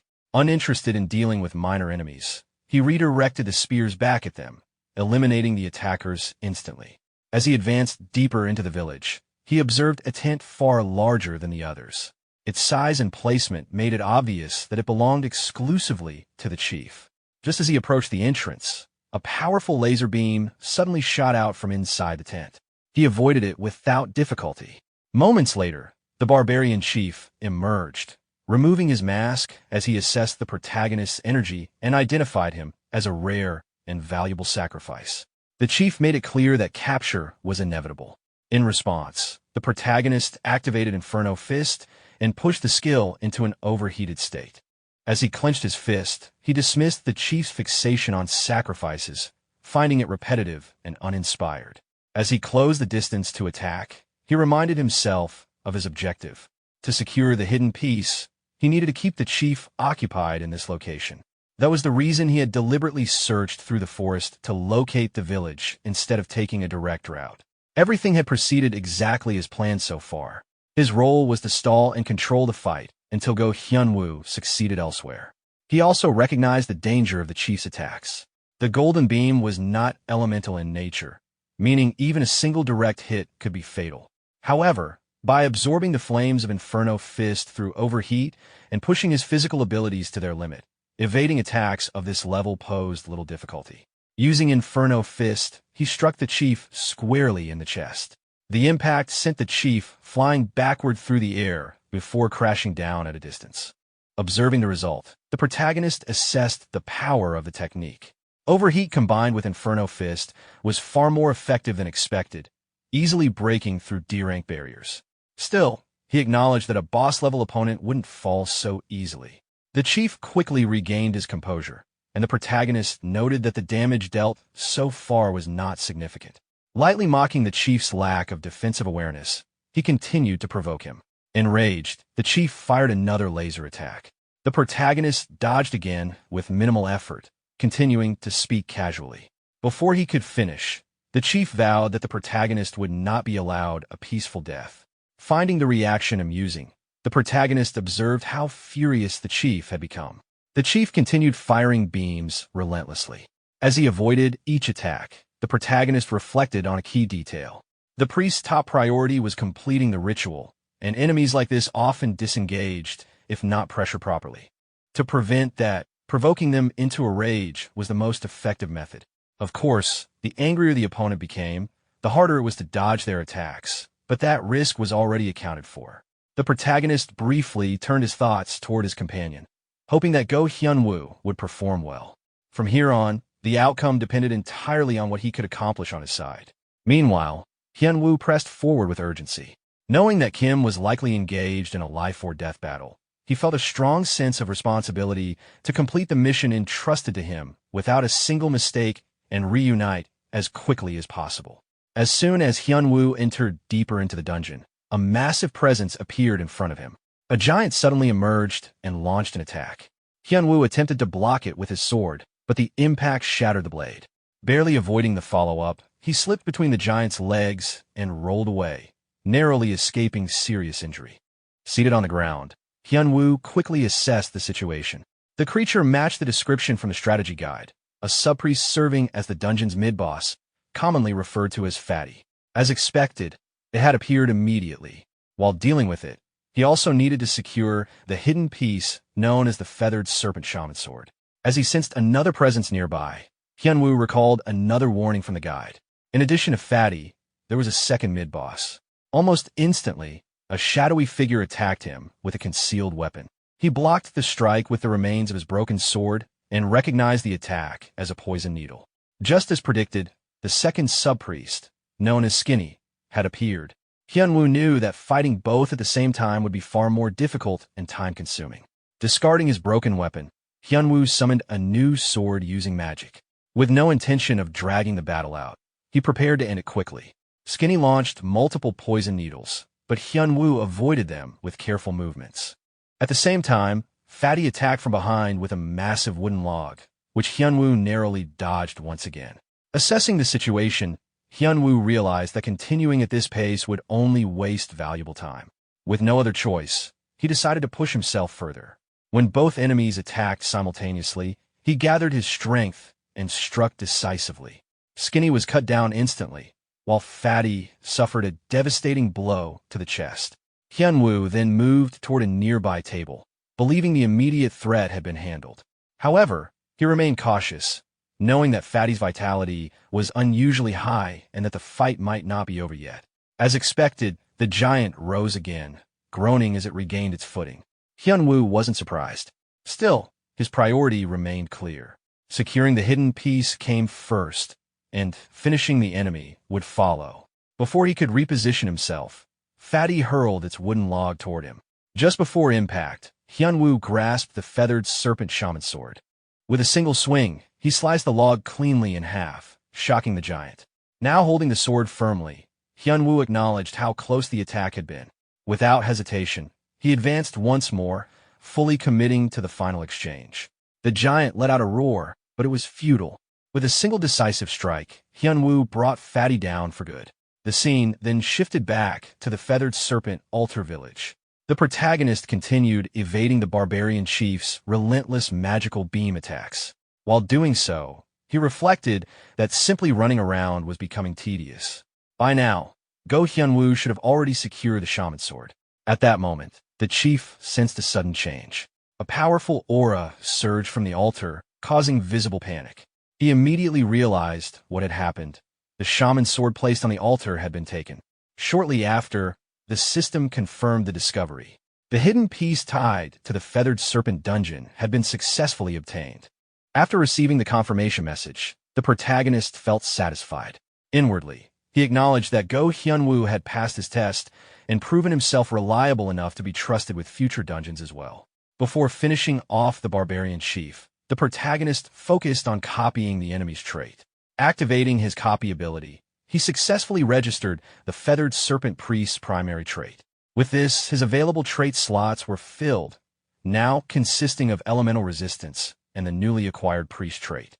Although the priest trait was made up of several complex effects, the increase in mana sensitivity stood out as particularly valuable. Realizing what had happened, the chief panicked and attempted to flee toward the altar. The protagonist blocked his escape, making it clear that there was no reason to rush there anymore. With the situation already decided, he prepared to end the fight. Activating Inferno Fist once more, he struck the chief directly in the chest. At that moment, the system confirmed that the Feathered Serpent Altar dungeon had been fully cleared. Shortly afterward, Go Hyunwoo arrived at the scene, clearly energized. The protagonist noted that his timing was perfect. As they observed the aftermath, the sword in Hyunwoo's hand began to glow, drawing energy from the defeated chief. The protagonist calmly explained that the weapon's performance had improved by absorbing the priest's soul. The system then displayed the results. The hidden piece, the Feathered Serpent Shaman Sword, had evolved from D rank to C rank. Its properties now included enhanced durability protection, automatic durability recovery, and newly acquired elemental resistance. In addition, several reward boxes appeared nearby. The protagonist pointed out that these were the dungeon's standard clear rewards, known as Feathered Serpent Altar Random Boxes. Examining his upgraded weapon, Hyunwoo expressed satisfaction. The sword alone was more than enough for him, and he felt confident he could rely on it for a long time. As a result, he insisted that the protagonist take the remaining rewards. The protagonist accepted without hesitation and suggested that they leave the dungeon immediately. Since the core had been destroyed, the dungeon would collapse after a short period. The two exited through the teleportation door and regrouped outside. Their guide, the brown-haired boy, commented that the clear had taken far less time than expected. The protagonist simply reaffirmed that he had said it would be quick. As they watched, the teleportation entrance began to disappear. The protagonist explained that once a dungeon's core was destroyed, its entrance would be sealed for a while. After enough time passed and the core regenerated, the dungeon would become accessible again and eventually be cleared by someone else. The brown-haired boy added that this process always left behind evidence of a dungeon clear, something that even the most skilled guides were unable to erase. Because of that, the protagonist suggested leaving the area before investigators arrived to assess the situation. As they descended the stairs, the guide expressed his exhaustion, commenting on how long the path felt. Hyunwoo laughed it off, pointing out that climbing upward was naturally more tiring than going down. Even so, the distance still felt excessive. Despite that, the guide admitted relief that they hadn't encountered anyone on the way back. He asked for the return of the anonymous badge and tie pin. Hyunwoo handed his back first, thanking him sincerely for ensuring their safe passage. The protagonist followed, returning his items as well and mentioning that he would be relying on him again in the future. The brown-haired boy brushed it off casually, treating it as part of his job. Just then, two girls approached the group. One of them, with blue hair, greeted them in a familiar manner, remarking that they seemed to run into each other quite often. At that moment, the brown-haired boy stiffened slightly, tension rising as he recognized the situation unfolding. The brown-haired boy confronted the group with visible irritation, questioning why they were in the dungeon district so late at night. In response, he casually brushed it off, stating that raiding dungeons was the only reason anyone would be there. The brown-haired girl remained skeptical, pointing out how hard it was to believe someone could start raiding from the very first day. The brown-haired boy answered lightly, mocking her distrust. He then nudged the protagonist to speak as well. The protagonist immediately realized that the responsibility of handling the situation had been pushed onto him. Wanting to resolve things quickly, he decided to go along with it. He casually asked whether they had also just returned from a raid. When she confirmed it, he followed up by asking about their completion percentage. She refused to share it. The brown-haired boy joked that people usually avoided sharing their scores when they were low. In response, the girl confidently claimed that her completion rate was higher than theirs. Taking advantage of her confidence, the protagonist suggested turning it into a bet to compare completion results. She agreed immediately and proposed the stakes herself, suggesting that the loser would owe a favor or have to answer a question. With both sides agreeing, they decided to reveal their results at the same time. When the countdown ended and the results appeared, the girl was visibly stunned. The protagonist's rage showed a full 100% completion. Observing her reaction, the protagonist noted inwardly that her confidence likely came from a 97% clear rate, and that the result had probably shocked her more than intended. Without lingering, he chose to use the moment to leave, stating that he would keep the favor for later. The scene shifted to the following day. The protagonist was now seated inside a cafe with his companions, relaxing with cold drinks. Hyunwoo commented that it had been a long time since they skipped training during lunch. The protagonist responded calmly, explaining that rest was also part of training, especially after pushing themselves hard the previous day. Hyunwoo then asked why he had been called there. The protagonist explained that he wanted to show them another benefit of clearing dungeons, the experience of opening random reward boxes. Soon after, the Feathered Serpent Dungeon's random boxes appeared on the table. With everything prepared, the protagonist initiated the unboxing. His companions reacted with excitement as the first box was opened, revealing a rank-up item. It wasn't a bad start. The second box contained a priest-tagged accessory, which immediately pleased the protagonist. Inwardly, he acknowledged that pulling both a rank-up item and a priest-type accessory already made the rewards worthwhile. He then offered Hyunwoo a chance to open a box himself. After some hesitation, Hyunwoo accepted. When he opened it, however, the result left him awkwardly disappointed, a wooden cup belonging to the serpent tribe. The protagonist teased him lightly about his poor luck. Hyunwoo apologized, but the protagonist reassured him, pointing out that he was the one who had dragged him into the dungeon in the first place. Still feeling embarrassed, Hyunwoo admitted that he had never been particularly lucky with these things. Shortly after, Seo Yin opened another box and froze in shock. Inside was a feather cushion ranked at B class. Both Hyunwoo and the protagonist were stunned. A B-rank item appearing from a D-rank random box was almost unheard of. As the protagonist examined it more closely, he realized that despite its name, it was essentially a combat-oriented item. That only made the result more surprising, especially considering who had pulled it.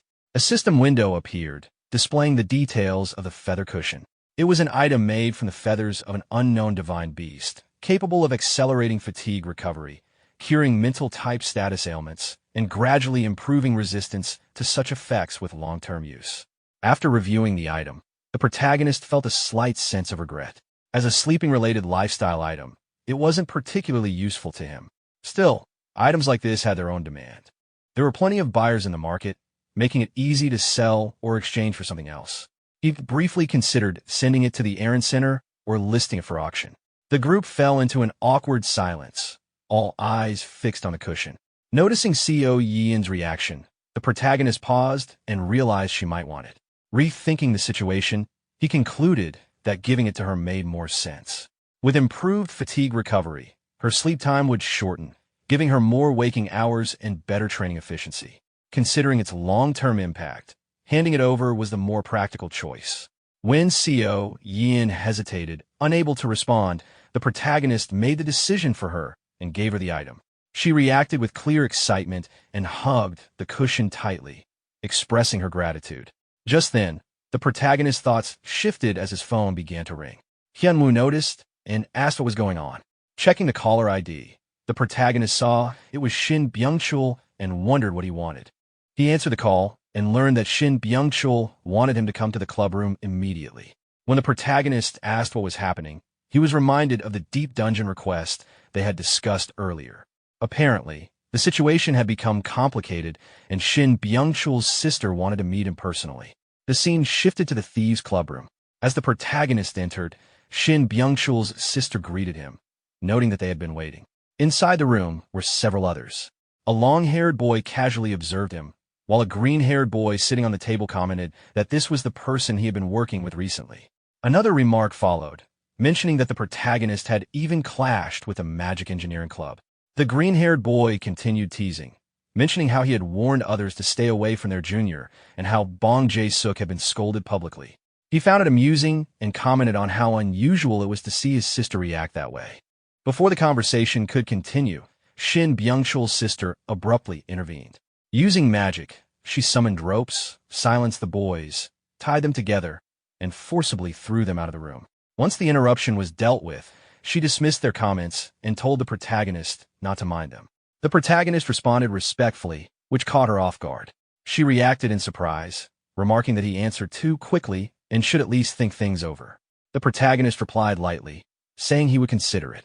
Stretching slightly, she decided to drop the small talk and get straight to the issue. She explained that there was a problem with the Black Serpent dungeon request he had taken. A bid had been placed on it. When the protagonist asked whether it was a regular bid or a priority bid, she clarified that it was the latter. Hearing that, the protagonist immediately understood the complication. He recalled how dungeon access worked. Once a dungeon core was destroyed, the dungeon sealed itself until regeneration. Within each cycle, only a limited number of parties could challenge a dungeon, and those with valuable rewards naturally attracted competition. To manage this, Young Slayer Academy had introduced a bidding system. Normally, access was decided through regular bids, ranking parties based on raid success rates. However, priority bids overrode all such conditions. Each club was given a limited number of priority bid tickets, and using one granted immediate access rights regardless of rank. At present, the Black Serpent dungeon was under a priority bid. Shin Byung-chul's sister continued, explaining that since they planned to enter unofficially, access itself wasn't the issue. The problem was what came afterward. Once the dungeon was cleared, it would close, and the club that placed the priority bid wouldn't simply let it go. With a sharp expression, she revealed the final detail. The club that had placed the priority bid was the Swordsmanship Club, one of the Academy's top 2 clubs. She asked whether he still intended to proceed. The protagonist answered without hesitation. He wanted to push through. Surprised by his decisiveness, she questioned whether he was serious. The protagonist responded calmly, stating that he would handle the consequences and asking her to move forward with the plan. She stood up from her chair, clearly amused. If their junior was that confident, then he must have something in mind. Clenching her fist with a confident smile, she agreed to proceed and committed fully to the decision. Tension briefly filled the room as the brown-haired boy questioned his sister about whether she intended to go personally. She answered without hesitation, stating that she would join Davin herself. Turning her attention to the protagonist, she added that extra payment would be required if she were involved, treating it as a straightforward deal. The protagonist agreed calmly, making it clear that if they were going to proceed, it would be done properly. The sister then asked who else he planned to bring along, mentioning the gray-haired companion she had seen before. The protagonist corrected her, explaining that he would be going with Go Hyunwoo instead, reminding her that she had likely seen him during the duel with Emerald. This jogged her memory, and she recognized him as the handsome fighter from that incident. Even so, she expressed doubt, pointing out that a B-rank dungeon seemed manageable with just the two of them. Davin, however, questioned how a freshman could handle something at that level. Hearing this, the sister realized why Davin was unaware. She recalled that during the infiltration of the temporary storage facility, the protagonist had been wearing a mask enchanted with perception-disturbing magic, which had concealed his identity at the time. Leaning closer, she quietly asked if she was allowed to mention his true identity. The protagonist responded evenly, giving his permission as long as she did not spread it around carelessly. She then warned Davin to listen carefully and not be shocked. As Davin looked at the protagonist, realization dawned on her, as she internally identified him as Inferno Fist. With introductions effectively concluded, the protagonist placed a stack of documents on the table and asked everyone to review them. The sister picked them up and reacted with visible surprise upon realizing they were a strategy guide for the Black Snake Dungeon. Questioning how he had obtained something so detailed, she shared the contents with the others, pointing out that the plan focused on entering quietly, taking only the valuable targets, and leaving without unnecessary confrontation. The group immediately noticed how closely the approach resembled a thief's operation, which left the protagonist momentarily confused by their synchronized reaction. Laughing, the sister remarked that this only proved he was perfectly suited for their club. Davin, still uncertain, admitted that now that it was mentioned, the protagonist did seem somewhat underhanded in his methods. The protagonist quickly clarified that he had no intention of joining the club. The sister sighed, acknowledging that his sharp refusal was exactly what she expected. Refocusing on the task, the protagonist asked whether the guide was usable. After reviewing it more carefully, the sister confirmed that the plan would significantly reduce combat encounters, noting that Byung-chul's role would simply involve disabling traps. At this point, the brown-haired boy reacted in shock, realizing he was expected to participate as well. His sister immediately reminded him of how confidently he had boasted about becoming a rising star in mechanisms. His confidence faltered, and he admitted that while he had said that before, a B-rank dungeon was a different matter entirely and put his life at risk. After a brief pause, he firmly refused to take part. The protagonist responded evenly, warning him that he would regret backing out. The brown-haired boy replied irritably, stating that no reward was worth dying for. Without raising his voice, the protagonist then mentioned a specific hidden item. The room fell silent as everyone stared at him in disbelief. He calmly explained that it was a hidden piece so valuable that no stealth-type class could resist it, even noting that the assassin Jang Sam had once exposed himself trying to obtain it. He made it clear that this was an offer the Thieves' Club could not reasonably refuse. The sister reacted with shock, admitting she had believed the item was only a rumor. The protagonist confirmed its existence without hesitation. At that, her attitude shifted completely. Trusting that he was not lying, she declared that they could not pass up the opportunity. She noted that since Byung-chul had already backed out, the remaining group would proceed. Suddenly, the brown-haired boy's hesitation vanished. With renewed confidence, he proclaimed that a true man faced danger to achieve his goals and asserted that no one was better suited for handling mechanisms than Shin Byung-chul himself. Watching this turnaround, the protagonist reflected inwardly that if Dang Gyang was this motivated, then Shin Byung-chul was likely dependable after all. He found himself genuinely glad to have him along, even noting to himself that he had expected the boy to run away. As they parted ways, the protagonist told them that he would see them again on Friday night. A few days passed, and Friday evening arrived. Inside the mana training room, the protagonist sat in meditation, quietly organizing his preparations. He knew that before entering a deep-level dungeon, proper groundwork was essential. Although his skills had improved steadily, his D-rank core was starting to fall behind. With the priest trait he had recently obtained, combined with the synergy provided by the priest's black bracelet, he focused on accelerating his mana growth. His goal was to raise his core's rank efficiently. Beyond that, he planned to use the E-rank rank-up item he had acquired from the random box. Since amplification was a core skill that was difficult to level through normal means, he decided to rely on the rank-up item to strengthen it directly. When he finished his meditation and opened his eyes, he confirmed inwardly that all preparations were complete. Leaving the mana training room, he walked through the training center while reviewing everything in his mind. From his perspective, he had prepared everything he could.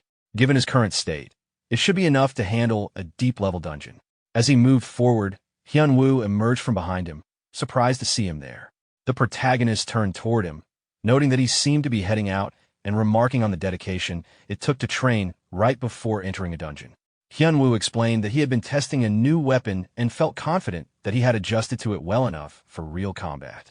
Hearing this, the protagonist concluded that they were both ready and suggested that they leave together. The scene shifted to the dungeon district. The protagonist and Hyunwoo arrived together, where the sister was already waiting for them. She confirmed their arrival and told them to move in once they were ready. Hyunwoo hesitated slightly, questioning whether it was truly fine to enter so openly, especially considering the item Shin Byung-chul had provided earlier. The protagonist reassured him calmly, explaining that the item would not be necessary. At that moment, the sister activated her shadow butterfly flight skill. Numerous butterflies formed from her magic and spread out ahead of them. She told them to watch closely, confident that they would soon understand. As the butterflies flew toward the dungeon gates, Hyunwoo realized their purpose and noted that they were being used for scouting.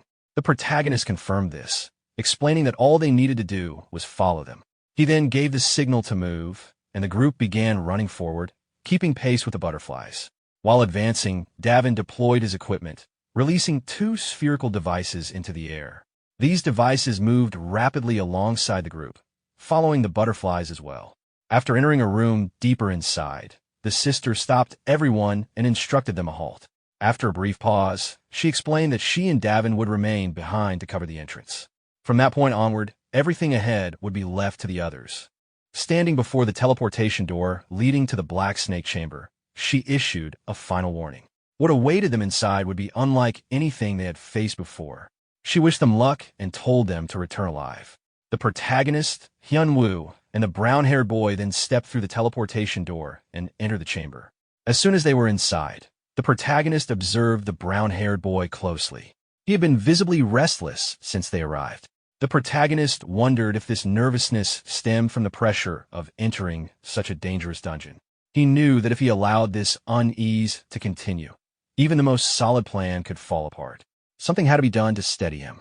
Calling his name, the protagonist drew his attention and directly asked whether he was scared. Internally, he noted that challenging someone's pride was often the most effective way to provoke a reaction. The brown-haired boy immediately denied it, insisting he was not afraid. However, the protagonist noticed his legs trembling and pointed it out. The boy awkwardly brushed it off, claiming it was merely a habit and continuing to deny any fear. At that moment, the brown-haired boy looked around the chamber more closely. Realization struck him as he finally took in their surroundings, and he reacted in shock upon recognizing the dungeon as the B-rank Black Snake Chamber. Hyunwoo looked around the area and pointed out that something felt off. Given the number of people usually present, the surroundings should have been filled with activity and residual energy. Instead, the place felt unusually quiet. After observing the environment more carefully, he noted again how unnatural the silence was. The protagonist responded calmly, explaining that incidents have been occurring continuously in this area. While it was unfortunate, those disturbances created an opportunity they could make use of. As long as they followed the guide and focused on collecting the valuable targets, their objective would be met. With that decided, he led them toward their first destination. They entered a restaurant and took their seats. A staff member greeted them and took their order, which the protagonist placed without hesitation. The service was quick, and the food was brought out soon after.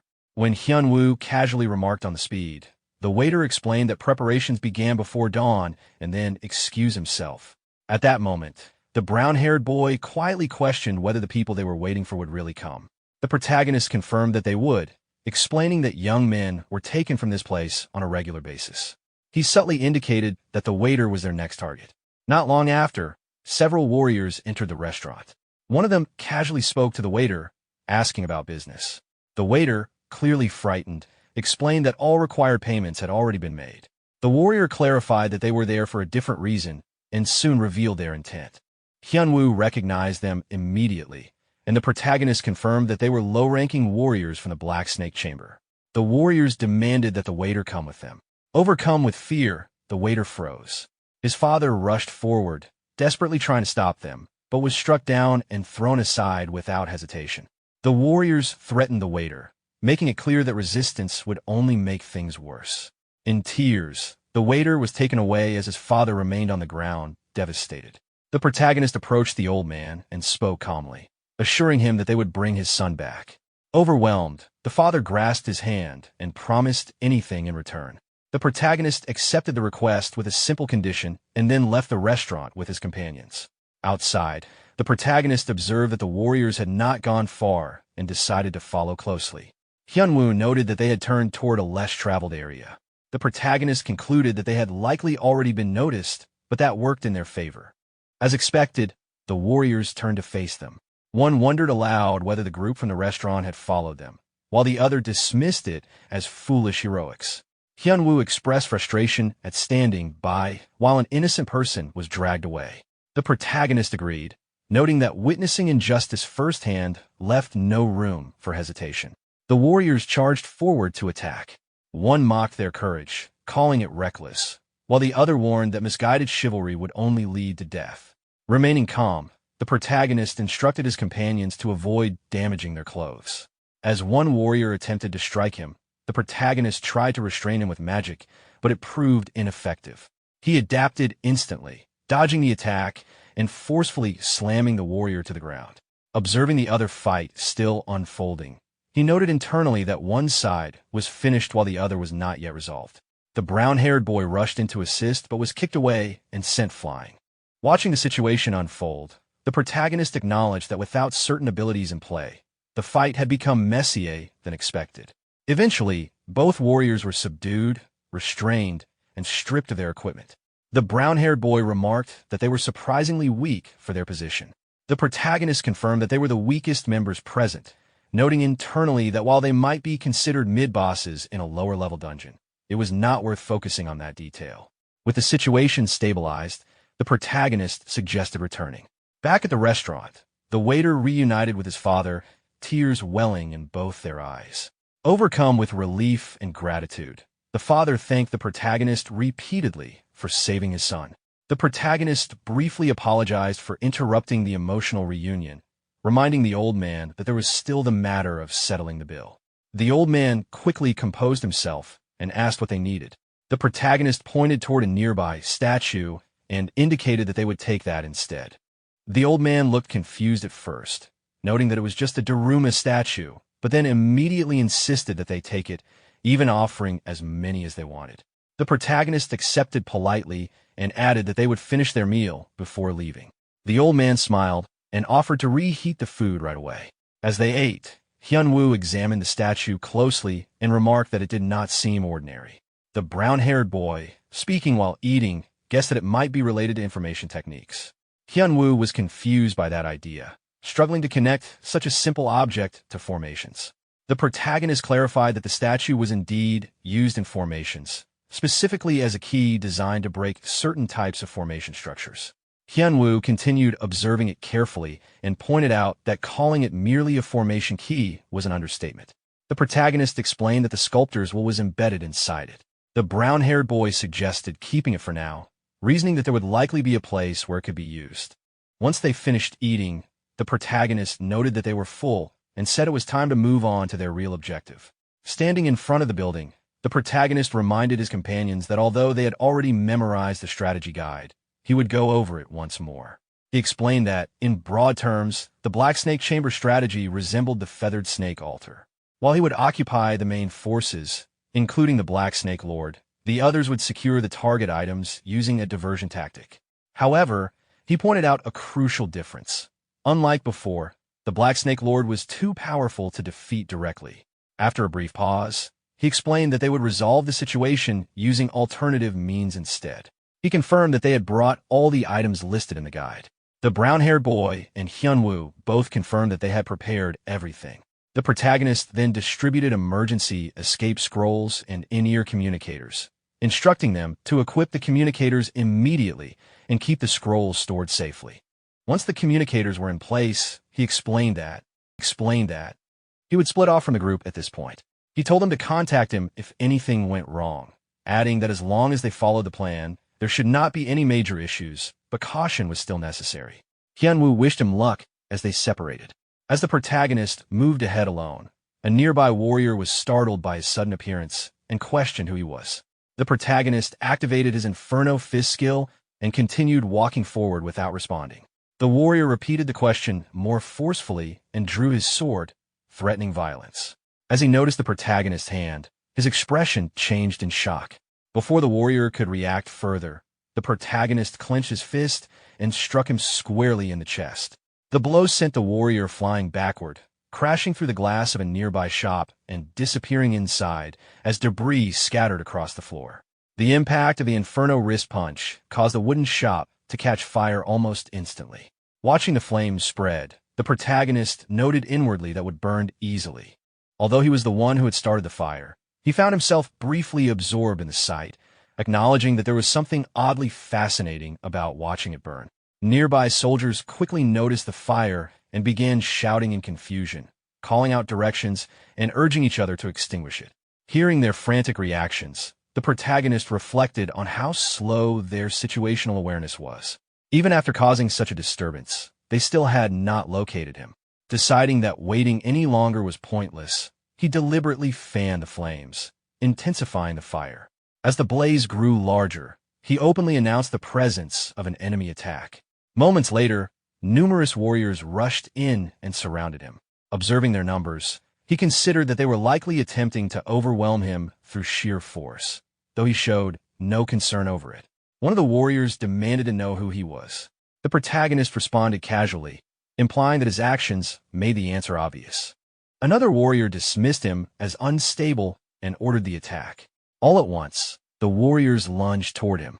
Watching them close in, the protagonist accepted their assessment without resistance and calmly prepared himself. He then leapt high into the air, far above their reach, shocking the warriors below. While airborne, he activated Inferno Fist and, with deliberate force, struck downward. The resulting impact caused a massive fiery explosion that engulfed the warriors instantly. The blast shattered the ground beneath them, leaving destruction in its wake. Afterward, the protagonist landed quietly, his posture steady. He reasoned that after causing this much destruction, the true authority of the area would have noticed by now. To speed things up, he decided that creating even more chaos would draw the individual out faster. As expected, a mysterious figure soon appeared, emitting a green glow. The newcomer assessed the protagonist's techniques and questioned whether he was connected to the flame tyrant, remarking on the damage done to his domain. The protagonist was briefly surprised by how quickly the figure appeared, realizing that his provocation had worked sooner than planned. The man declared that the destruction would be paid for with the protagonist's life. Internally, the protagonist identified him as the Black Serpent House Master. He noted the misunderstanding regarding the Flame Tyrant and Inferno Fist, but decided that allowing the confusion to persist would actually benefit him by keeping the man's attention fully focused. The protagonist dismissed the House Master with open contempt, provoking immediate anger. The House Master charged forward, demanding proof through combat. The protagonist avoided the attack with ease, remarking on the lack of courtesy in striking without warning. The House Master acknowledged the dodge and pressed the attack again. As he continued evading, the protagonist analyzed the man's martial style, recognizing a lethal mix of claw techniques and poison arts. Even a minor injury from such techniques would be fatal. The House Master mocked his evasiveness, comparing him to something slippery, and demanded that he stop retreating. The protagonist calmly responded, noting his own speed, and continued avoiding every strike. He taunted the House Master by commenting on the filth coating his hands, deliberately provoking him further. Enraged, the House Master reacted violently, promising a painful death. The protagonist responded coolly, pointing out that the man seemed too slow to make such threats credible. As the exchange continued, the house master questioned how long the protagonist intended to keep evading. Internally, the protagonist clarified his objective. He only needed to maintain the house master's attention until receiving confirmation from Go Hyunwoo's side. Once that happened, he could withdraw. However, stalling too obviously might expose the diversion, and it was clear the house master was beginning to suspect something. That meant it was time to strike back. Refocusing, the protagonist prepared himself and activated Inferno Fist again, pushing the skill beyond its normal limits. As heat surged through his clenched fist, he declared that he would finally respond properly. The house master, watching the energy build, became convinced that the protagonist truly was a disciple of the flame tyrant. The protagonist neither confirmed nor denied it, allowing the misunderstanding to remain. He then leapt high into the air once more. The house master, alarmed, assumed the protagonist intended to destroy the area again and followed him upward, warning that aerial combat would nullify his agility. As the house master attacked midair, the protagonist avoided the strike by flipping smoothly through the air. Reappearing behind him, he calmly questioned whether that assumption was truly correct. The protagonist combined wind force with Inferno Fist and released a powerful punch toward the house master. The impact struck directly, sending the man flying backward and crashing through multiple shops, tearing through walls as burning debris scattered around him. Observing the result, the protagonist assessed the outcome inwardly. Although the strike had landed cleanly, it was far from enough to defeat the house master. He compared the strength involved, recalling that the Feathered Serpent Priest had only been a D-rank boss. The reason the leader of an underworld group was ranked B was not because he was ordinary, but because the Black Serpent House itself was no simple criminal organization. Its master was a survivor of the ancient war between the righteous and demonic factions. Moments later, the house master emerged from the wreckage, stepping out from between burning wooden fragments. He acknowledged the protagonist's movement techniques and expressed surprise at seeing void steps, admitting that he had underestimated him. Internally, the protagonist sensed a shift. The man was no longer holding back. This was not merely the Black Serpent House Master. This was the Black Serpent Pavilion Lord of the Heavenly Demon Cult. As the man prepared to escalate the fight further, the scene shifted away.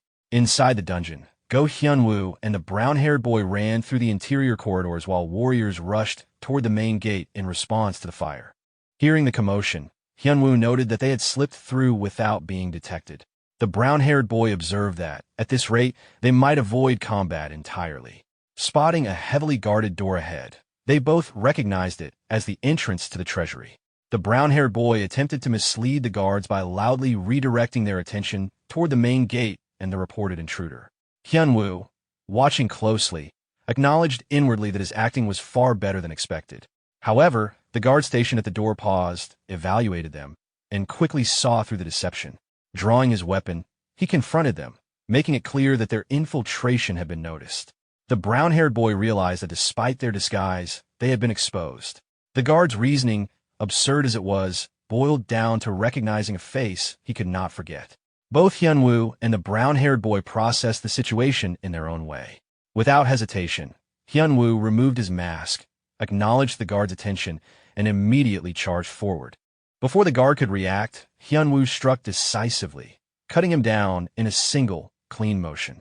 He accepted the necessity of the action without hesitation.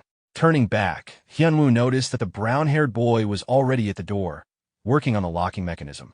Surprised by how quickly he had moved, Hyunwoo watched as the man focused on his task despite his irritation.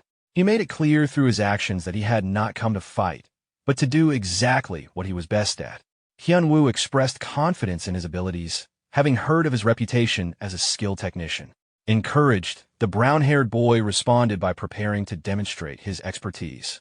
He retrieved 3 specialized tools, positioning them carefully as he began unlocking the treasury door with practiced precision. The brown-haired boy moved his hands quickly over the lock, working through the mechanism with practiced ease. Within only a few seconds, the sealed door was fully opened. Hyunwoo froze for a moment in disbelief, clearly not expecting the lock to be cleared so fast. The brown-haired boy, confident in his work, indicated that the path ahead was now open. As they stepped forward, Hyunwoo carefully examined the passage in front of them. It was a key route leading toward Vigo, yet there were no visible security devices. The absence of obvious defenses immediately felt unnatural. The brown-haired boy quickly pointed out the flaw in that assumption, recognizing that a place this important would rely on concealed traps rather than exposed mechanisms. His concern proved correct almost instantly. A hidden device activated without warning, launching an arrow through the air. Hyunwoo narrowly avoided it, watching as it embedded itself deep into the opposite wall. The precision of the trap confirmed just how carefully it had been hidden. Hyunwoo acknowledged that without the brown-haired boy's awareness, the situation could have ended badly. The brown-haired boy reinforced the point through his actions, making it clear that even a moment of carelessness in a place like this would result in immediate death. Hyunwoo, recognizing his own limitations in this environment, placed his trust entirely in him. Taking the lead, the brown-haired boy instructed Hyunwoo through a series of precise movements. He guided him step by step, directing where to stand, where to apply pressure, and when to pull. At his signal, Hyunwoo pulled the rope exactly as instructed. The mechanism responded correctly, allowing the brown-haired boy to sprint forward and disable the remaining trap. Once finished, he signaled that the path was now safe to cross. Hyunwoo could not hide his admiration. He had heard stories about the man's skill with mechanisms, but seeing it firsthand made the reputation feel entirely justified. The brown-haired boy, clearly pleased, reinforced his belief that understanding and properly using technology was essential for survival. However, Hyunwoo soon noticed that the path ahead appeared to end abruptly at a solid wall. The brown-haired boy explained that the storeroom entrance had been deliberately concealed behind a false wall. His plan was simple. Hyunwoo would break through the outer stone layer, and he would handle the rest. Hyunwoo drew his sword and stepped forward, asking the brown-haired boy to move aside. With a series of forceful strikes, he carved a large opening into the wall. After inspecting the opening, the brown-haired boy confirmed that it was sufficient and took over once again. Before proceeding, he requested the Daruma statue Hyunwoo had obtained earlier. Hyunwoo handed it over without hesitation. As he examined the lock, the brown-haired boy reasoned that if the statue was a key component of the formation, it would also serve a purpose here. He dismantled several internal parts, then carefully inserted the statue into a specific slot within the mechanism. The moment it was placed, the internal system activated. Gears shifted, the structure responded, and a hidden door to the treasure vault slowly opened. Inside the vault, the brown-haired boy opened a chest filled with gold, momentarily calculating its immense value. Hyunwoo, after only a brief glance around, understood that everything stored here was priceless. Despite the temptation, the brown-haired boy remained cautious. He noted that dying in the vault would benefit no one. His attention shifted to a black talisman attached to a nearby box, recognizing it from the guide as a special device linked to the Black Lord Serpent. Even the slightest contact would trigger a deadly poison. He forced himself to suppress any greedy impulses, repeatedly reminding himself to stay focused. Watching this, Hyunwoo quietly observed that the boy was muttering to himself, finding the habit oddly reassuring rather than concerning. Refocusing on their objective, Hyunwoo recalled the guide's information that only one item in the vault lacked a talisman. His attention was drawn to a small black box faintly glowing on the floor. He picked it up carefully, examining it closely. It matched the description perfectly. With the objective finally secured, Hyunwoo turned to the brown-haired boy with a relaxed expression, indicating that it was time to leave. The brown-haired boy agreed without hesitation, acknowledging that remaining any longer would only increase the risk. They immediately began moving toward the exit at full speed. As they ran, the brown-haired boy appeared confident, explaining that following the guide made everything straightforward. The traps along their route had already been disarmed earlier, so reaching the safe zone should have been uncomplicated. After a brief pause, he casually admitted that part of him almost wished something unexpected would happen, simply to make things more interesting. Hyunwoo reacted sharply to that comment, clearly uncomfortable with tempting bad luck. The brown-haired boy quickly realized his mistake and brushed it off, admitting that he spoke too freely. Moments later, Hyunwoo suddenly froze at the sight ahead. Something at the exit gate caught his attention, stopping him mid-stride. The brown-haired boy questioned him and turned toward the gate himself. The moment he did, his expression drained of color as sweat formed on his face. Standing calmly at the exit was an old man dressed entirely in white. The warning from the guide immediately came to mind. The old man examined the surroundings with interest, acknowledging the precision and cleanliness of the work done inside. Hyunwoo responded respectfully, his fear evident. Gathering his courage, he asked whether the man before them was an elder of the heavenly demon cult, Baek Hyakuseo, known as the White Serpent. As Hyunwoo studied him more closely, his thoughts raced. The White Serpent was the vice lord of the Black Snake Chamber, once an elder master of the demonic cult, infamous as one half of the Black and White Twin Serpents. Even the Lord of Black Serpents struggled to fully control him. He wandered the chamber without pattern, appearing only when misfortune was at its peak. Realizing this meant they had encountered the worst possible individual, Hyunwoo understood that measuring the man's true mastery was impossible. Direct combat would guarantee defeat. Breaking free from his thoughts, Hyunwoo immediately drew his sword and ordered the brown-haired boy to run if escape was still possible. The brown-haired boy hesitated, questioning what Hyunwoo planned to do. Hyunwoo, gripping his sword tightly, assessed the situation internally. The gap in martial ability was overwhelming, making escape unrealistic. With that in mind, only one path remained if survival was to be achieved. He shouted for the brown-haired boy to flee, promising to find a way. The White Serpent observed him calmly, remarking on how impressive it was for someone not yet 20 to reach such a level. Hyunwoo responded with honesty, crediting his master and companions. The old man acknowledged those words, but expressed regret that such a promising martial artist would have to die by his hand. Raising his sword, the White Serpent declared that fate itself had placed them together. As a final act of mercy, he allowed Hyunwoo to strike first. Without hesitation, Hyunwoo rushed forward, activating his flow of the bird technique as he closed the distance. He prepared himself mentally, treating the exchange as a lesson he would endure heeding. The old man watched carefully, recognizing that Hyunwoo was not merely controlling wind, but the flow of ki itself, an advanced art far beyond the ordinary. Just as Hyunwoo's attack was about to land, the old man's sword moved unnaturally, bending and whipping through the air like a rope. Hyunwoo barely had time to register the realization that it was a flexible sword before the strike landed squarely against his chest. The White Serpent's poisonous snake guard technique sent him flying backward. Pain tore through Hyunwoo as he was launched through the air. Watching him, the old man judged the technique calmly, strong, but reckless, a movement that disregarded what came after, meant for mutual destruction. Mercy, in such a fight, was never an option. Hyunwoo crashed to the ground some distance away. Struggling to rise, blood spilled from his mouth as he forced himself upright. Internally, he acknowledged the reality of the gap between them. A single exchange had sent him flying. This was not an opponent that could be faced half-heartedly. If there was any chance left, he would have to commit everything he had. Steadying his breathing, Hyunwoo regained his stance and prepared to fight once more. The White Serpent advanced, swinging his sword again with calm confidence, expressing approval of Hyunwoo's effort while making it clear that endurance alone would not be enough. He closed the distance, attacking once more. Standing firm, Hyunwoo focused his thoughts. This was precisely why he could not fail. In that moment, he recognized something familiar. The movement of the sword mirrored the patterns carved into the Daruma statue. One of the engraved lines overlapped perfectly with the sword's path. Understanding finally clicked. Hyunwoo surged forward, narrowly dodging the attack. The White Serpent acknowledged the feat, impressed that someone so young could move with such refinement, encouraging him to take pride in it. As Hyunwoo recovered his balance, he assessed himself honestly. His clear stream technique had been close to flawless, yet it still fell short. The gap remained. The old man concluded that offering mercy now would only be disrespectful. With that, he prepared to reveal even more of his martial art. Hyunwoo faced the old man, feeling an intense presence pressing down on him. His mind raced with the realization that the man before him moved like a massive serpent ready to strike.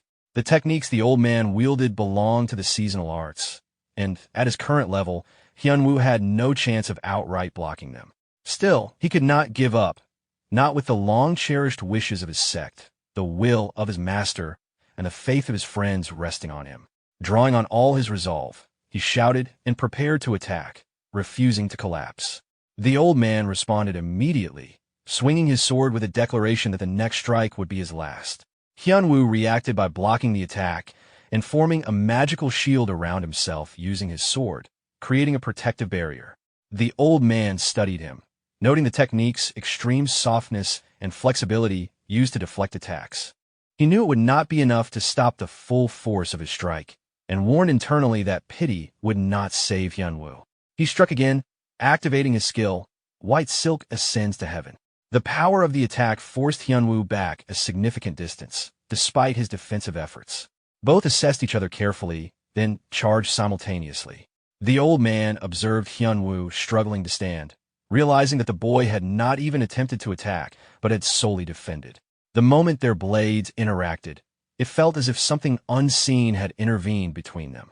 The sword Hyunwoo wielded was extraordinary, unlike any ordinary weapon. The old man's mind raced. Even as Hyunwoo bled and fought to regain his stance, the elder wondered about the boy and the long sword he carried.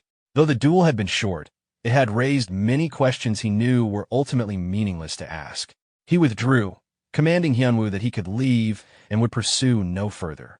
Hyunwoo, recalling the events, understood the old man's intentions. He acknowledged the situation to the brown-haired boy, who was instructed by the elder to take him and leave. The brown-haired boy expressed relief and gratitude, though he whispered to Hyunwoo to remain cautious. Before departing, Hyunwoo promised to return, and the old man confirmed he would be waiting. Once safely outside, the brown-haired boy remarked that they had been fortunate. No one was in pursuit, giving them a chance to recover. He offered Hyunwoo a magical potion from his inventory. Hyunwoo, initially surprised, accepted it and felt his strength quickly restored. He thanked the brown-haired boy, who acknowledged the effect with a smile. Hyunwoo then remarked on the cost of giving up such a rare item, and the brown-haired boy admitted it had been a significant expense, but necessary under the circumstances. Hyunwoo concluded with admiration, noting the boldness and skill of his companion in crucial moments, recognizing that he had learned well from the experience. The brown-haired boy smiled awkwardly, laughing and crying at the same time. He insisted he could step up when it mattered. Then, confused, he asked about Hyunwoo's promise to visit again. Hyunwoo confirmed he would, and the boy explained that the old man would not remember him next time. The dungeon had already been claimed by the Swordsmanship Club, and once it reset, all memories would be wiped. Hyunwoo, gripping his sword, said it didn't matter whether the old man remembered him. What mattered was that their duel was not finished. Looking at his sword, he realized the reason the elder had spared them was pride, a desire to face him again when he had grown stronger. In other words, the duel had been postponed, not ended. Someday, he would return to settle it properly as true warriors. Meanwhile, the scene shifted to the ongoing battle with the Black Serpent. Observing the protagonist's movements, the Black Serpent commented aggressively on his footwork and accused him of dishonoring the Flame Tyrant's name. The protagonist dodged and clarified that he was not the Flame Tyrant's disciple. A message arrived through the brown-haired boy's earbud. The mission was complete, and it was time to reach the safe zone. Hyunwoo acknowledged it and prepared to wrap things up. Smiling, he told the Black Serpent he was leaving. The Black Serpent attempted to intercept, but the protagonist dodged easily, teasing that he couldn't be caught. The Black Serpent, growing furious, activated the Celestial Net to trap him. The protagonist stopped, combined his Inferno Fist with Wind Force, and struck the Black Serpent with a powerful punch. The blow sent him crashing into a building, shattering it and setting ablaze. Observing his burnt hands, the protagonist noted the expected damage from amplifying his Inferno Fist, recognizing that while it had bought time, it would not defeat the Black Serpent entirely.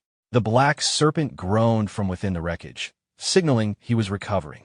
Understanding the situation, the protagonist began fleeing, planning to leave the dungeon before the situation escalated.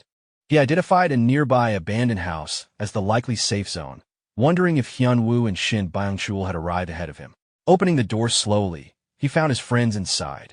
He greeted them, noting Hyunwoo's pale appearance and asking if he had struggled against the guards. Hyunwoo admitted he had, smiling at the recollection. The protagonist then took out the escape scroll and commended them for their efforts. He combined the two pieces of the scroll, acknowledging that they had spent longer in the dungeon than expected and that those waiting outside must have been worried. Once the pieces joined, the escape scroll created a teleportation door. Looking at the glowing doorway, the protagonist told everyone it was time to leave. After teleporting to the dungeon district building, the brown-haired boy waved to his sister to indicate they had returned. Hyunwoo reminded everyone to be careful and move quickly to avoid being caught. In front of them, a black curtain appeared. Hyunwoo, confused, asked about it. The brown-haired boy explained that it was his sister's skill, which could hide people in a shadow space, and reassured him to relax and trust it. Hyun-woo acknowledged the explanation. The sister then guided everyone toward the ground floor, noting the presence of many people above and instructing them to proceed carefully. Hyun-woo asked if the black sand room had been cleared safely, and the protagonist confirmed there were no major issues. The sister praised the first year for clearing the dungeon efficiently, but then realized that her familiar had detected someone nearby, Gwak Sung-jae. She explained quietly that they had only come down to the basement to observe and had not entered the dungeon. Sung-jae appeared through a teleportation door, greeting the sister. He explained that he had come across the group on another floor and requested that they accompany him to the disciplinary committee room. The sister agreed. At the disciplinary committee head's office, a brown-haired girl welcomed them inside. Sung-jae reported that he had found the group near the basement entrance and brought them there. The committee head asked if they were on their way down, and Sung-jae clarified that they were on their way up. The committee head expressed surprise. Sung-jae then inspected the protagonist's hand and created a portal to check the dungeon. Observing the group, the committee head considered that they had likely completed their activities in the basement and wanted to verify. He offered drinks, which Davin and the sister accepted according to their preferences, while the brown-haired boy declined. The protagonist had brought honey water for everyone. The committee head speculated that the protagonist might have joined the sisters' club, and she confirmed something had occurred. The protagonist stated he was remaining independent. The committee head advised careful consideration about switching clubs. The committee head then asked why the sister brought a first-year student to the basement. She explained that she only wanted to show him the area and had not entered the dungeon. The committee head reminded the protagonist that first years were not allowed in the basement without permission, and he acknowledged this rule. When asked why he went down despite the rules, the protagonist admitted curiosity. The committee head noted that curiosity was natural, but emphasized the importance of following rules. He then began to recall that Sung-jae had previously inspected the basement and wanted to confirm the situation. The committee head informed the group that Sung-jae had called to confirm that no unauthorized dungeon clears had been recorded that night. The protagonist realized that because they had used an emergency escape scroll without actually clearing the dungeon, the disciplinary committee could not prove anything and could only rely on suspicion, which meant they were no longer at risk. The committee head noted that the first years had gone to the basement and the others had accompanied them. He decided to issue 1 demerit point each as a warning and allowed them to leave. The sister expressed relief at avoiding further trouble, and Sung-jae asked the brown-haired girl for her assessment of the situation. She explained that the combination of people involved suggested a dungeon was the objective and noted Go Hyun-woo's condition, indicating possible internal injuries. Sung-jae agreed, estimating the dungeon's difficulty based on the evidence and observing a burn mark on the protagonist's right hand, which suggested a recent encounter. He concluded that any future attempt to enter that dungeon would be closely monitored. The sister then dismissed everyone for rest, while the brown-haired boy waved goodbye. She asked to speak privately with the protagonist. During their walk, she apologized for boasting and being caught, acknowledging Sung-jae's strategic intervention. The protagonist reassured her that a single demerit point was not a problem. She examined his hand and noticed signs of heavy use of Inferno Fist, noting that it might be a concern if the Black Sand Room replay remained visible. The protagonist requested her help in keeping the replay private, and she agreed, mentioning that their service had been lacking and emphasizing the importance of avoiding exposure. She also questioned why he consistently took reckless actions.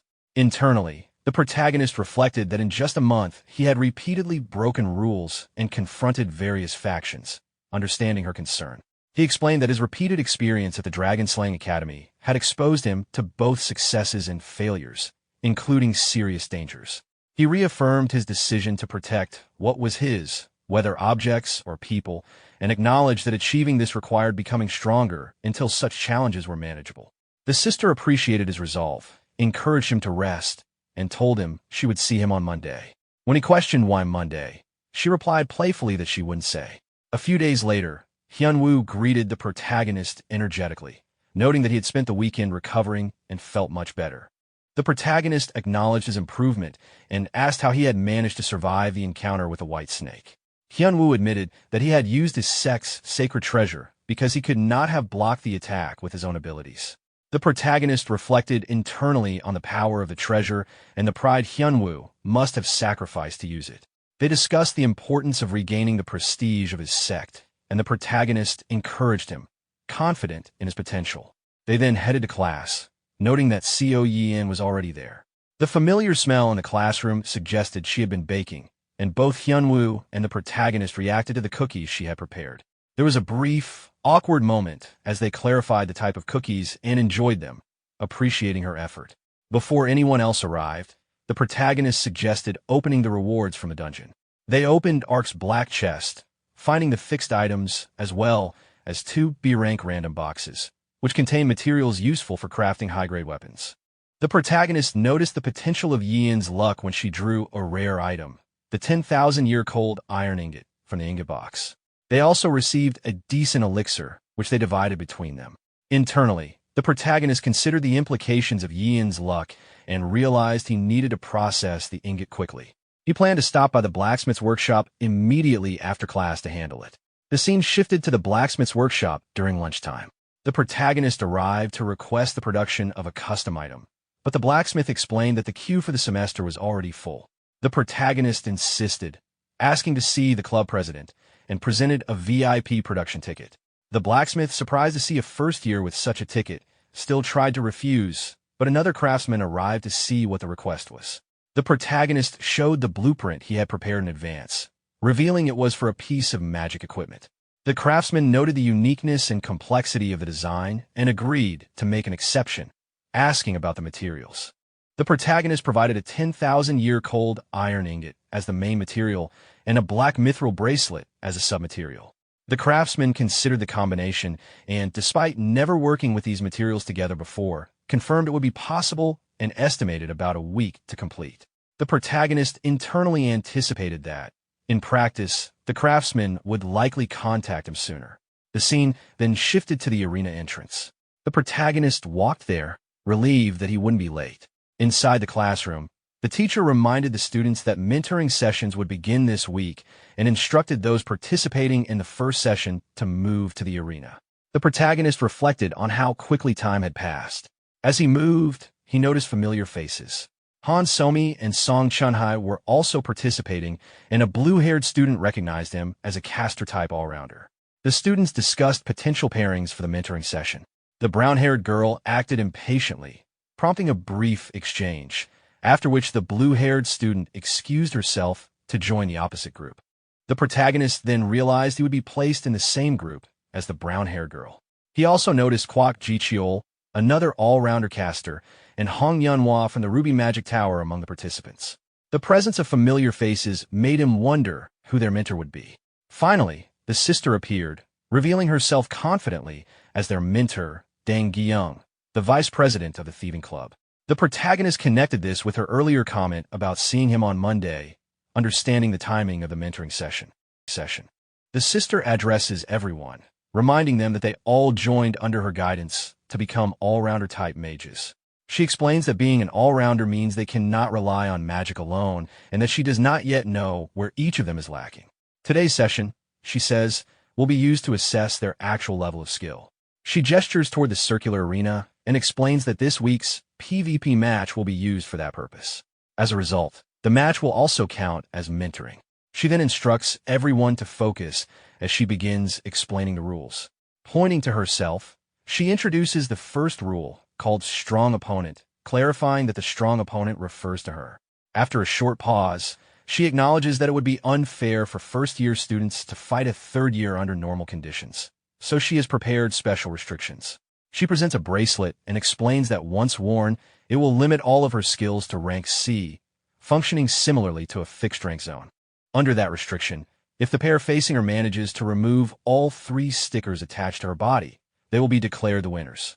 As she places the stickers on herself, she explains the final rule, 2-man, which simply means that the challengers must fight together as a pair. After finishing the explanation, she gives everyone the opportunity to ask questions or voice complaints. The group responds only with awkward silence. Seeing no reaction, she concludes the briefing and tells them to enter the arena in pairs when ready. With that, she teleports into the arena. Left behind, the group processes the instruction about fighting in pairs. The brown-haired girl thinks carefully and concludes that no matter what happens, she must avoid being paired with the protagonist. Breaking out of her thoughts, she quickly asks the green-haired boy to partner with her. He agrees without hesitation. Hong Yun, watching this unfold, becomes visibly anxious, realizing she has not been chosen. The protagonist turns to her and suggests that they form a team again and simply do their best. Hong Yun reacts awkwardly, clearly flustered, while the protagonist notes internally that her behavior has not changed. While waiting, the protagonist opens his pop-up window and scrolls through it. He wonders how long Hong Yun will keep reacting this way and decides to pass the time by checking his quests. He chooses to review the PvP rewards first, planning to look at the mentoring event later. After examining the rewards, he notices that they vary depending on completion time. From this, he concludes that dragging the match out would be disadvantageous, making it better to finish things as quickly as possible.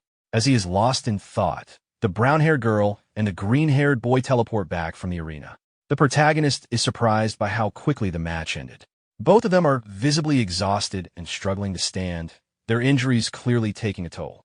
The brown-haired girl informs him that the next pair is being called.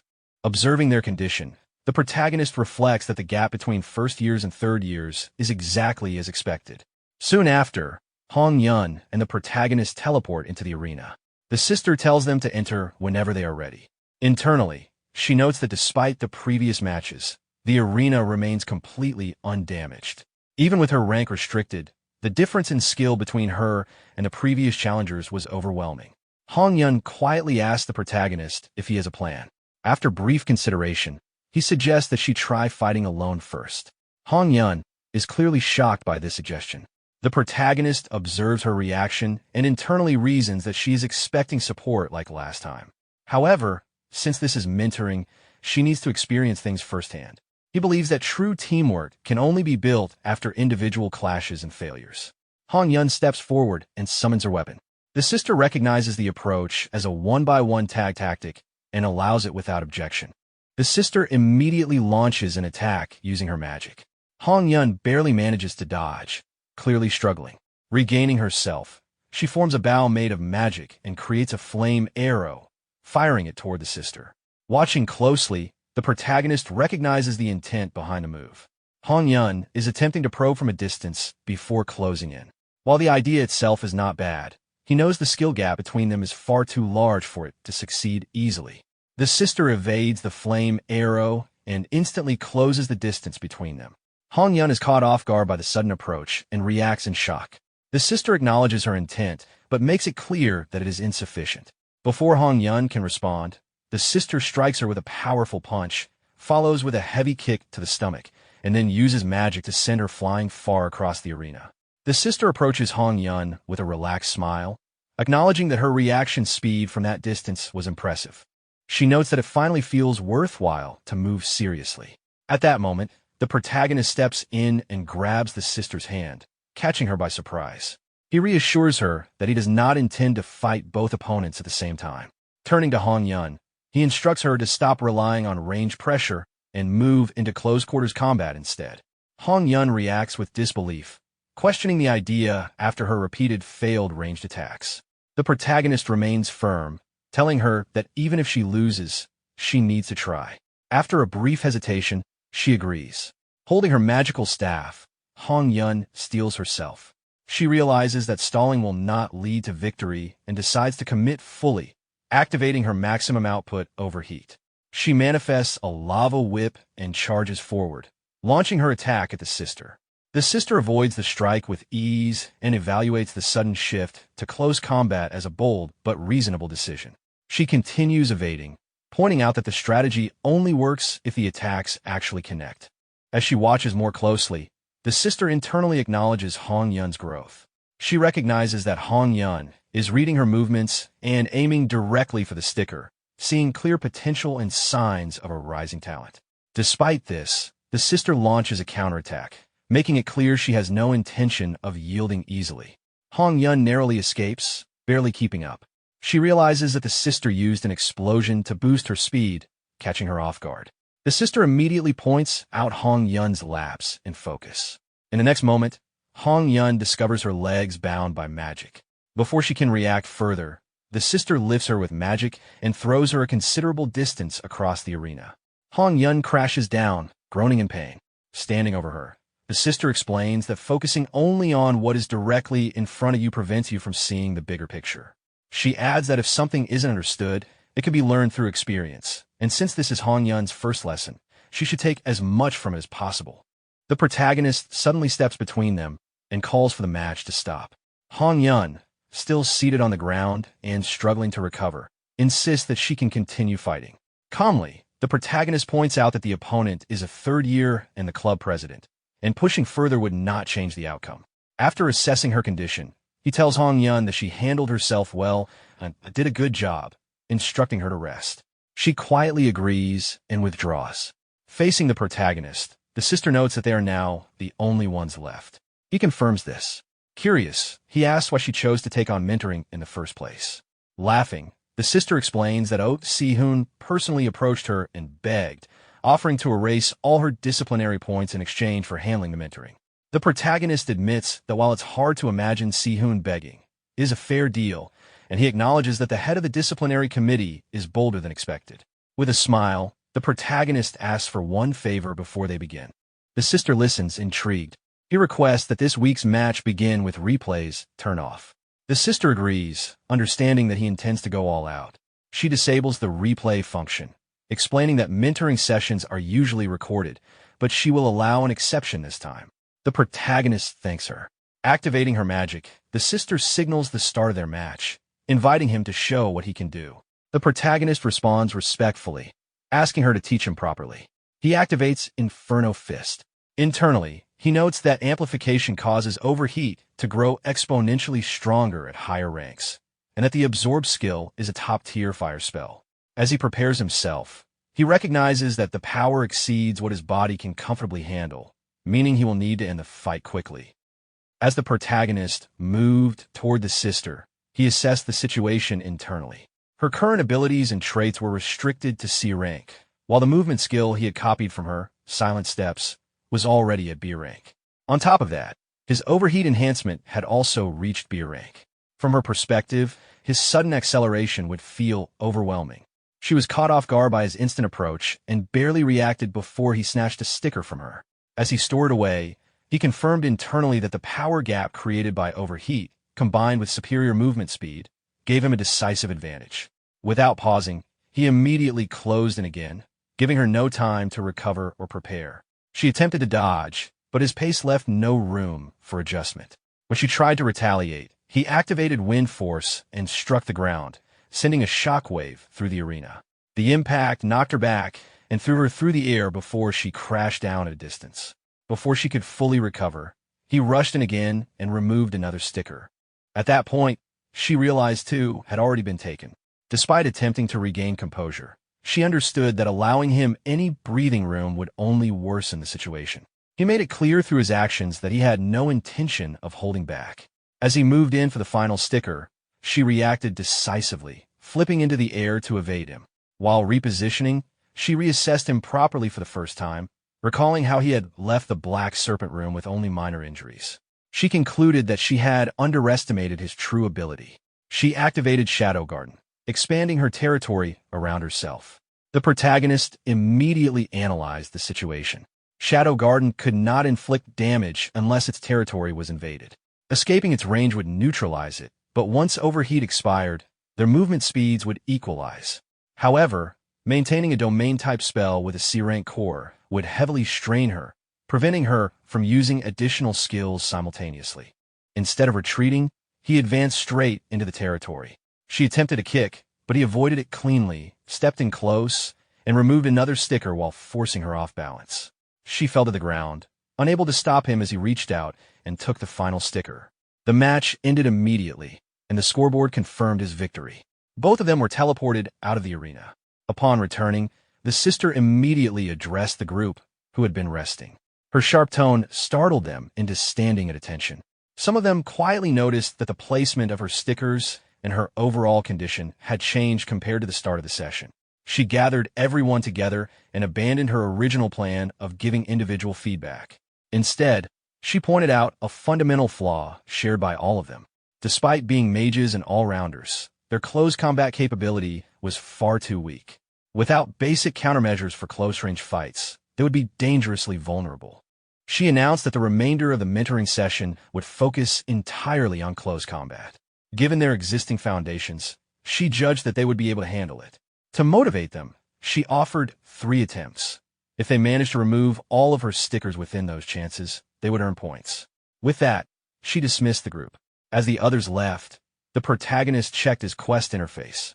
He noted that the reward increased growth bonuses during the mentoring event, which would significantly ease the acquisition of skills and traits going forward. The sister noticed him lingering and questioned why he remained behind when someone of his level did not truly need mentoring.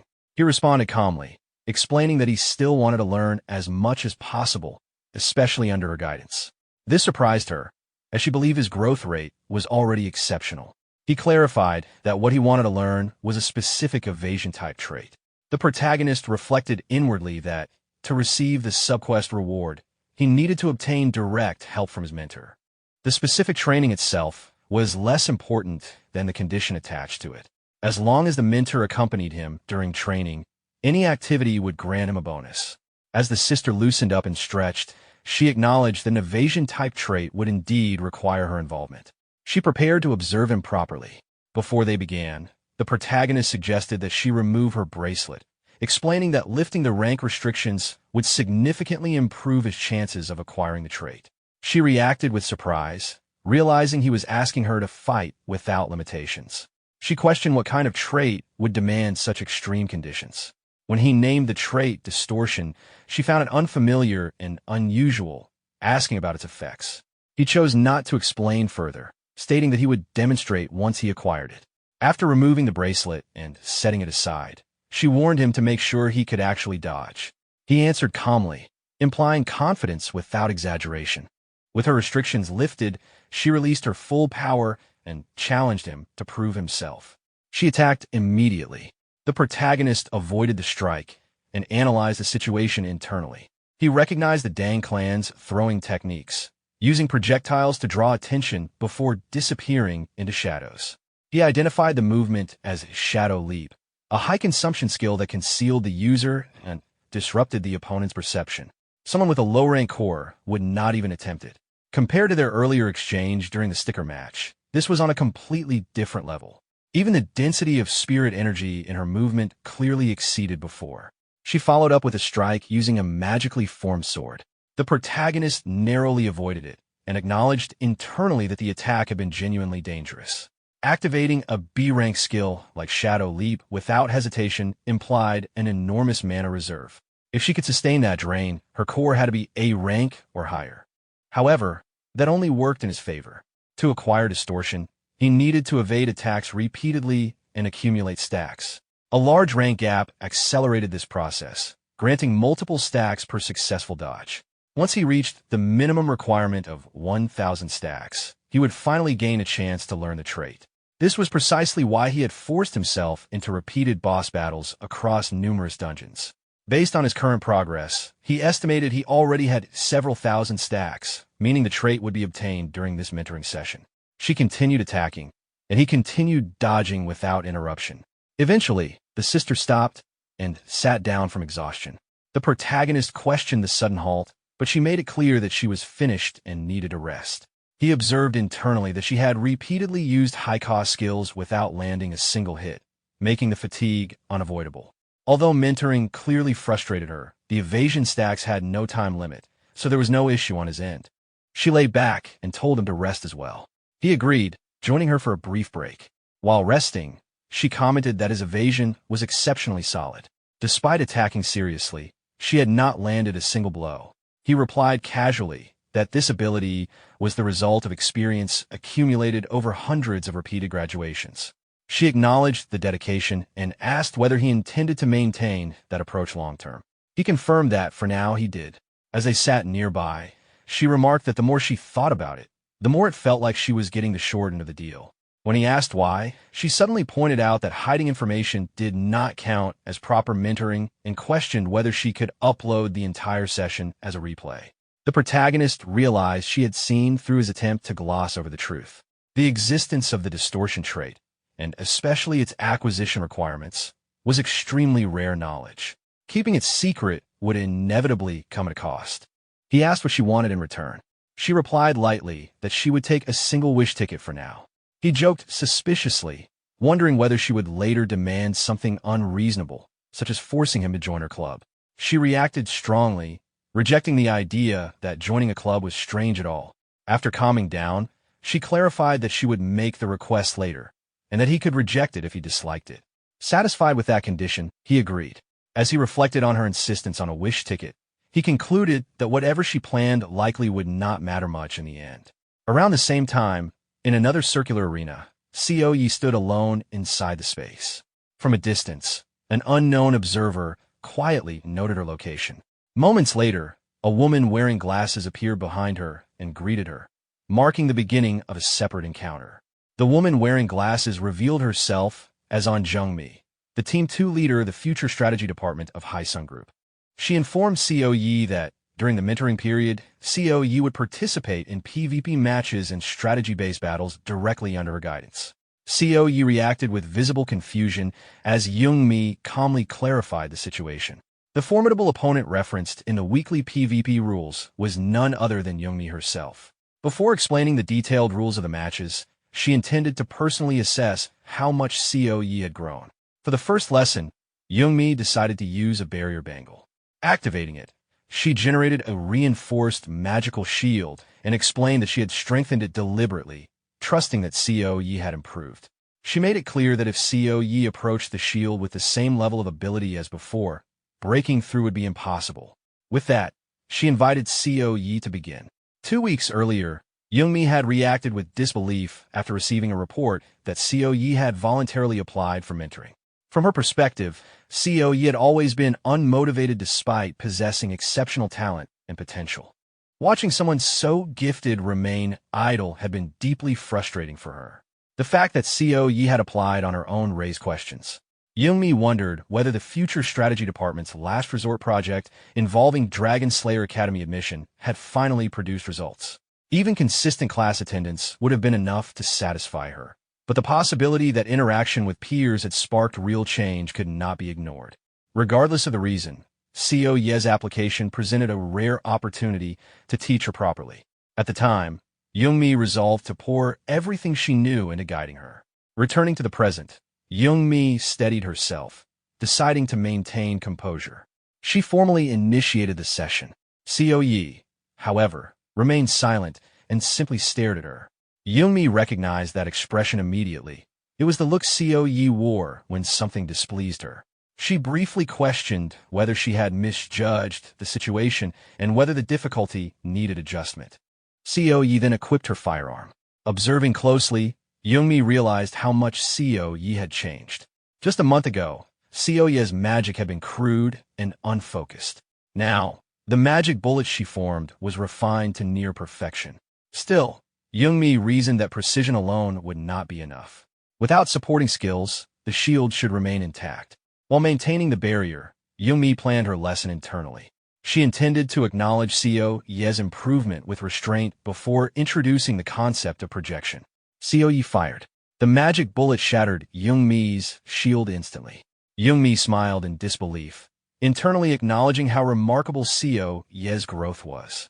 In only 1 month, the improvement was beyond expectations. Before she could fully process what had happened, the bullet struck her directly, knocking her to the ground. After regaining her composure, Jung-mi adjusted her glasses and approached Yi.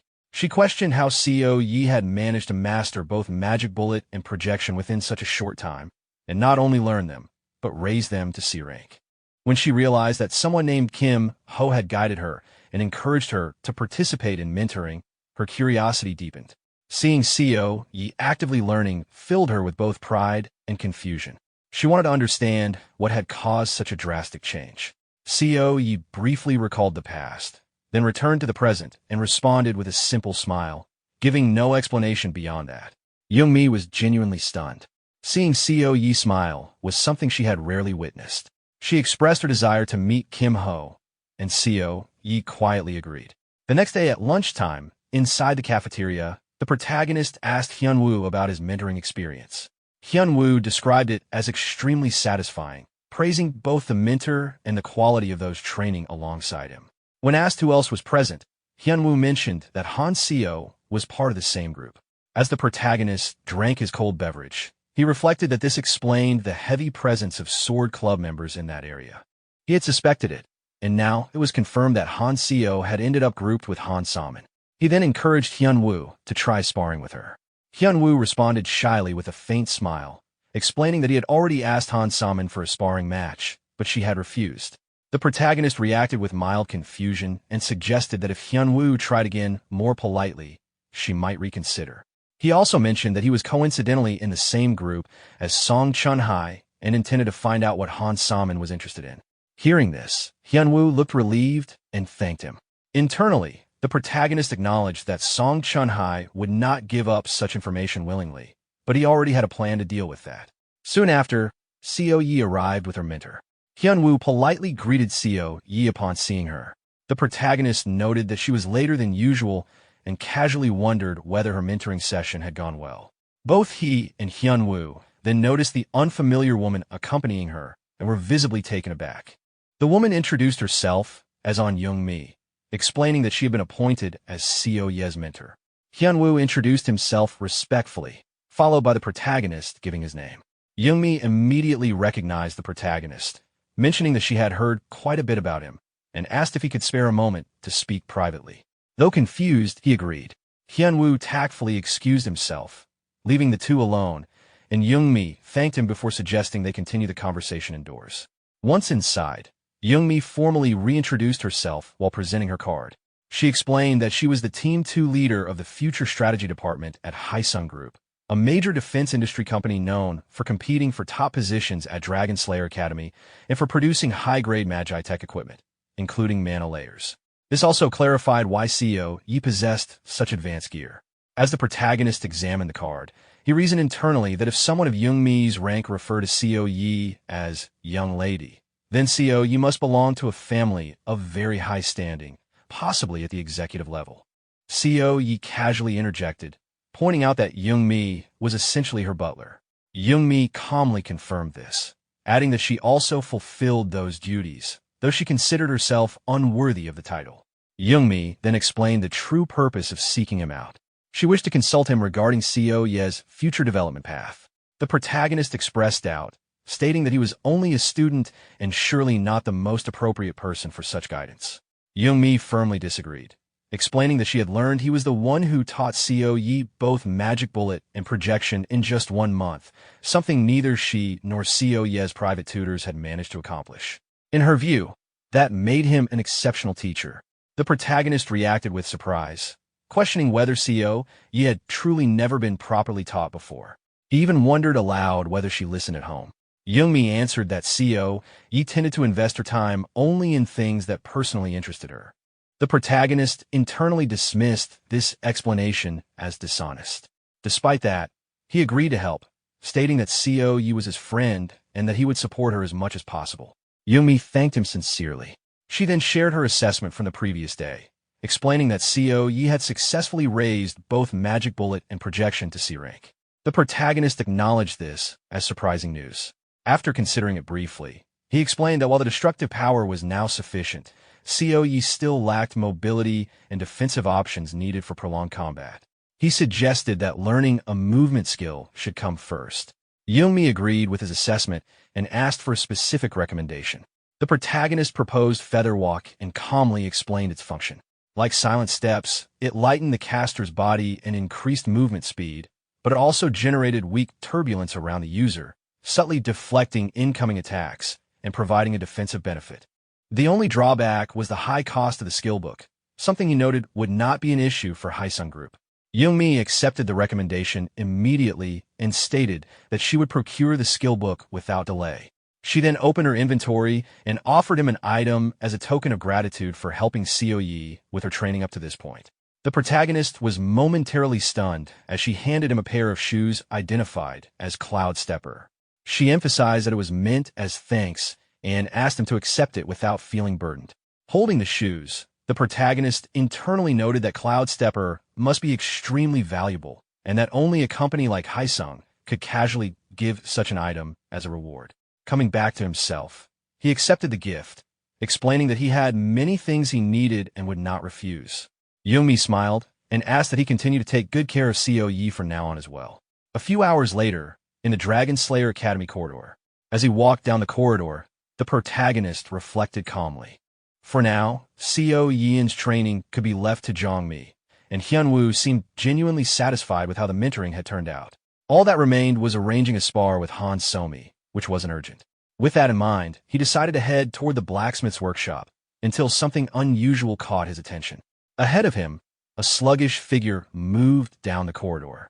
At first glance, the posture looked strangely limp, and from the direction she was coming from, it seemed likely she had just finished a PvP match. As she drew closer, it became clear that this was Song Chun-hai. However, her condition was noticeably worse than usual, so much so that he briefly wondered if she had taken a heavy loss against Dang Gyung. This was nothing like her normal, composed self. When he called out to her, she immediately straightened her posture and responded in her usual disciplined manner. Watching her, he couldn't help but think, amused, that this was probably her way of maintaining the dignity of the discipline committee. He commented that she looked like she had just finished mentoring and that it must have been rough. She brushed it off, insisting she was fine, but he pointed out that the exhaustion was obvious on her face. That was the final straw. Her irritation burst out, and after venting, she finally admitted, reluctantly, that she was indeed tired. She accused him of calling her over just to tease her and started to leave. He clarified that it wasn't teasing, she just happened to be there, and he had something he wanted to ask. She dismissed him, saying she wasn't obligated to answer, and attempted to walk away again. At that point, he calmly brought up the wish ticket from their past bet. The mention immediately made her recall the situation, and with clear annoyance, she gave in and told him to ask his question. He straightforwardly asked what Han Somi liked. The question caught her completely off guard. For a moment, she misunderstood and suspected he might be interested in Somi himself. He quickly denied that assumption, explaining it wasn't like that. Once she realized the misunderstanding, her attitude softened. She said that if it was something that would help Somi, she was willing to assist, though she noted that Somi wasn't someone who could be persuaded easily. Instead, she offered to try convincing her personally. He accepted the help without fuss and thanked her. She reacted awkwardly, clearly embarrassed by the exchange. With the matter settled, he said he would be leaving first. Just as he turned away, she stopped him and proposed another bet. She suggested wagering on that week's PvP matches, specifically on who would remove more stickers. Internally, he noted that he had already removed all of his, but saw no reason to mention it. When he asked what the stake would be, she proposed another wish ticket, the same as last time. He briefly considered what she likely wanted, probably information about the burn marks he had received from the underground level, but dismissed any concern. The injury had healed cleanly, and he was confident he wouldn't lose anyway. With nothing to lose, he agreed to the bet, placing a wish ticket on the line. The scene then shifted to the blacksmith's workshop. Upon arriving, he immediately sensed trouble. He had been called here. After all, it rarely meant good news. As soon as he entered, the blacksmith explained that there had been an issue during the processing. Hearing this, the protagonist simply acknowledged it inwardly, exactly as he had expected. The blacksmith explained that combining the two items themselves had not been the issue. The real problem appeared afterward. The cold energy contained within the material was not ordinary cold. No matter how many times it was processed, it refused to respond properly, and most of the furnace's heat simply leaked away instead of being absorbed. Hearing this, the protagonist acknowledged it calmly. His reaction made the blacksmith realize that this outcome had likely been anticipated. The blacksmith pointed out that it seemed as though the protagonist had already expected failure and had probably prepared an alternative solution in advance.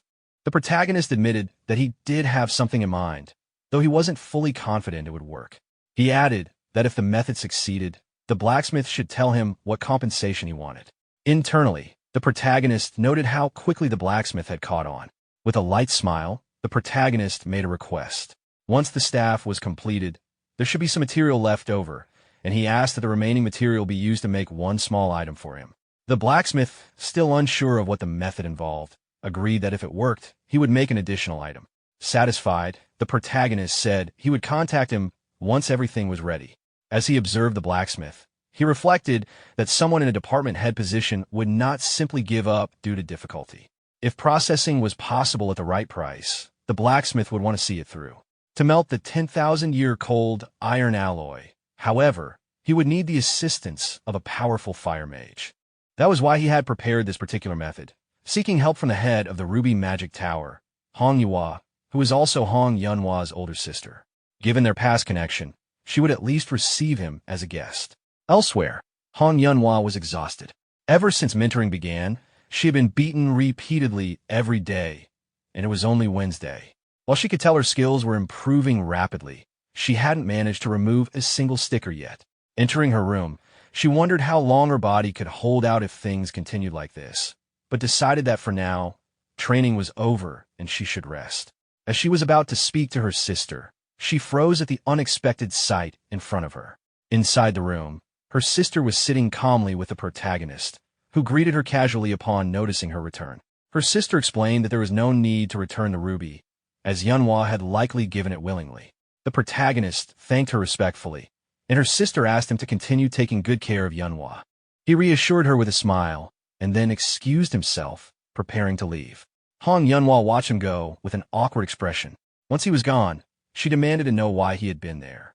Her sister responded matter-of-factly, praising his manners and mentioning that she had heard the two of them were training together. She pointed out that Hong Yunhua had been struggling with close combat and reminded her that she had been told to practice but never did. Irritated, Hong Yunhua snapped back that everyone else was the same. Her sister countered that it must be nice having peers at a similar level, then brought up the upcoming PvP match, stating that Hong Yunhua would be removing all the stickers. Hong Yunhua reacted with shock, protesting that it was unreasonable, especially if he was on the same team. Her sister shut down the complaint immediately, firmly stating that she would be doing all of them. Intimidated, Hong Yunhua reluctantly agreed. Before ending the conversation, her sister added one more instruction. Song Chunhai and Kwok Jicheol were also on her team, and while she didn't care about Kim Ho, she made it clear that Hong Yunhua must not lose to those two. Hong Yunhua responded confidently. The next day, the scene shifted to the circular arena. Hong Yunhua and the protagonist stood facing the sister of the brown-haired boy. As they waited, the protagonist recalled their earlier conversation. At that time, she had asked him to assign the role of removing stickers to Yunhua for that week's PvP matches. Given Yunhua's current level, failure was likely, but there was value in letting her take on a difficult role herself. Returning to the present, the protagonist reflected on his own request to melt the 10,000-year-cold iron alloy, with assistance from a fire mage possessing a special trait, namely Hong Yuhua. As he watched Yunhua spar with the sister, he reasoned that even if things didn't work out, Hong Yuhua had already said she would handle it herself. In that sense, it was closer to a favor than a deal. Still, since he had ended up taking ownership of the ruby he originally intended to return, he felt it was only right to contribute work equal to its value. At that moment, he suggested to the sister that they change the training method slightly. When she asked how, he explained that she seemed focused solely on dodging and blocking. Incorporating offense as well would better suit the purpose of mentoring. Tired, she accepted the suggestion easily and tossed a sticker toward him, telling him to try it. He attached the sticker to his arm and turned to Hong Yunhua, signaling the start of the second period and inviting her to come at him. Confused, she reacted instinctively, while he stood confidently and clarified that he would only dodge, encouraging her to try removing it herself. Hong Yunhua hesitated, unsure whether he truly intended to only evade her attacks. The protagonist reassured her calmly, reminding her through his tone and attitude that he had never deceived her before and encouraged her to approach without tension. Still cautious, she pressed once more, wanting to be certain he would not suddenly change his approach mid-fight. As this exchange ended, her sister stepped away, stating that she would observe from the side and that training would begin once they were done. The protagonist acknowledged her and, as things settled, reflected inwardly. He recalled receiving a sticker from Dang Gyung earlier and reasoned that she would not have handed it over casually. More likely, she intended to evaluate his performance and decide the future direction of mentoring based on what she observed. Hong Yunhua initiated the bout, launching an attack using her combustion skill. The protagonist narrowly avoided it, maintaining his promise to only dodge. She followed up immediately, pressing forward with another attack. As he continued evading, he analyzed her movements. The explosive effect of combustion appeared to serve partly as a smokescreen. Compared to the first day, Her movements were no longer simple or instinctive. They were more deliberate, showing clear improvement. The hardship she had endured during training had not been wasted, though it was equally clear that she still had significant room to grow. From a distance, her sister watched the exchange closely, visibly invested in how the training unfolded. Meanwhile, the protagonist continued dodging, thinking about the broader purpose of this exercise. Training focused entirely on dodging would not only benefit Hong Yunhua, but Deng Guiyang as well. After witnessing this, her sister would likely design a new method that blended offense and defense. Managing both at once would make things more difficult, but that challenge was unavoidable. Eventually, exhaustion caught up with Hong Yunhua. She collapsed onto the ground, unable to continue. As she looked up at him, frustration mixed with disbelief. He had avoided countless attacks without being hit even once. Internally, she acknowledged how overwhelming his ability was and briefly considered leaving before being assigned even more training. As she stood and prepared to leave, the protagonist stopped her and brought up her unusual trait. He identified it as Aqua Flame, catching her off guard. She was startled that he knew, and he explained that he had learned about it from her sister. Aqua Flame was an exceptionally rare trait among fire mages, capable of burning even in deep-sea conditions, granting overwhelming advantage against water and ice attributes. After a brief pause, he mentioned that he had also heard the trait's growth had stalled before reaching E rank. Her irritation made it clear this was a sensitive topic. Internally, she reflected on the reality of powerful traits like Aqua Flame, rare and potent, yet notoriously difficult to develop under normal conditions. The protagonist then proposed an alternative possibility. What if there were a way to push Aqua Flame beyond its current limit? This immediately shook her. She questioned how such a breakthrough would even be possible. In response, he calmly explained the underlying principle. Skills and traits advanced by overcoming system-imposed barriers, and the nature of those barriers depended on the skill itself. For Aqua Flame, which excelled at penetrating water and ice, the key lay in relentlessly burning something that embodied extreme cold. She pointed out that she had already attempted that countless times, fighting ice golems, ice spirits, and similar enemies. He acknowledged this and noted that such targets melted almost instantly. Then he introduced a crucial difference. What if the target possessed intense cold, but did not melt easily? The scene shifted back to the blacksmith's workshop. The blacksmith looked between the protagonist and Hong Yunhua, asking whether this had been the solution he had prepared from the start. The protagonist confirmed it. The blacksmith then addressed Hong Yunhua, remarking that what she was attempting was reckless and noting that he had already tried seeking help from another fire mage. Turning back to the protagonist, he expressed doubt that the result would be any different, given that she was still only a first-year student. The protagonist pressed on regardless, asking for one more chance.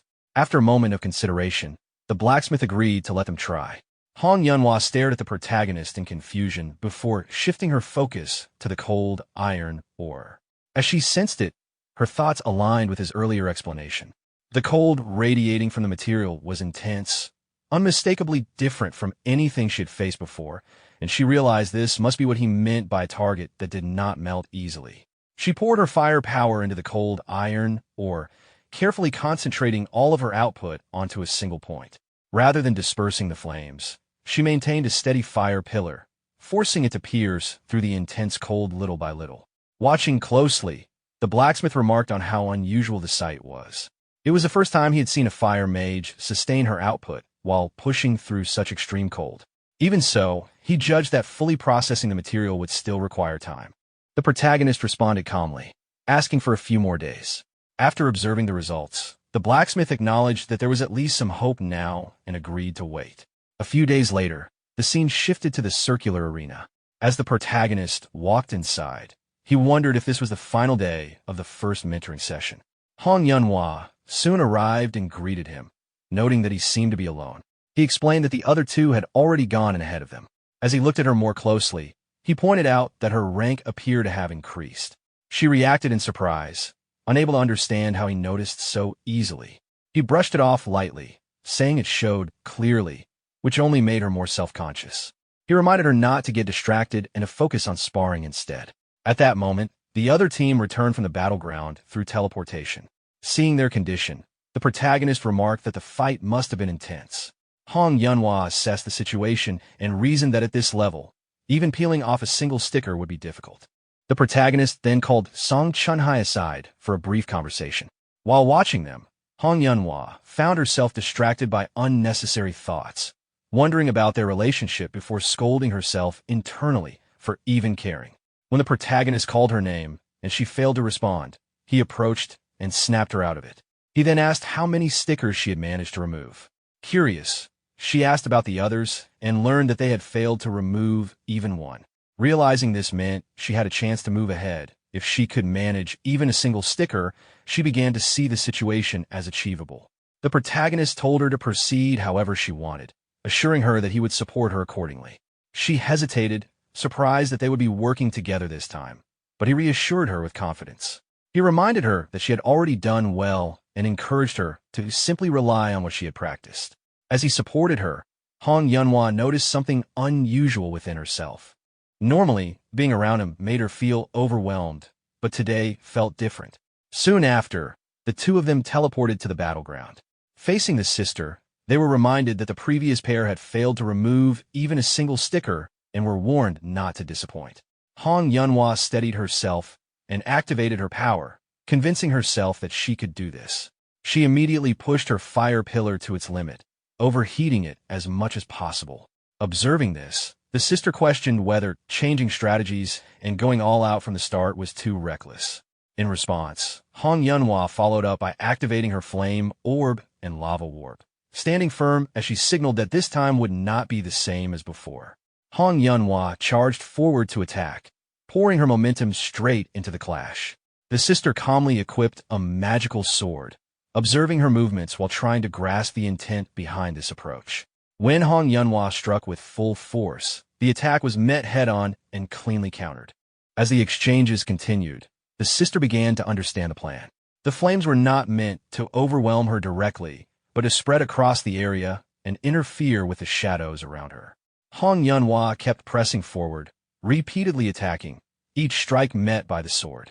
At one point, the sister realized the true target was not her body, but her weapon. The next impact knocked the sword from her hand. Hong Yunhua immediately recognized the opening. With the weapon gone, she closed the distance and attempted a follow-up kick.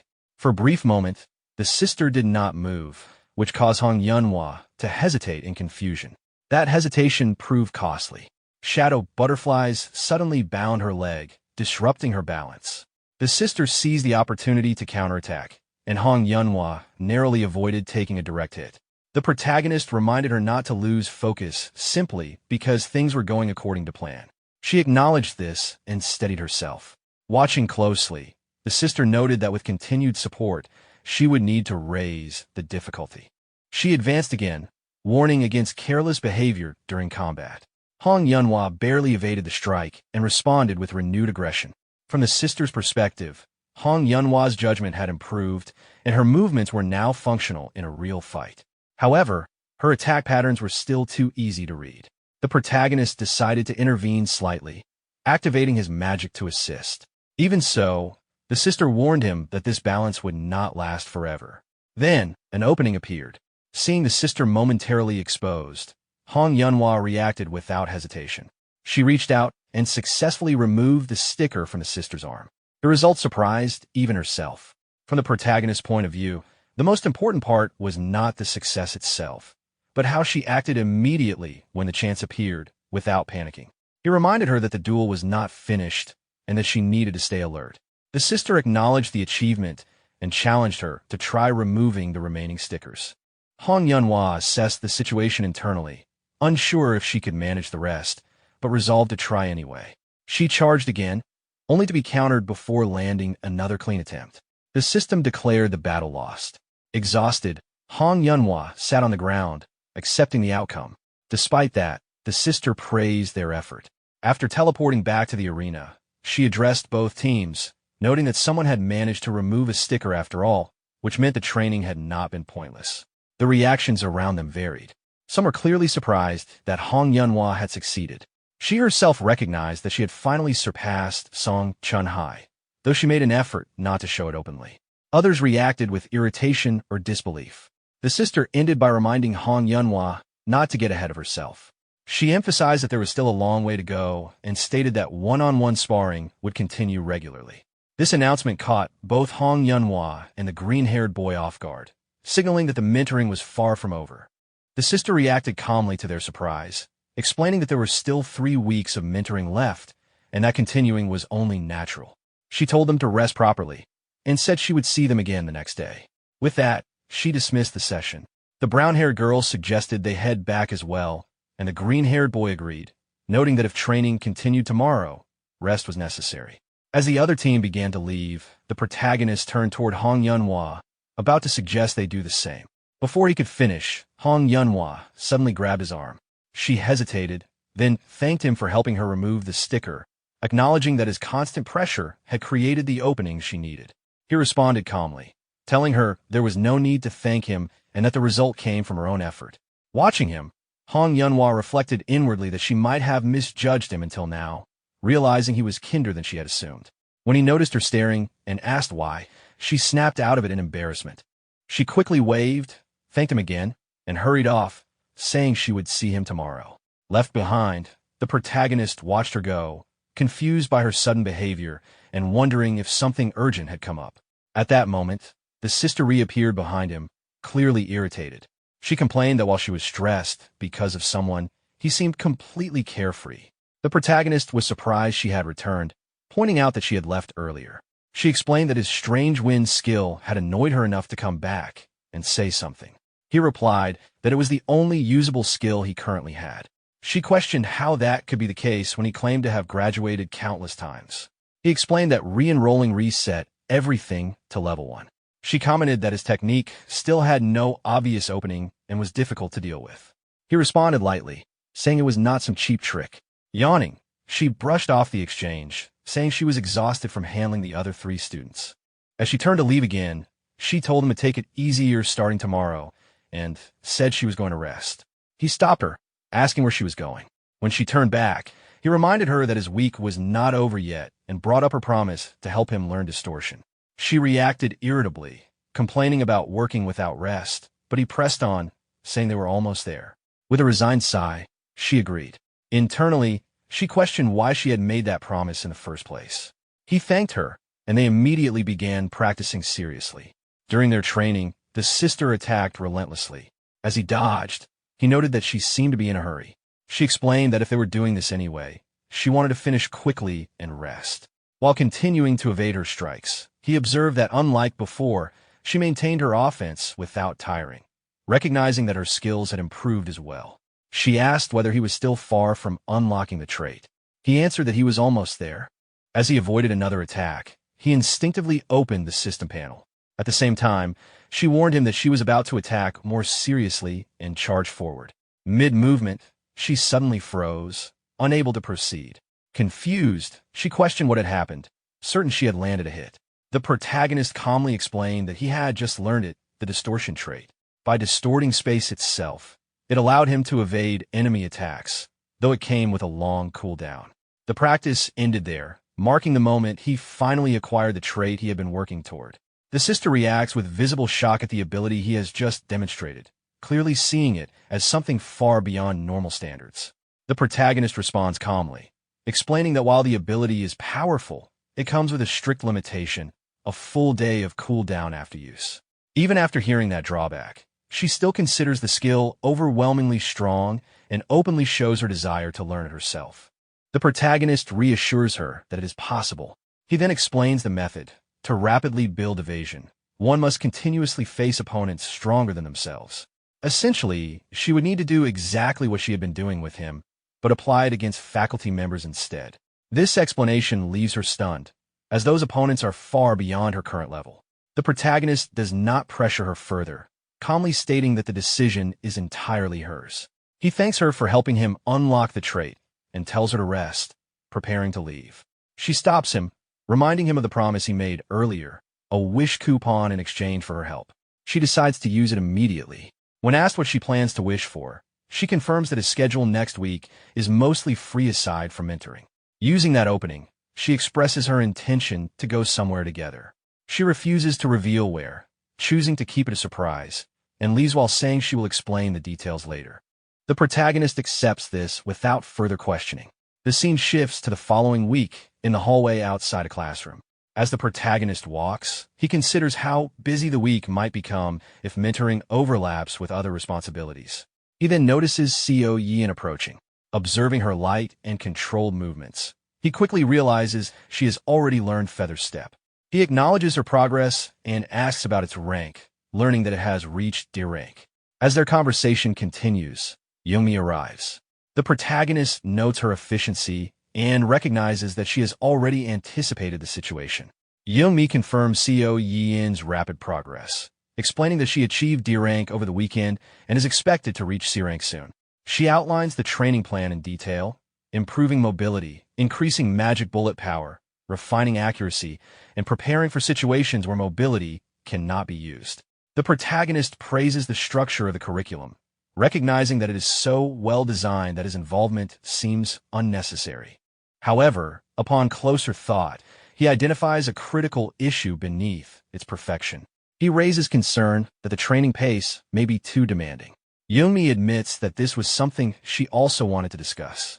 Since Seo Yin is present, the protagonist suggests addressing it together. He asks Seo Yin how she feels after a week of mentoring.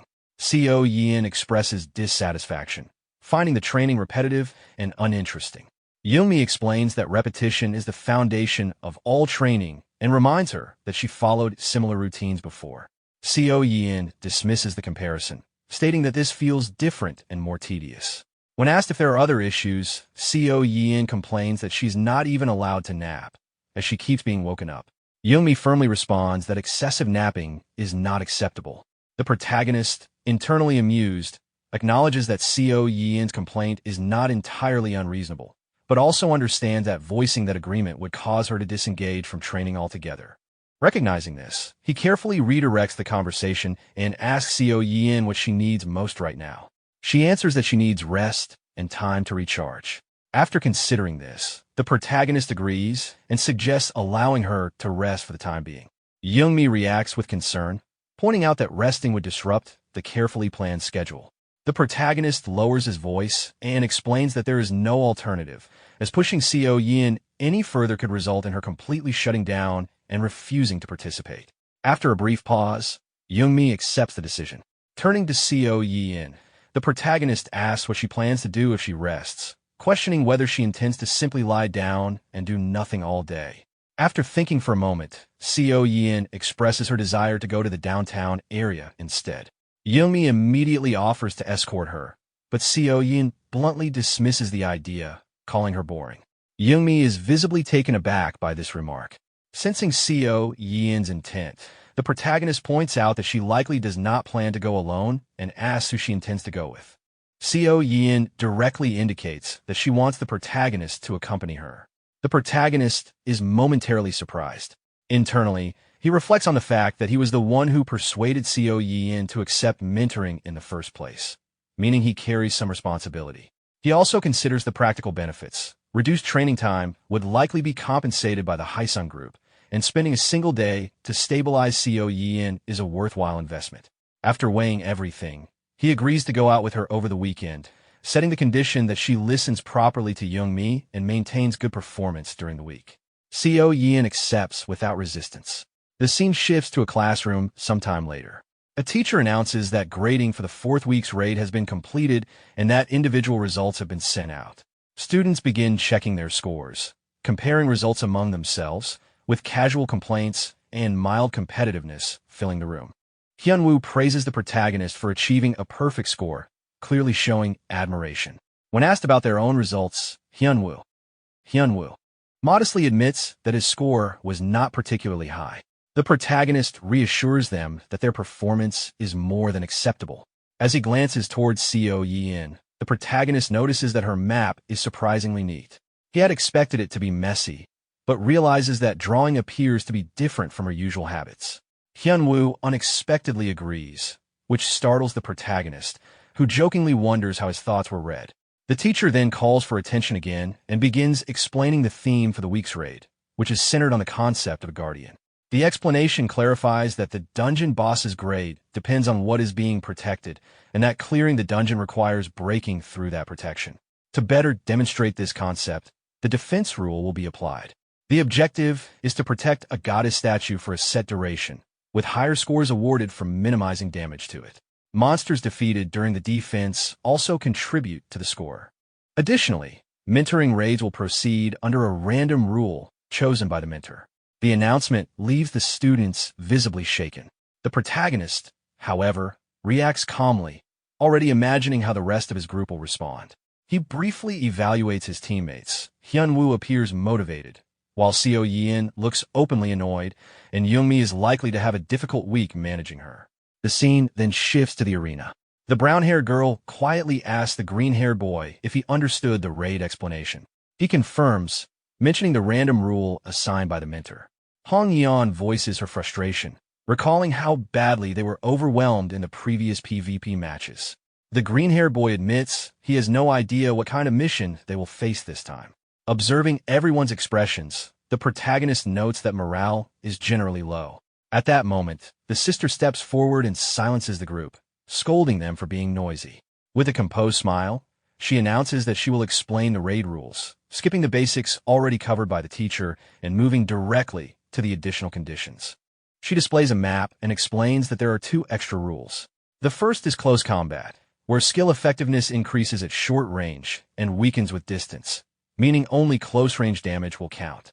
The protagonist notes internally that the random rule is less brutal than expected, but remains cautious, knowing there is still another condition. The sister then introduces the second rule, Commander. She explains that monsters on the upper floors usually lack intelligence due to their low level, but the Commander rule compensates for this weakness. With clear confidence, she reveals that she herself will be commanding the monsters throughout the raid. The sudden announcement causes the students to react with visible shock and unease. In contrast, the protagonist remains composed, thinking to himself that the sister never misses an opportunity to disrupt expectations. The sister adds one final instruction. For this week's exercise, everyone must change partners and team up with someone different. The brown-haired girl immediately protests, frustrated that switching pairs would waste the coordination they had been building. The sister counters by questioning whether they intended to rely on the same partner all the way until graduation. The brown-haired girl falters, unable to respond properly. Cutting off further hesitation, the sister declares that if there are no more questions, they will begin immediately. She then calls the first pair forward, Kim Ho and Song Chun-hai, and teleports them into the designated field. They arrive inside the ruins of an old temple. Much of the structure has collapsed, yet the statue of the goddess remains standing at the center. Song Chun-hai briefly observes their surroundings, noting the state of the temple. The sister appears shortly after, remarking that they seem rather relaxed. She activates her power and announces the immediate start of the exercise. Song Chun-hai quickly braces herself in response. The protagonist surveys the situation and senses that Dang Young is likely hiding somewhere in the shadows, issuing commands from concealment. However, since their objective does not involve capturing a commander, he decides it is irrelevant. With that, the match formally begins. A timer appears before the protagonist, showing 9 minutes and 59 seconds remaining. Almost immediately, multiple portals open and fully armed goblins begin emerging in large numbers. Observing the scene, Song Chun-hai recognizes that they are facing an entire goblin legion. She activates her power and declares that she will handle the main gate, asking the protagonist to provide support from behind. He agrees without resistance, internally noting that there is no reason to refuse when she's willingly taking on the most troublesome frontline role. Song Chun-hai forms an electric spear and charges forward. Seizing a goblin by the neck, she unleashes her technique, Chain Lightning, releasing a surge of electricity intended to strike multiple enemies at once. However, while some goblins are hit, others appear unaffected. She quickly realizes something is wrong when several goblins remain completely unharmed. The struck goblins grow enraged and advance again. The protagonist understands the reason immediately. Because of the close combat rule, damage does not apply if targets are beyond a certain distance from the engagement zone. Song Chun-hai reaches the same conclusion and adjusts her stance, recognizing that she has no choice but to deal with them at close range, one by one. She steps forward to meet the advancing goblins head-on. Watching her fight, the protagonist analyzes her style. She pours out skills continuously, showing no hesitation. He recalls being impressed by her mana during the placement test, and now confirms that her core is clearly B rank. In terms of raw mana capacity, she rivals even the seniors. However, a flaw becomes increasingly obvious. Since she began using Hummingbird, her control has been lacking. With such an abundance of mana, she relies on overwhelming force rather than precise manipulation. He begins to wonder what would happen if even that overwhelming volume becomes too much for her to manage. In the midst of her intense offense, one goblin slips past her unnoticed. She notices too late and calls out an alarm. The protagonist observes that this is exactly the kind of opening that appears when control falters. The goblin leaps toward him in an attempt to attack. He intercepts it midair, grabs it by the neck, and slams it forcefully into the ground. Song Chunhai is startled by his action, questioning why he is not eliminating the monsters outright. He reminds her that she insisted on handling the main damage herself, and reassures her that he will ensure the goddess statue remains fully protected. She briefly considers assisting with the stragglers, but quickly abandons the idea, asking him instead to focus solely on guarding the statue. She estimates that if the current pace continues, they can manage for roughly 10 minutes, as long as he handles the few enemies that slip through. The timer updates, showing 6 minutes and 40 seconds remaining. Suddenly, something crashes violently into one of the temple walls, smashing through it and creating a large opening. Song Chunhai turns in shock. Through the newly formed hole, several goblins begin peering inside. She realizes that the situation has just escalated beyond what they initially anticipated. Seeing the breach widen, the protagonist tells Song Chunhai that he will handle that side himself. She urges him to hurry while continuing to fend off the goblins at the main gate. Meanwhile, the goblins expand the hole in the wall and begin forcing their way inside. The protagonist activates his wind force ability with a simple hand gesture. A concentrated surge of wind sweeps through the opening, eliminating multiple goblins at once. He notes calmly that this level of threat is manageable and that he can block it without difficulty. Song Chunhai is briefly stunned by how many enemies he removes at once. However, she quickly refocuses on her own role, deciding not to be distracted. While her attention is fixed forward, another goblin slips past her unnoticed and heads toward the statue.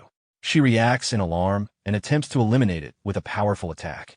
However, because of the close combat rule, the attack does not deal effective damage once the target moves beyond the designated range. She immediately realizes her mistake. At that moment, 2 more goblins pass by her flank. Her tension increases as she sees them advancing toward the statue. Watching the situation unfold, the protagonist reflects that once she allowed the first enemy through, her anxiety caused her to lose awareness of her surroundings. He concludes that she still has considerable room for improvement. The goblins reach the statue and begin destroying it. A notification appears, 5 minutes and 3 seconds remaining. The goddess statue has been destroyed. Song Chunhai reacts in disbelief. Shortly after, the sister appears and evaluates their performance. She comments that lasting 5 minutes on a first attempt is not bad, and instructs them to review their actions while the next team takes their turn. They are then teleported out of the ruins. Back outside, the protagonist tells the green-haired boy that he can enter next. The green-haired boy notes that they return sooner than expected. Hong Yun tells him not to interfere with her, and he responds in kind. As teleportation begins, the protagonist observes the pairing thoughtfully. A wood magician and a fire magician are not naturally compatible, but under the current conditions, their abilities may complement each other better than expected. He finds the outcome worth watching. After they depart, Song Chunhai asks the protagonist whether he anticipated the wall being breached. She points out that although the breach seemed sudden, he remained calm throughout. He thinks privately that he had expected something additional, but cannot reveal that directly. Instead, he explains that with Deng Gyung acting as commander, it was unlikely the exercise would be so simple. Song Chunhai admits that she did not consider that possibility. However, she shifts the discussion to his conduct, suggesting that he was overly passive. She points out that he handled the flank breach easily, implying that he had room to contribute more actively. He explains that his restraint was intentional. He wanted to observe her combat style and adjust accordingly. Internally, he admits that he was also trying to identify her weaknesses and consider how she might improve. She acknowledges his intention, but questions whether that approach borders on complacency. She suggests that it should be possible to analyze and adapt while still committing fully to the situation. She reminds him of something he once said, that more opportunities come to those who devote themselves completely to each moment. He pauses, recalling that sentiment. He asks whether that was not originally a saying of her grandfather, the Thunderlord. She is surprised that he remembers. He replies that words from someone of that stature are not easily forgotten. She smiles at the recognition, clearly pleased that he knows of her grandfather and respects him. The protagonist notes this reaction and decides to move the discussion forward. He admits that he was passive because it was their first attempt, but since the result is already decided, they should focus on improvement. She agrees. Privately, he reflects that she is more straightforward than he expected. He then asks whether preventing even 1 or 2 goblins from slipping through is realistically achievable. She responds that preventing every single breach over a full 10 minutes will be difficult. He raises his hand and proposes a temporary adjustment. Since they lack full information about possible variables beyond flank attacks, he suggests that he handle any enemies that slip through until they gather more data. She responds positively, noting that their communication feels smoother today. She even remarks that she wishes he behaved this cooperatively more often. He counters that she is being unusually cooperative as well, reminding her that during a previous interaction, he needed to motivate her with a wish ticket. He adds that Go Hyunwoo conveyed his thanks, and then brings up the fact that he won the previous sticker removal challenge, implying that he should have earned another wish ticket.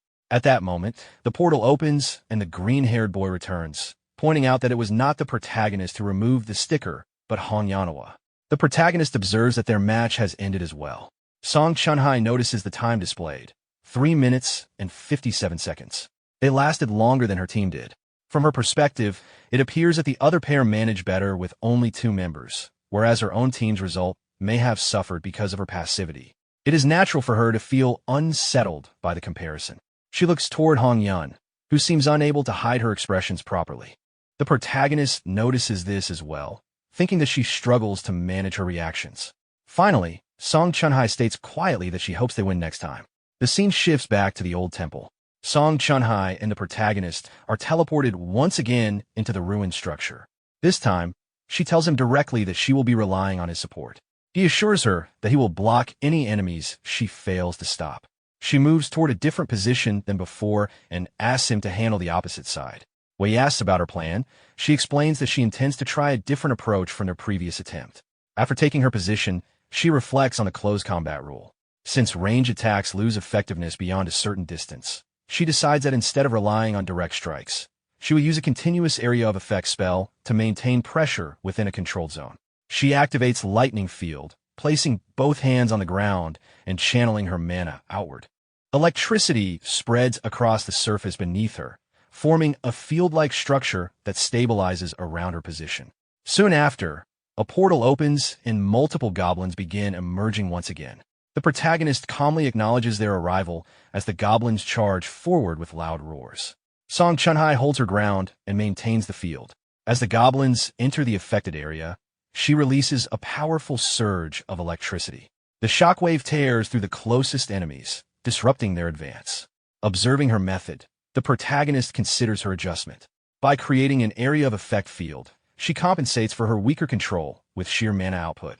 While the close combat rule still prevents effective damage at long range, the field is sufficient to slow and contain enemies within a manageable radius. A heavy impact suddenly strikes the wall behind them. Hearing it, the protagonist notes that she has begun developing her own approach rather than relying on raw force alone. Confident in her position, he turns his attention fully to his assigned side. Moments later, the goblins break through the wall, creating another large breach. The protagonist activates his wind force ability and intercepts the incoming enemies. With simple gestures, he redirects powerful gusts that throw the goblins back before they can enter. Glancing at the timer, he observes that Song Chunhai is progressing more smoothly than before. She has already surpassed the 5-minute mark with greater stability. He anticipates that the next variable will appear soon. As if on cue, Song Chunhai senses a sudden shift in the atmosphere and warns him of an ominous presence. Internally, he recognizes that Dang Young has escalated the difficulty. Instead of saving the strongest enemy for the final phase, she has introduced it midway through the defense. A goblin decapitator appears before them. The boss advances directly towards Song Chunhai. She responds immediately, activating her power and striking the boss with a powerful punch. The protagonist notes that she is not being pushed back. In fact, she is maintaining dominance in the direct exchange. However, he reminds himself that this is not a boss raid, but a defense mission. The real challenge is whether she could defeat the boss while preventing ordinary goblins from breaching the statue. As expected, a regular goblin slips past her during the engagement. She notices and alerts him. He intercepts the stray goblin mid-approach, tossing it into the air with controlled wind force. He assures her that he has her flank covered and instructs her to focus entirely on defeating the decapitator while he handles the remaining mobs. She acknowledges this and condenses her power, directing all her output toward the boss. Launching herself upward, she delivers another concentrated strike. Watching her, the protagonist concludes that she understands the objective clearly. Eliminate the boss quickly, gather information from the encounter, and apply it to future attempts. Confident she can manage that role, he resolves to finish stabilizing his side swiftly. He amplifies his wind force, lifting and dispersing multiple incoming goblins at once, preventing them from entering through either breach. He maintains steady control over both flanks. Outside the wall, one goblin reacts with unusual aggression and throws an axe toward him. Using distortion, he shifts his position effortlessly and avoids the projectile. He notes with mild surprise that the goblin demonstrated the intelligence to use a thrown weapon, realizing the situation may be more complex than initially expected. Meanwhile, Song Chunhai continues pressing the boss. She prepares to end the fight with another decisive blow. In response, the goblin decapitator roars and releases a surge of dark energy. It hurls its weapon toward her. She avoids the attack cleanly. However, the weapon continues past her and strikes the goddess statue directly, shattering it instantly. A notification appears before the protagonist. The goddess statue's durability has dropped to 0%.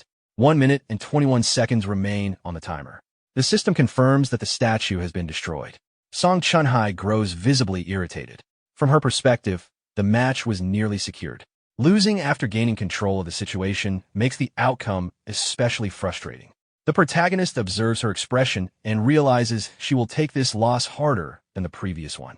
They were close to clearing the objective, and that proximity makes the failure more difficult to accept.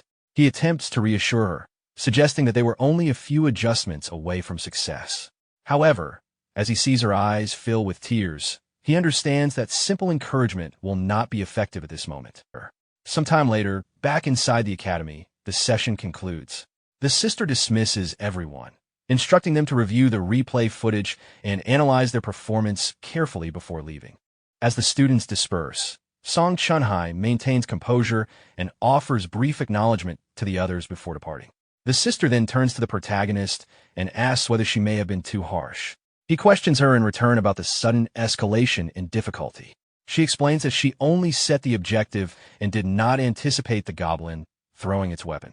She adds that unexpected developments are part of real combat, and that opponents will not always behave predictably or follow established rules. The protagonist points out that if she intends to argue that, she should at least stop smiling while saying it. She reacts defensively, asking what is wrong with her expression. Internally, he concedes that she is not entirely wrong. Song Chunhai likely understands that lesson as well. Still, he decides to address her feelings later. For now, he chooses to focus on his own development. Up to this point, he has relied almost entirely on wind force. However, he concludes that it is time to expand his skill set. There is a particular wind attribute technique he considers essential for a support role, Spiral Explosion. In the game he once played before arriving in this world, it was one of his primary abilities. However, mastering such a high-tier spell immediately is unrealistic. He will need to learn and refine the lower-tier foundational spell step by step before unlocking it. He then asks the sister for assistance during this week's mission, explaining that he plans to learn a new skill. She immediately grows cautious when she hears it involves wind magic. She refuses at first, suspecting that he intends to test it on her. He reassures her that this week's mission is a conquest scenario, and that if she simply drives the monsters away, he will handle the rest himself. After confirming that she will not be the target of his experimentation, she reluctantly agrees. The following day, during lunch at the commissary, Song Chunhai sits with a blue-haired girl who enthusiastically comments on the bagel sandwiches being served. Song Chunhai responds without much enthusiasm, appearing somewhat distracted. At that moment, the protagonist approaches and asks if he can join them to discuss the upcoming conquest mission over lunch. The blue-haired girl welcomes him warmly, and Song Chunhai agrees without objection. He asks whether she reviewed the previous day's mission footage. She confirms that she did. The blue-haired girl silently notes that Song Chun-hai is more serious about improvement than she initially assumed. The protagonist summarizes the situation. Since they failed with only a minute remaining, their overall strategy does not require drastic changes. Song Chun-hai agrees. He then suggests that properly handling the Goblin Decapitator should be enough to secure victory. She immediately senses that he has a specific idea in mind. He asks whether she remembers what the Decapitator did immediately before throwing its weapon. After thinking back, she recalls that the boss let out a roar beforehand, a clear behavioral tell. He confirms that this was the key detail.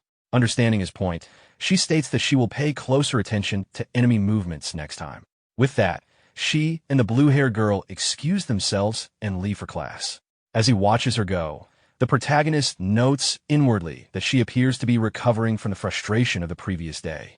He is relieved to see that her focus is shifted back toward improvement rather than disappointment. The scene shifts to the after-school arena. As they wait, Song Chun-hai watches the timer and notes that the other team is lasting longer than expected. The protagonist agrees. As long as they remain cautious of the Goblin Decapitator, he believes their chances of success are high. Song Chun-hai makes it clear that she will not be caught off guard by the boss again. Soon after, the green-haired boy and Hong Yun are teleported back into the arena. When asked, they confirm that they succeeded. Both appear visibly satisfied with their performance. Observing them, the protagonist senses a quiet sense of competition. Their expressions suggest confidence, perhaps even the implication that they are slightly ahead. He considers that there is no need to rush or grow impatient over it. Without delay, he suggests that they enter next. Song Chun-hai agrees, determined to succeed this time. They are teleported back into the ruins of the old temple. Immediately upon arrival, Song Chun-hai activates her electrical field and advances toward the incoming goblins.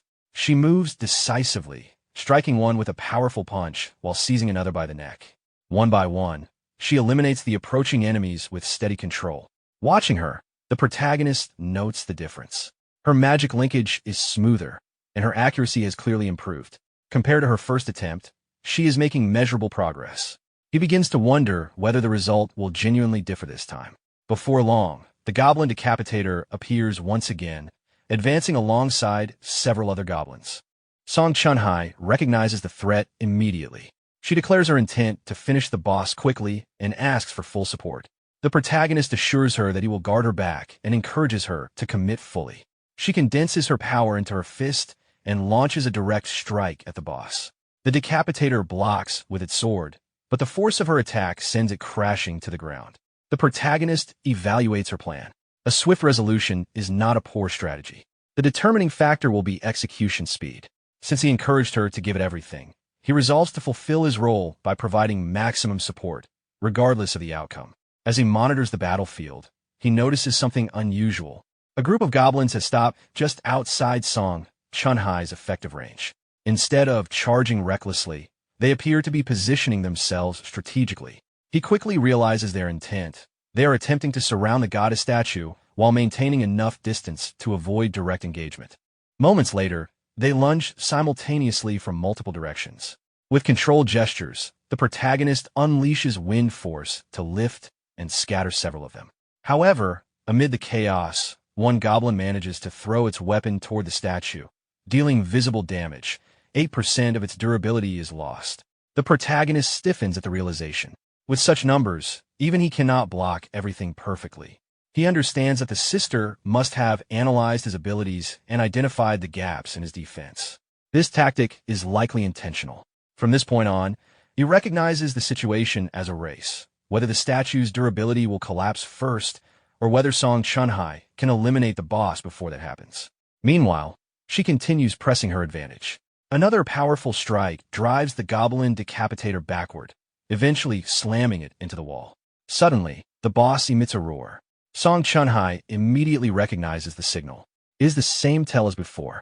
The Decapitator forcefully pushes her back and attempts once more to throw its weapon toward the statue. This time, she intercepts its arm, determined not to let the same tactic succeed twice. However, despite her effort, the boss manages to release the weapon toward the statue. She reacts in shock as the projectile flies past her. As the weapon flies toward the goddess statue, the protagonist reflects on the situation. He had warned Song Chunhai to stay close and intercept the throw, yet she still allowed the attack to slip through. Even so, seeing how seriously she is approaching the fight, he feels that she deserves to succeed at least once through her own effort. He attempts to intercept the weapon, but it ultimately strikes the statue and breaks off a portion of it. Song Chunhai is visibly shaken. She cannot believe she fell for the same tactic again. The protagonist quickly reassures her that only part of the statue was damaged, and that the mission is still ongoing. With 1 minute remaining, he urges her to focus. Regaining composure, she turns her attention back to the goblin decapitator. Now that it has lost its weapon, she considers it significantly less threatening. She closes the distance and delivers a powerful kick to its abdomen. Meanwhile, several goblins attempt to slip past her position. The protagonist uses his wind force to strike and repel them, preventing further damage to the statue. While engaging the remaining enemies, he notes internally that Song Chunhai still has a considerable amount of mana despite the prolonged battle and her direct confrontation with the boss. Her overall mana capacity continues to impress him. Soon after, the system announces that the mission has been cleared. Song Chunhai acknowledges the success, but her expression remains dissatisfied. With the statue reduced to 15% durability, she views the outcome as only marginally better than failure.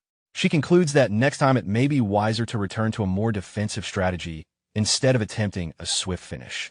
The protagonist observes her persistence. Even in exhaustion, her drive to improve remains intact. He suggests that they continue improving their record gradually throughout the remaining conquest period. The scene shifts to the following day after school. Sitting in the classroom, the protagonist reflects on the previous day. The conquest mission with Song Chunhai occupied all of his time. Today, he plans to focus on acquiring the foundational subspells necessary for eventually mastering Spiral Explosion. During class, Hong Yunhua suddenly appears at the doorway. Her presence draws attention from the other students. The protagonist immediately understands why she has come. There's only one likely reason. She approaches his desk and explains that she has something to deliver. Placing a box in front of him, she mentions that the head of the blacksmith's workshop asked her to pass it along. Recognizing it, he realizes the item he commissioned has finally been completed. He then asks about her Aqua Flame rank. She informs him that her rank has improved significantly and is now at C rank, largely due to the method he suggested. He encourages her to continue refining her rank in the same manner. She adds that the Magic Tower's response has also been positive. He explains that once her flames are strong enough to melt eternal cold iron, it will become difficult to raise her rank using ordinary materials. To progress further, she may need to seek out more specialized environments, such as dungeons inhabited by ice attribute monsters. He advises her to experiment with different approaches at her own pace. After thanking him, she leaves, mentioning that she will see him later during the mentoring session. Shortly afterward, Yi approaches and grabs his attention. She hesitates briefly before stating that there is somewhere she wants to go this weekend. Caught off guard by the sudden request, he reminds her that it is currently mentoring time and suggests discussing it later. However, she insists that they go immediately. As he looks at her, he cannot help but wonder what has prompted this sudden change in behavior. At that moment, Youngmi arrives and reminds Yi that it is time for her mentoring session. She also warns her not to forget the condition tied to her break privileges. If Yi fails to follow their agreement, her break time may no longer be guaranteed. Yi quietly stands without protest and follows Youngmi out of the classroom. Youngmi acknowledges her compliance with approval. The protagonist watches them leave and silently appreciates the timing. Although he feels slightly apologetic towards Yi, he knows he cannot afford distractions. Today is reserved for supplementary training. The scene shifts to the after-school arena. The sister addresses the group, noting that everyone has adapted well to the raid. Compared to the beginning, their movements and reaction speeds have improved significantly. Because of that progress, she announces that the number of goblins will be increased the following day. The group reacts with surprise, but she explains that since tomorrow is the final day of the raid, it is necessary to raise the difficulty. With that, she dismisses the mentoring session. As they leave, Hong Yun remarks that she had only just begun to feel accustomed to the current level of difficulty. The green-haired boy comments that the sudden increase feels excessive. After the others disperse, the protagonist approaches the sister and asks if they can proceed with the supplementary lesson she mentioned earlier. She agrees and asks whether it is sufficient for her to simply drive the monsters toward him. He confirms that this is all he requires. The setting shifts to the old temple ruins. The protagonist and the sister are teleported inside. Soon after, goblins begin emerging from a portal and charge forward.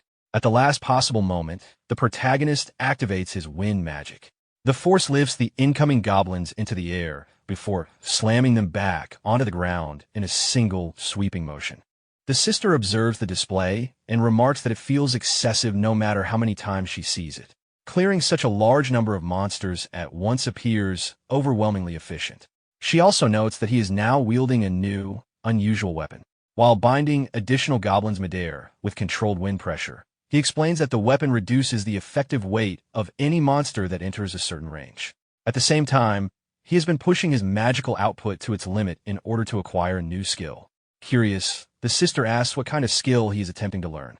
He replies that it is a wind-based spell and decides it would be simpler to demonstrate rather than explain. Before she can react further, he points his staff toward her. She immediately grows alarmed, recalling her earlier warning not to test new abilities on her. Ignoring her protest, he activates the spell, Twister. The technique generates rotational force by compressing and twisting wind currents. The resulting vortex lifts the sister off the ground and suspends her briefly in midair. While airborne, she expresses her frustration loudly. She immediately equips her magic and reappears behind him with clear irritation. She grabs his cheeks and reminds him that she explicitly told him not to use new spells on her. He apologizes awkwardly, acknowledging that he crossed the line. The sister asks whether the supplementary lesson is finished. The protagonist confirms that it is and thanks her for assisting him. As she leaves, he checks his status window. Now that he has acquired a suitable weapon and successfully learned the wind spell Twister, the next step is to adjust his traits. His mana training has progressed significantly, and his core has reached C rank. At this stage, the priest trait no longer offers sufficient utility. He plans to replace it soon. However, before making that change, there is one final place where the current setup can still be useful. Since the timing aligns, he decides it is time to head there. The scene shifts to the training center's special meditation room. Hyun-woo sits in meditation, reflecting on his growth. Ever since the incident in the Black Snake Chamber, he has felt tangible improvement in his abilities. He recognizes that he has received considerable help from the protagonist. Among those experiences, the Bodhidharma statue they encountered in the Black Snake Chamber left the deepest impression. Even a brief glimpse of the martial principles contained within it granted him insight that allowed him to endure 3 forms against the White Snake. That moment became the starting point of his development. Determined to repay what he views as a life debt, he has continued studying and internalizing the martial principles embodied in the statue. After finishing his meditation, he holds the statue and resolves to grow strong enough to reliably guard the protagonist's back. As a disciple of the Heavenly Wind sect, he intends to repay that debt again and again through action. A few days later, in the classroom, the protagonist hands Hyun-woo a small object. Hyun-woo examines it and quickly realizes that it is no ordinary pen. The material resembles everlasting cold steel. The protagonist explains that he had leftover materials after crafting what he needed and asked the head of the blacksmith's workshop to make this item. He also reminds Hyun-woo of the clip he previously gave him and asks whether he still carries it. Hyun-woo confirms that he does. The protagonist instructs him to examine the pen cap more closely. A small groove has been carved into it. When Hyun-woo fits the clip into the groove, the 2 pieces combine seamlessly. Impressed by the craftsmanship and functionality, Hyun-woo expresses deep gratitude, but admits discomfort at continuing to receive such valuable items. The protagonist dismisses the concern, reminding him that they fought for their lives together in the Black Snake Chamber. He considers this merely a reward for that shared ordeal. Hyun-woo insists that the favor is still far from repaid. In response, the protagonist suggests thinking of it as a down payment. Hyun-woo immediately understands the implication and asks whether they will soon return to the basement. The protagonist confirms that there is something he intends to retrieve. Hyun-woo assures him that his sword will always be available whenever needed. The protagonist decides they will go that very night. Later that night, in the dungeon district, the 2 arrive at their destination. They are greeted by Shin Byung, who eagerly presents equipment for their descent. Confident in their preparations, the protagonist asks whether they will avoid running into seniors this time. Shin Byung reassures them that he will personally guide them to ensure a smooth passage. As they proceed, Hyun-woo observes that Shin Byung's skills as a guide have noticeably improved. Shin Byung explains that he has been escorting multiple teams to the basement recently and considers himself experienced at this point. Within a short time, they arrive before a portal gate. Shin Byung announces their destination. Dungeon number 353, the Temple of the Feathery Serpent. The protagonist expresses his trust in Shin Byung once again. Shin Byung confidently provides additional equipment and assures them that everything is prepared. With that, the protagonist decides they should proceed without delay. Hyun-woo agrees. The scene shifts inside dungeon number 353, the Temple of the Feathery Serpent. After entering, the protagonist explains their objective. Their destination is the main temple located deeper within the dungeon. Hyun-woo observes that the structure appears significantly larger than the altar of the feathered serpent they previously encountered. The protagonist confirms that while the two locations are related, there are key differences. He explains that he will clarify the rest as they move forward. Both advance at a run, remaining alert. The protagonist then asks whether Hyun-woo wondered why there was no strategy guide this time. Hyun-woo admits he was curious but trusted that there was a plan in place. Moments later, a group of unfamiliar enemies appears ahead. These are barbarian warriors, armed and prepared to attack. The protagonist explains that a detailed strategy is unnecessary for this dungeon. Their approach is straightforward. Eliminate any opposition blocking their path. The barbarians move to engage them. Hyun-woo notes that the objective is simple and prepares for combat. However, the protagonist decides to handle the immediate confrontation himself, as he wants to test his newly refined abilities. Combining his Inferno and Wind attributes, he unleashes a powerful attack that lifts the barbarian soldiers into the air and eliminates them in a single sweeping motion. Afterward, he remarks that the output exceeded his expectations. Watching the display, Hyun-woo reflects silently. The protagonist's combat ability continues to surpass even his high expectations. His composure and control resemble that of an experienced martial artist. If Hyun-woo intends to be of real assistance, he concludes that he must dedicate himself even further to training. Soon, they arrive at the main hall of the temple. A barrier seals the entrance, its structure dense and reinforced with magical energy. Hyun-woo notes that breaking through it by force would be difficult.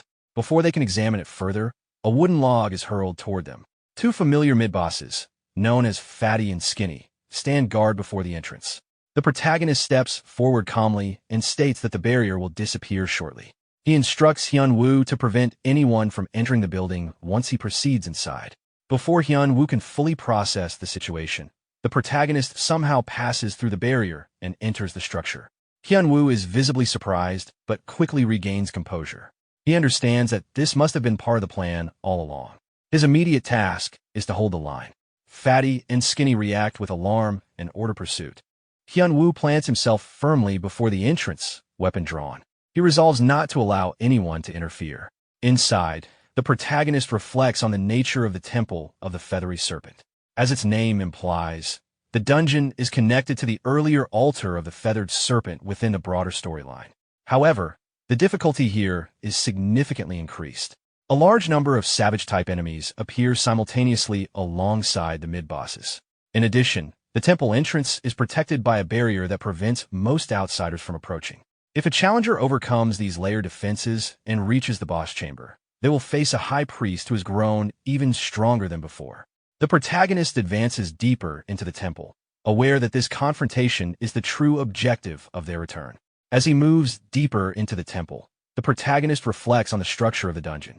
Following the standard route would normally require fighting through large numbers of savages and mid-level enemies before even reaching the main hall. That process takes considerable time. Instead, he chose a different approach. The barrier at the entrance functions as the temple's final gateway. Under normal conditions, only the high priest is permitted to pass through it. Because of that restriction, the barrier is extremely difficult to destroy using conventional methods. However, the protagonist currently holds the status of high priest as well. Since the barrier only recognizes that role, he is able to pass through it without resistance. As a result, none of the savage-type enemies are present inside. The very security designed to protect the inner sanctum has instead isolated the true boss.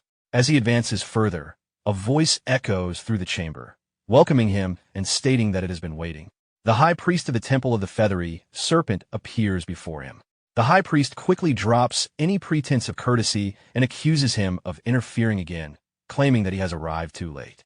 According to him, the ritual has already begun, and even he cannot stop it once it is underway. The protagonist observes his surroundings. A large magic circle has been drawn using the corpses and blood of the savages. They're clearly being used as ritual sacrifices. The high priest declares that adding the protagonist and his companion as additional sacrifices would accelerate the descent of the feathery serpent. The protagonist responds calmly, unimpressed by the threat. The high priest equips his staff and announces that the protagonist will not leave alive. The protagonist draws his own staff in response, noting that he has heard similar claims before and survived without issue. The high priest opens multiple portals and fires concentrated beams of magical energy. The attacks are relentless, designed to overwhelm through volume rather than precision. The protagonist evades each strike with controlled movements. While dodging, he observes that the pattern of attacks is largely unchanged from their previous encounter. He prepares to use Inferno Fist, but hesitates when a high priest warns that such power could destabilize the temple itself. If the structure collapses, both of them would be caught inside. The warning explains the high priest's confidence. The enclosed environment restricts large-scale destructive techniques. Recognizing this limitation, the protagonist abandons the idea of using Inferno Fist. Instead, he closes the distance using speed and agility. The high priest attempts a counterattack with his staff, but the protagonist avoids it effortlessly and repositions behind him. Drawing a dagger taken from one of the priest's subordinates, he strikes the high priest across the back. The high priest reacts in pain, surprised that the protagonist has shifted to a lighter weapon. He quickly regains composure and reveals the true source of his confidence. As long as sacrifices remain available, his body will regenerate continuously. Even if the descent ritual is slightly delayed, he can recover indefinitely. From his perspective, the fight is unwinnable for his opponent. The protagonist, however, remains unconvinced. He states that the outcome is still uncertain. The high priest intensifies his assault, unleashing additional beams of energy. The protagonist weaves through them and counters with swift aerial movements, landing consecutive dagger strikes. Although the high priest's wounds begin to regenerate, the speed of recovery appears slower than expected. The protagonist points out the inconsistency. If the regeneration were truly infinite, the delay would not exist. Enraged, the high priest begins chanting, attempting to deactivate the barrier and summon more sacrifices from outside the temple. The protagonist watches carefully. If the barrier falls, additional enemies may enter, restoring the high priest's regeneration fully. The high priest raises his staff and calls for his warriors to present themselves as sacrifices. Silence follows. No one answers the command. Confusion spreads across the high priest's expression. He repeats the call, demanding to know why no one is responding. Outside the barrier, Hyun-woo continues holding the line. The absence of reinforcements is not an accident. After defeating the temple soldiers, Hyun-woo remains standing with his sword drawn. He reflects that, just as the protagonist predicted, the shield has disappeared. Even so, he understands that he must stay fully focused until everything is completely finished. At that moment, Skinny slowly regains consciousness. While Hyun-woo is momentarily occupied with his thoughts, Skinny takes advantage of the opening and launches an attack. A poisonous dart is thrown toward him, but Hyun-woo reacts immediately and blocks the incoming projectile with his sword. Observing Skinny's recovery, he notes that the earlier wound must not have been deep. Shortly afterward, Fatty also regains consciousness and struggles to rise from the ground. Skinny expresses relief that Fatty is still alive and insists that they cannot allow the intruder to leave. Fatty picks up a wooden log and prepares to attack again. Seeing this, Hyun-woo recognizes it as a suitable moment to test a newly learned sword technique. Fatty raises the wooden log and swings it forward with force. In response, Hyun-woo draws his sword firmly, gathering a blue aura of energy around his body. As the attack descends, he uses a smooth flow technique to strike with precision, cutting the wooden log cleanly into two pieces. The force of the impact pushes Fatty backward. Skinny, still on the ground, reacts in visible shock after witnessing the log being split apart. Hyun-woo continues advancing and follows up with another sword technique. Using rapid and controlled movement, he delivers a powerful strike to Fatty's chest. The blow lands cleanly, causing Fatty to cry out in pain. Recognizing Hyun-woo's strength, Fatty acknowledges him as a formidable opponent before collapsing onto the ground and losing consciousness. Hyun-woo briefly acknowledges Fatty's offensive strength, but before he can finish speaking, Skinny launches another poisonous dart. Hyunwoo quickly evades the incoming attack and turns his attention back towards Skinny. Skinny, now visibly shaken, attempts to retreat by sliding along the ground, unable to stand properly. Hyunwoo prepares himself once more and moves forward. Skinny continues attempting to escape, but Hyunwoo closes the distance without hesitation and delivers a decisive strike, eliminating him instantly. After Skinny falls, his body begins dissolving, leaving behind a mysterious item in its place. Hyunwoo notices the object and approaches cautiously. He picks it up and identifies it as a feathered serpent ultra-random box of D rank. Recognizing its value, he concludes that the protagonist will likely be pleased with this result. Soon after, additional temple warriors begin appearing at the entrance. Some focus on protecting the high priest, while others move toward the temple interior, prioritizing their leader above all else. More warriors gather outside and rush toward the entrance in increasing numbers. Seeing the growing threat, Hyunwoo draws his sword again and prepares to hold his position. He stands firmly at the gateway and engages the incoming warriors one after another, striking them down in succession. His intention is clear. As long as he remains standing at the entrance, none of them will be allowed to pass through. Meanwhile, inside the temple within the high priest chamber, the protagonist continues his assault. Using his dagger, he delivers repeated strikes across the high priest's body, creating multiple wounds. After sustaining continuous damage, the high priest cries out in pain and gradually weakens. At last, the high priest loses his balance and falls to his knees, signaling that the battle inside the chamber is nearing its conclusion. The protagonist points out that the high priest has run out of sacrifices and can no longer regenerate, suggesting that there is no reason to continue resisting. The high priest, trembling from accumulated damage, claims that all of his tricks have been exhausted and appears to accept defeat. However, as the protagonist observes him closely, something feels unusual. The high priest's expression and gaze do not match that of someone who has truly surrendered. Studying him carefully, the protagonist realizes that the high priest is deliberately pretending to be defenseless while waiting for an opening. He recognizes this behavior as the preparation phase for the high priest's final desperation pattern. This hidden pattern is the real reason he entered the dungeon, knowing it would provide an opportunity he had been anticipating. The protagonist urges the high priest to stop delaying and reveal the hidden move. The high priest reacts with visible surprise, realizing that his intentions have been discovered. Secretly drawing a dagger, he decides to proceed with the final measure. He begins chanting, and as the incantation completes, his body strengthens, releasing a powerful aura. With the ritual completed, he raises his staff. Energy gathers and condenses into a large golden sphere above him. With a gesture, he directs the sphere toward the protagonist. The attack moves with great force. The protagonist immediately begins running to avoid it. While evading, he analyzes the attack. Although the sphere is large and not extremely fast, its true danger lies in its homing function. Unlike normal attacks, it will continue to track the target. Even at its slightly slower speed, it remains dangerous and cannot be ignored. He relies on the combined use of silent steps and overheat to maintain enough speed and agility to keep ahead of the tracking sphere. Without both techniques working together, avoiding the attack would have been significantly more difficult. The high priest observes the situation and assumes the protagonist will eventually run out of stamina. Confident that exhaustion will lead to defeat, he continues watching the pursuit. Meanwhile, the protagonist carefully chooses his position while continuing to evade. After reaching the desired location, he prepares for precise timing.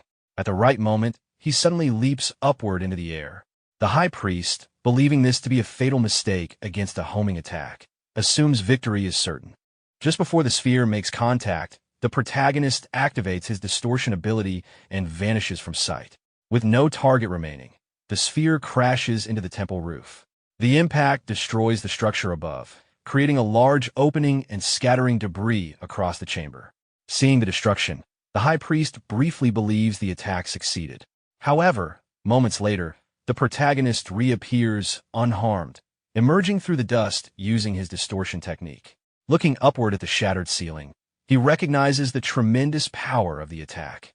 More importantly, the collapse removes the structural limitation that previously restricted the use of his strongest abilities. The high priest, now realizing what has happened, becomes visibly unsettled. With the ceiling no longer intact, the risk of collapsing the temple is removed. This allows the protagonist to release his full destructive capability without concern for the surroundings. Concentrating power into his fist, he combines Inferno Fist with Wind Twister. The merged techniques produce a concentrated and powerful strike. He launches the attack directly at the High Priest, eliminating him instantly. As the High Priest's body fades, two items remain behind. One is a Feathered Serpent Altar random box of D rank, and the other is a Shaman Dagger of C rank.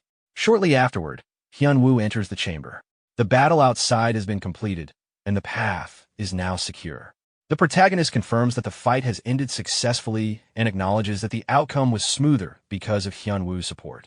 Hyunwoo expresses satisfaction at having been able to assist. The protagonist then stores the recovered dagger inside his inventory along with the box. With the required loot secured and their objective achieved, he suggests that it is time to leave the dungeon. The scene shifts to the underground level at the entrance of dungeon number 353.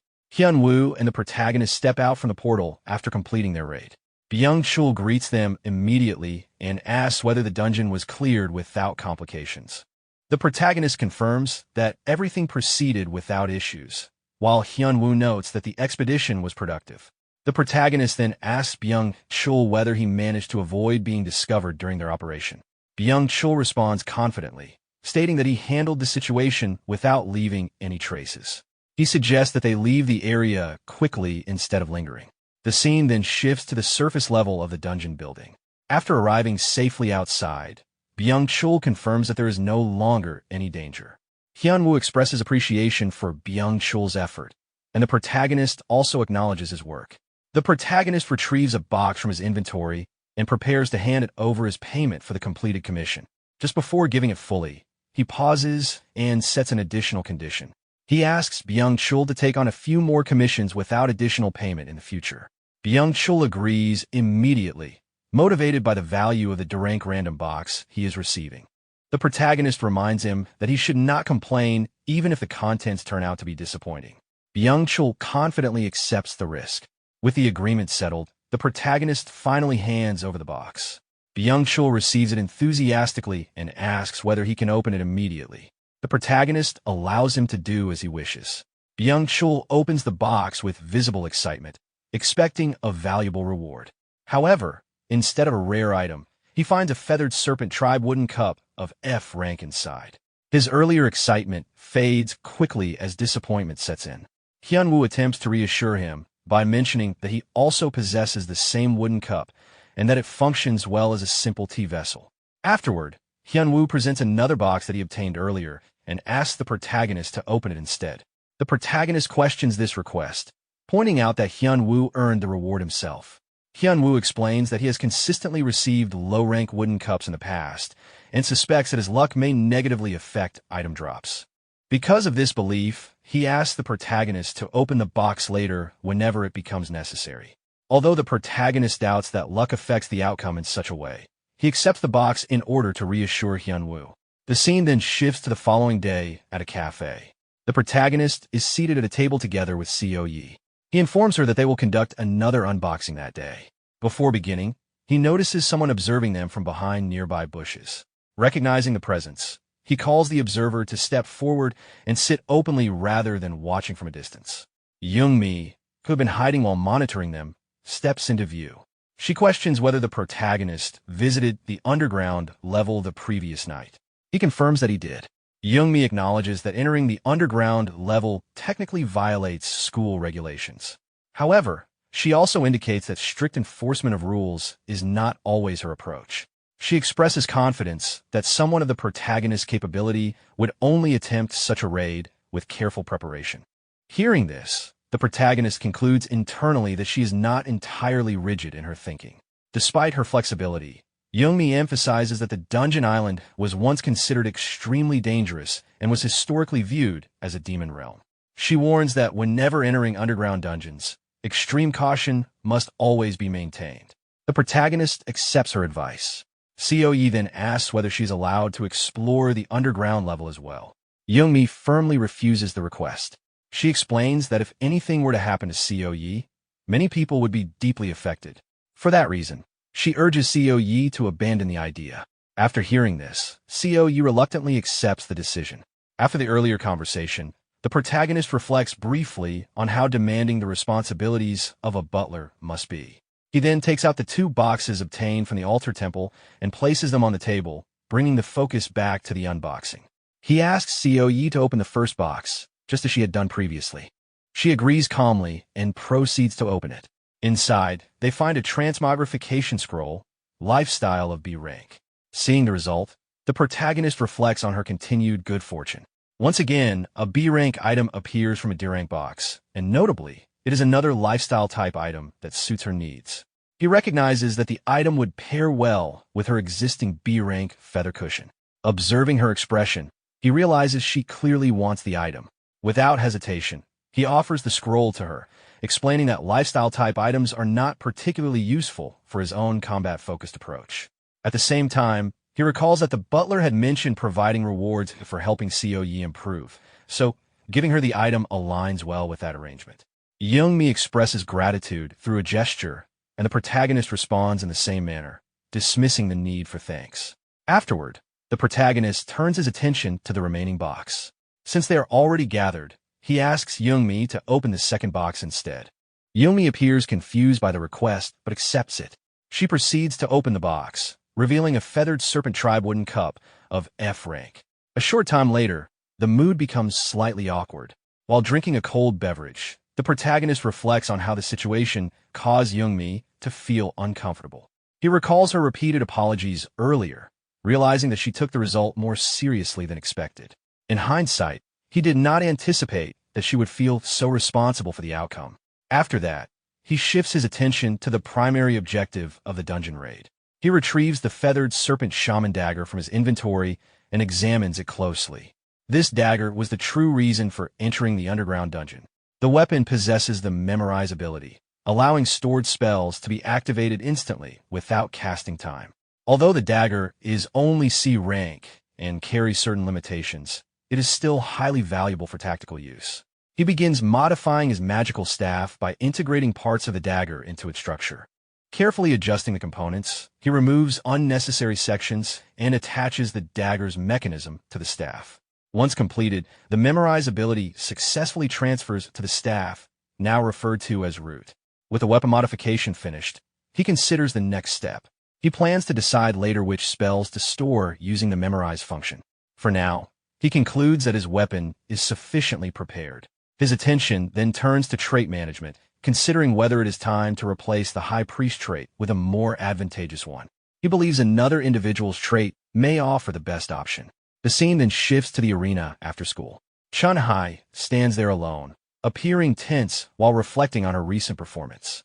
Although she managed to achieve results previously, she struggles to determine how to make those results consistent. Her goal is to surpass the duo of Hong Yunhua and Kwok Ji-chul, who remains slightly ahead despite the gap not being very large. She continues searching for a way to close that distance. At that moment, the protagonist approaches from behind and interrupts her thoughts. Startled, Chun-Hai reacts but quickly explains that she is simply trying to refine a strategy. The protagonist suggests that further repetitive practice may no longer be useful and proposes moving directly into a real match. Chun-Hai questions this approach, believing their teamwork still needs refinement. He points out that despite repeated practice sessions, their performance score remains around 70%. Chun-Hai questions whether that means settling for that result.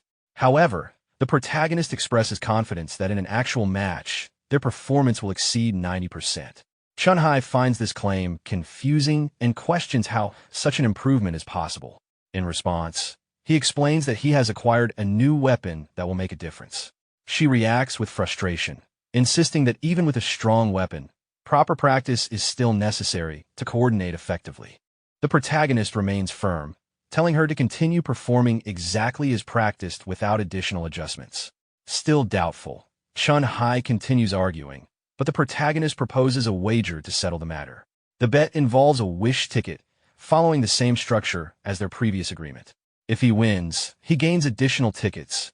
If she wins, the earlier ticket is nullified.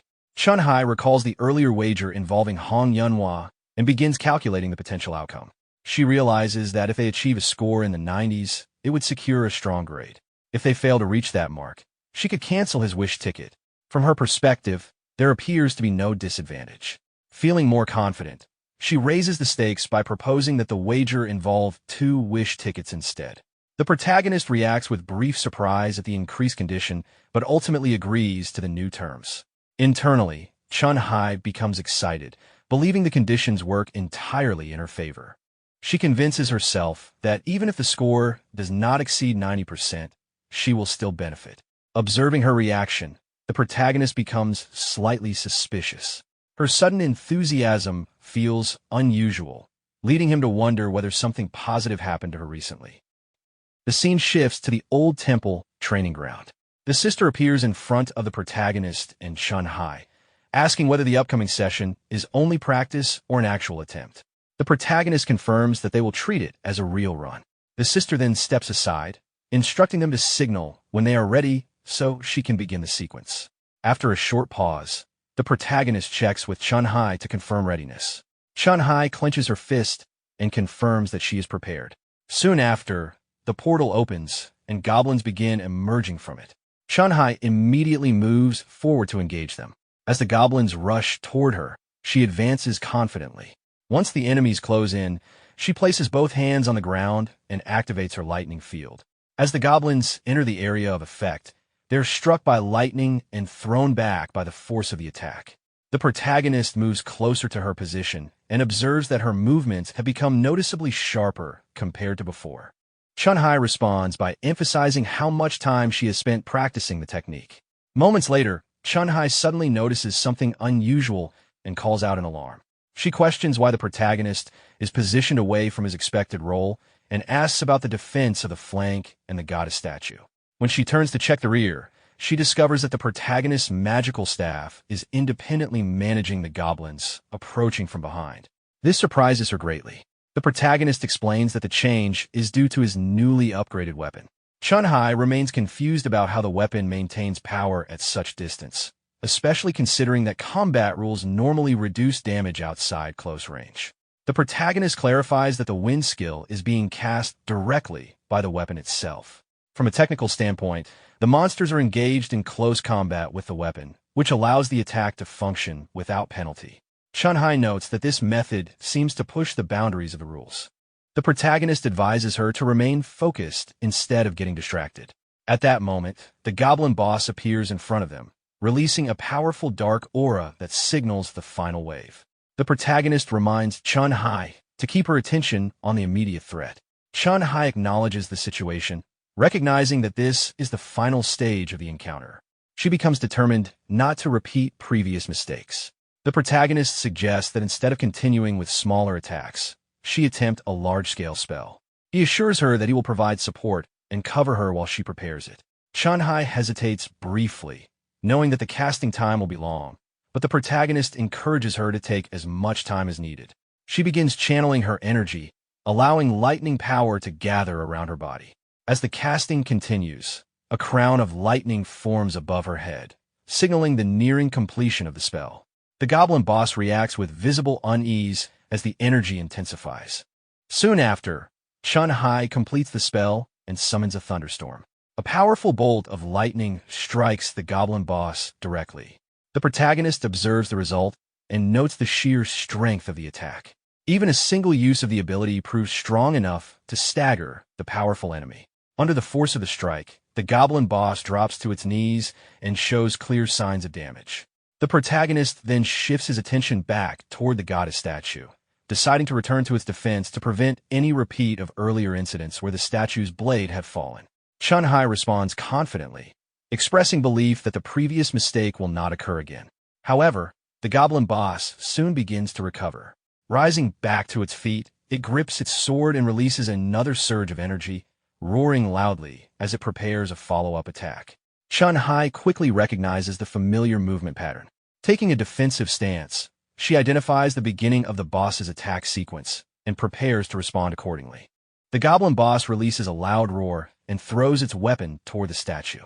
Seeing this, Chun-Hai immediately moves forward to attack, determined not to allow the enemy any opening.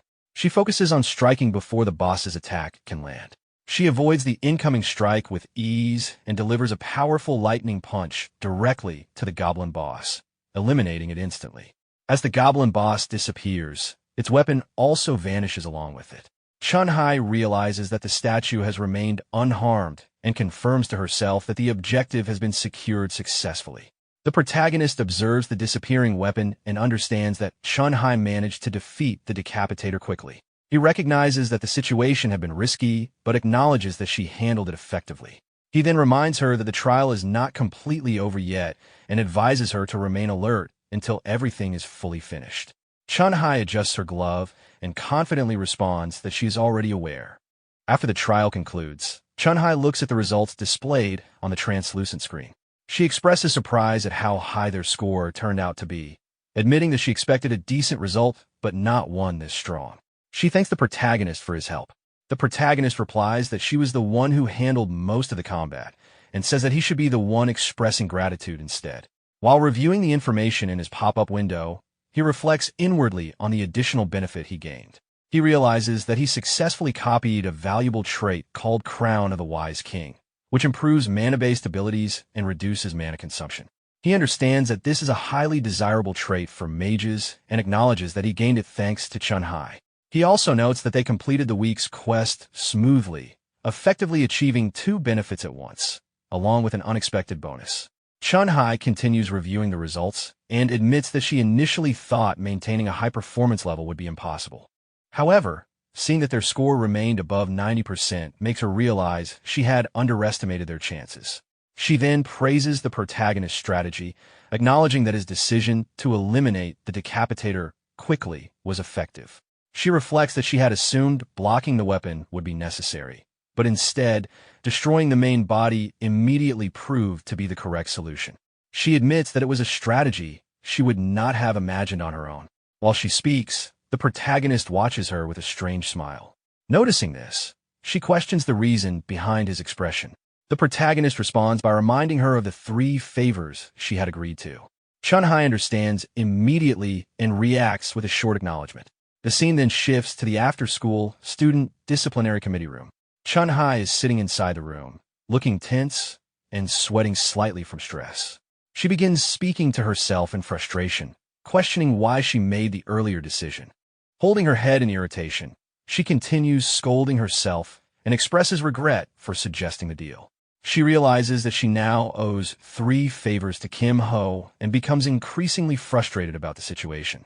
She reflects that her original plan was to secure favors for herself so she could ask him about the Inferno Fist, especially if their score had been poor.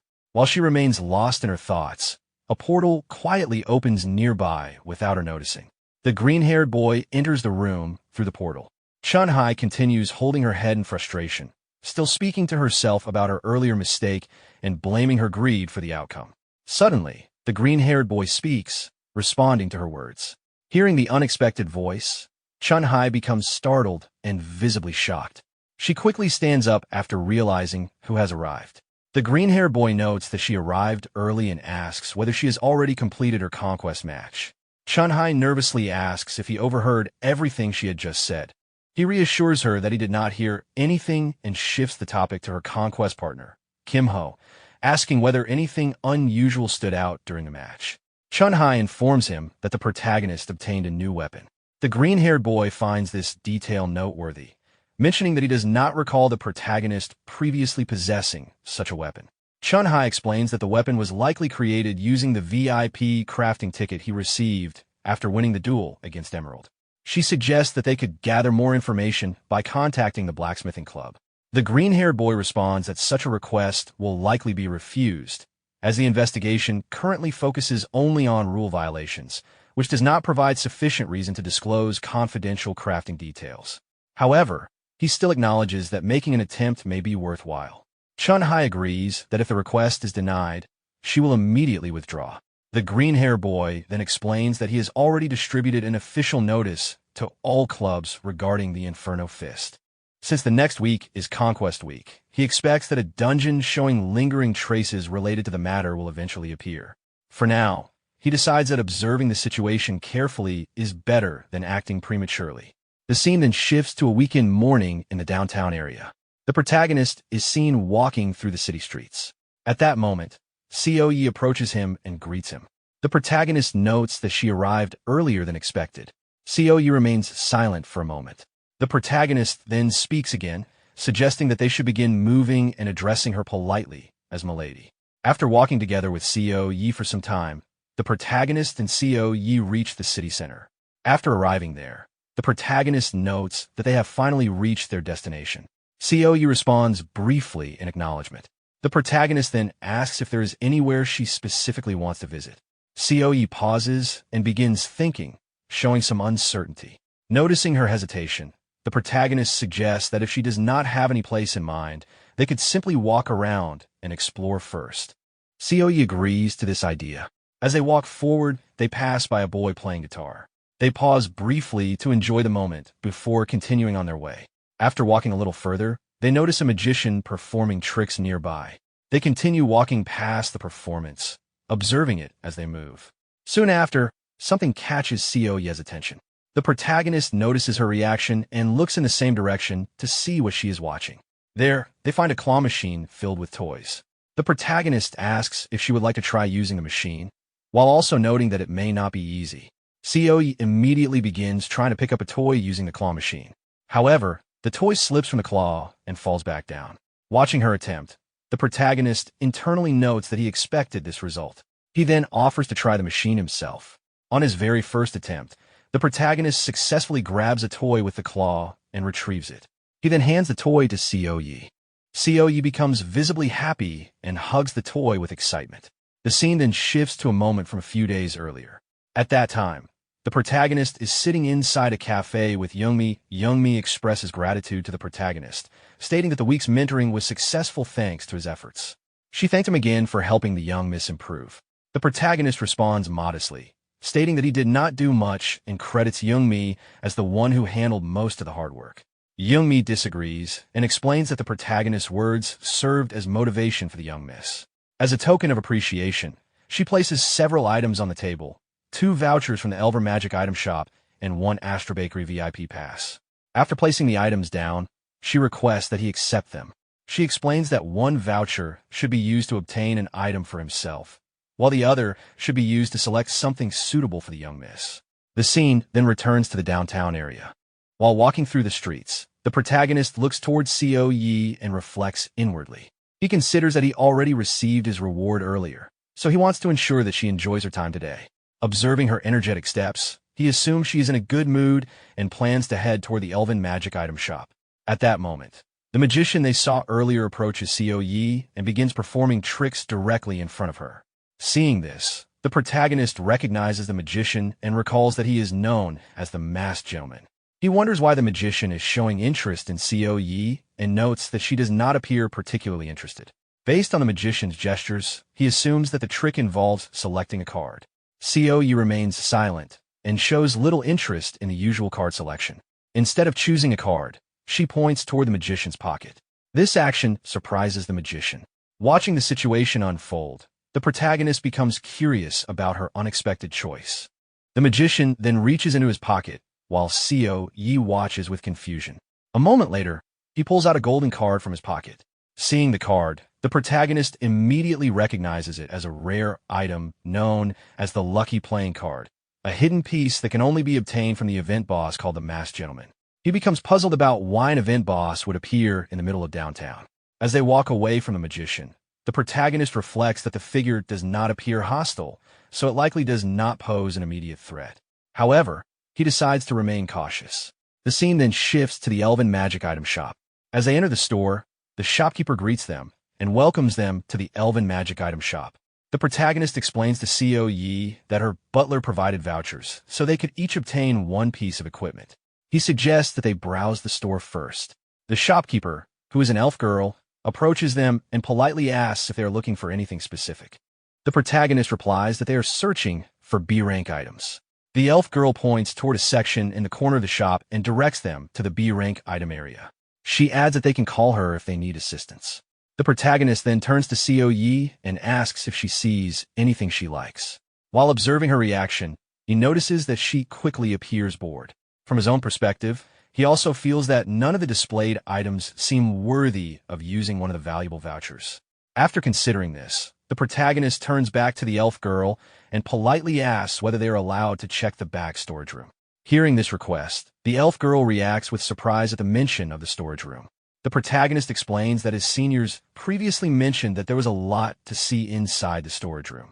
Hearing this, the elf girl becomes slightly nervous and, while sweating, admits that since he already knows about it, she has little choice but to allow access. She leads them into the storage room and, once inside, informs them that the area is not normally shown to customers. However, she allows them to look around under the condition that they do not tell anyone about it. While examining the surroundings, the protagonist carefully searches for something specific, believing that the item he is looking for should still be present and hoping that it has not already been sold. After scanning the area, he removes a cloth that is covering a box. As the cloth is lifted, the Fairy Queen's jewelry box is revealed in front of him. Seeing the item confirms his expectation that it had not yet been taken. The protagonist then takes out his vouchers and addresses the elf girl, asking whether it would be possible to exchange 2 B-rank vouchers for a single B-rank item. The elf girl clarifies that he is referring to the Fairy Queen's jewelry box and reminds him that it is a random box, meaning its contents are unknown. She questions whether he is certain about making that choice. The protagonist responds confidently, stating that he is willing to proceed and that he trusts his luck. The elf girl accepts his decision and agrees to complete the exchange. The scene then shifts to downtown at Astra Bakery. After entering the bakery, the protagonist shows the VIP ticket to the shopkeeper. The shopkeeper carefully verifies the ticket and confirms that the coupons are valid, then invites them inside. While looking toward a selection of donuts, the protagonist comments that they appear delicious. Coe agrees. As they begin choosing desserts, the protagonist suggests sharing the items equally. Coe reacts with slight confusion at the suggestion. After selecting a large variety of desserts and sweets, they sit together at a table inside the bakery. Coe focuses on eating while the protagonist reflects that they may have selected more food than expected. He notes that any leftovers can be packed later and suggests taking their time while also checking the contents of the box. He then asks her to take out the playing card she obtained earlier. The protagonist retrieves the jewelry box from his inventory and instructs her to hold the golden card close to the box. Coe responds and equips the card from her inventory. She holds a golden card in front of the box. Immediately, both the card and the lock on the box begin to glow.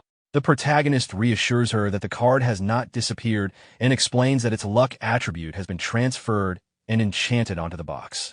Holding the box in his hand, he instructs her to open it. Coe agrees and carefully opens the box. As the lid opens, the box emits a bright golden light. Seeing this, the protagonist becomes surprised and realizes that the cloud-like visual effect indicates the appearance of a very special item. 2 bracelets appear inside the box. Observing them, the protagonist recognizes the items as the Cumulus Cloud Bracelet and the Dark Cloud Bracelet. He understands that both are A-rank items and acknowledges that Coe's good fortune has once again resulted in a valuable reward. Coe then asks whether she was helpful. The protagonist responds positively, pointing out that they received 2 A-rank items. Since they used 2 vouchers, he suggests that each of them should take 1 bracelet. He explains that protection against magic damage would be especially useful for her due to her combat style. He places one of the bracelets on her wrist and asks whether the arrangement sounds acceptable. Coe looks at the bracelet with some confusion, but agrees to the suggestion. While wearing his own bracelet, the protagonist observes her reaction and concludes that she appears satisfied. He reflects that visiting downtown was a worthwhile decision. After finishing their desserts, they leave the bakery and continue walking through the streets. The protagonist notices that it is getting late and suggests ending the outing for the day. Coe agrees. As they continue walking, the protagonist asks how she felt about the day. Coe responds that she enjoyed it. The protagonist then mentions that starting the next day, they will resume working hard on mentoring. At that moment, a man wearing a black hood suddenly bumps into the protagonist. The protagonist apologizes for the collision, but becomes suspicious of the brief encounter. Coe looks toward the hooded man with confusion. Without acknowledging them, the hooded man continues walking away. He soon enters a nearby building. Once inside, he takes out a dagger and speaks to himself while beginning to carve markings into the wall. After finishing, he moves further into the building and approaches a staircase. Continuing onward, He eventually reveals his face and speaks with a disturbing expression, suggesting that the current peace is only temporary and that it will soon be replaced by chaos. Later that evening, at the downtown district, our protagonist walks through the streets with Seo-yi and asks if her butler is supposed to come pick them up. Seo-yi confirms it, so he tries to remember where Jung-mi said she would be waiting and suggests heading toward the main street. Just then, Jung-mi arrives in her car and asks if the two of them had a good time before inviting them to get in. She assures them that she'll make sure they get home safely. Our protagonist thinks inwardly that she really appeared at the perfect time and wonders how long she has been waiting there. Jung-mi then tells Kim-ho that she can drop him off at his house as well, but he politely refuses, explaining that he still has some things to take care of. Jung-mi offers to wait for him and asks him to call once he's finished, but he turns her down again, saying that it will take a while because he has something important to handle. Jung-mi accepts his decision and tells him to have a safe trip back as he leaves Seo-yi with her and walks away. Watching him speed off, Jung-mi jokingly assumes that he must have really needed to use the bathroom. Seo-yi then remembers something and hands Jung-mi a present. Jung-mi is completely caught off guard, wondering if the gift is really meant for her. Holding the gift bag, Jung-mi reflects on how she has watched over the young miss since she was a child. She had always worried that Seo-yi might grow up spoiled, so seeing her become such a mature and thoughtful young woman makes her genuinely happy. Jung-mi thanks Seo-yi and decides to eat the gift immediately. However, the moment she takes a bite of the toast, her face turns red from the extreme spiciness. The scene then shifts to a few moments later, in a downtown back alley. Our protagonist enters a building while thinking about the shady hooded man he bumped into earlier. He knows he needs to figure out who that man is. Soon, he finds the carvings the hooded man left on the wall, with violet energy still emitting from them. After examining them, our protagonist realizes that they are definitely a cipher used by the secret society. He thinks about the Secret Society, an organization made up of people from factions hostile to Dragon Slayer Academy. Their goal is to infiltrate the academy and reduce the number of future heroes before the students can fully mature. The timing is especially convenient for them because it is currently the mentoring period. With a massive influx of outsiders, including alumni, entering the school, security on Dungeon Island has become much more relaxed. Our protagonist also realizes that the event boss who was putting on a magic show downtown could have used the event as cover to slip into Dungeon Island. The cipher translates into a specific time and place, meaning the contact must have left the message for someone else. Our protagonist equips his spear and considers himself lucky to have discovered it first. He realizes that all he needs to do is change the cipher to point toward a completely different time and location. He begins modifying the engravings left by the hooded man. Once he is finished, the person who left the message will end up waiting for nothing, while whoever reads it will head to the wrong location. In other words, the key to controlling their movements is now in his hands. The scene then shifts to the academy a few days later during lunch. While sitting at a dining table, our protagonist thinks that, according to the altered cipher, they should be safe for a while. The secret society won't make a move while the academy is crowded with alumni during the mentoring period. For now, that leaves him with only one option. He needs to keep grinding and getting stronger as usual. First, he decides to check his skills and traits, including the 3 rank-up scrolls he managed to obtain at the arcade the previous weekend. Our protagonist equips the rank-up scrolls and thinks that although they come with a bunch of annoying conditions, he'll take whatever upgrades he can get. Since he has nothing to lose, he decides to go for it. He tears the first scroll while clearing his mind and hoping for the best, but nothing happens. With a smile, he admits that he expected as much. Then, closing one eye, he tears up the second scroll and assumes that he might as well expect all 3 to fail. But just as he's about to give up on the last 2, something unexpected happens. Golden light suddenly erupts around him, and a notification confirms that the rank-up was successful, increasing his Lord trait from F rank to E rank. Our protagonist is stunned that it actually worked, especially since it upgraded his Lord trait, which is notoriously difficult to level up. With 1 scroll still remaining, he tears it open while thinking that he already got his money's worth, so he shouldn't expect anything from the last one. This time, nothing happens again. Our protagonist becomes irritated and wonders if it's actually possible to succeed twice in a row. He then jokes that maybe hanging out with his lucky charm really did bring him some luck. Inwardly, he thinks that a B-rank skill would remain extremely useful all the way through his 3rd year. Just then, a notification appears confirming that his Inferno Fist has ranked up from C rank to B rank. Seeing the result, our protagonist realizes that this is exactly why he has become addicted to random rank-ups. At that moment, Seo-yi arrives at the dining hall while yawning and casually greets him. Our protagonist notices that she's a little late and asks if her butler isn't coming today. Seo-yi explains that Young-mi isn't feeling well. She then remembers the present she gave her yesterday, which immediately makes our protagonist realize what happened. He asks if the present was the pizza bread they bought from the bakery. Seo-yi confirms it, and our protagonist puts his hand on his head, realizing that her poor butler must be suffering because the bread was insanely spicy. Seo-yi agrees that it completely wrecked Jung-mi, so our protagonist suggests buying her something less spicy next time. Seo-yi agrees while scratching her cheek and apologizes to her butler. Just then, Hyun-woo greets both brother Kim and Miss Seo. Seo-yi and our protagonist turn toward him and greet him back. Hyun-woo looks at the two of them and senses that something feels subtly different. He then happily assumes they look great together. Our protagonist notices his expression and asks what's on his mind. Hyun-woo brushes it off and simply says that he thinks the two of them look great together. Seo-yi explains that they had gone to the downtown district. Hyun-woo immediately becomes interested and asks how their trip was. Our protagonist realizes that Hyun-woo is definitely misunderstanding something, so he clears his throat and explains that Hyun-woo should come with them next time. He points out that they weren't simply fooling around and that they even encountered something fortunate and obtained the bracelet. Hyun-woo proudly beats his chest and says that such a fortuitous encounter certainly makes the trip sound worthwhile. He then asks them to invite him next time. The scene then shifts to the classroom later that afternoon during PvP combat class. The teacher announces that midterms will begin in 2 weeks and that the exam will cover everything the students have learned since enrolling. The students immediately start murmuring about the midterms, wondering whether the exam will include both practical and theoretical portions. The teacher then warns the students that some of them have been relying too heavily on their practical grades and slacking off in theory classes. He tells those students to brace themselves for the midterm. Hearing this, our protagonist thinks that the teacher must have gotten an earful from the other teachers. Despite being known as the human butcher, he's certainly killing the mood. The teacher then moves on to this week's PvP match and reveals that it will also be included in the midterm. To demonstrate the rules, he equips a blue crystal in one hand and a glowing golden sphere in the other.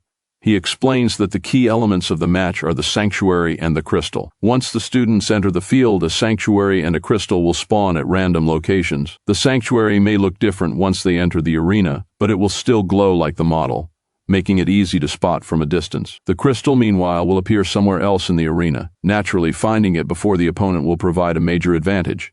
The teacher continues demonstrating how the match works. When the crystal is brought close to the sanctuary, it begins glowing and gradually charging. However, stepping outside the sanctuary's range causes the crystal to lose its light and rapidly discharge. If a player can remain inside the sanctuary's zone for the required amount of time, the crystal will eventually become fully charged.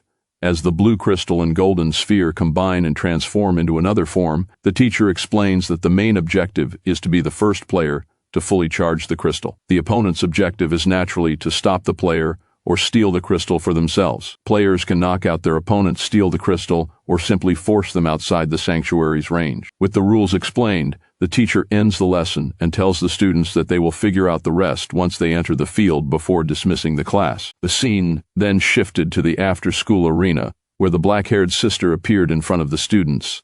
She reminded everyone that the PvP match would have 3 rounds and that, since they were still unfamiliar with the crystal rules, they should first play a match to get used to them. Our protagonist was then teleported into a forest and received his matchup details. Kim Ho versus Cha Hyunju, with their scores being 513 and 510 points respectively. He didn't recognize Cha Hyunju's name, so he decided to learn about his opponent during the match.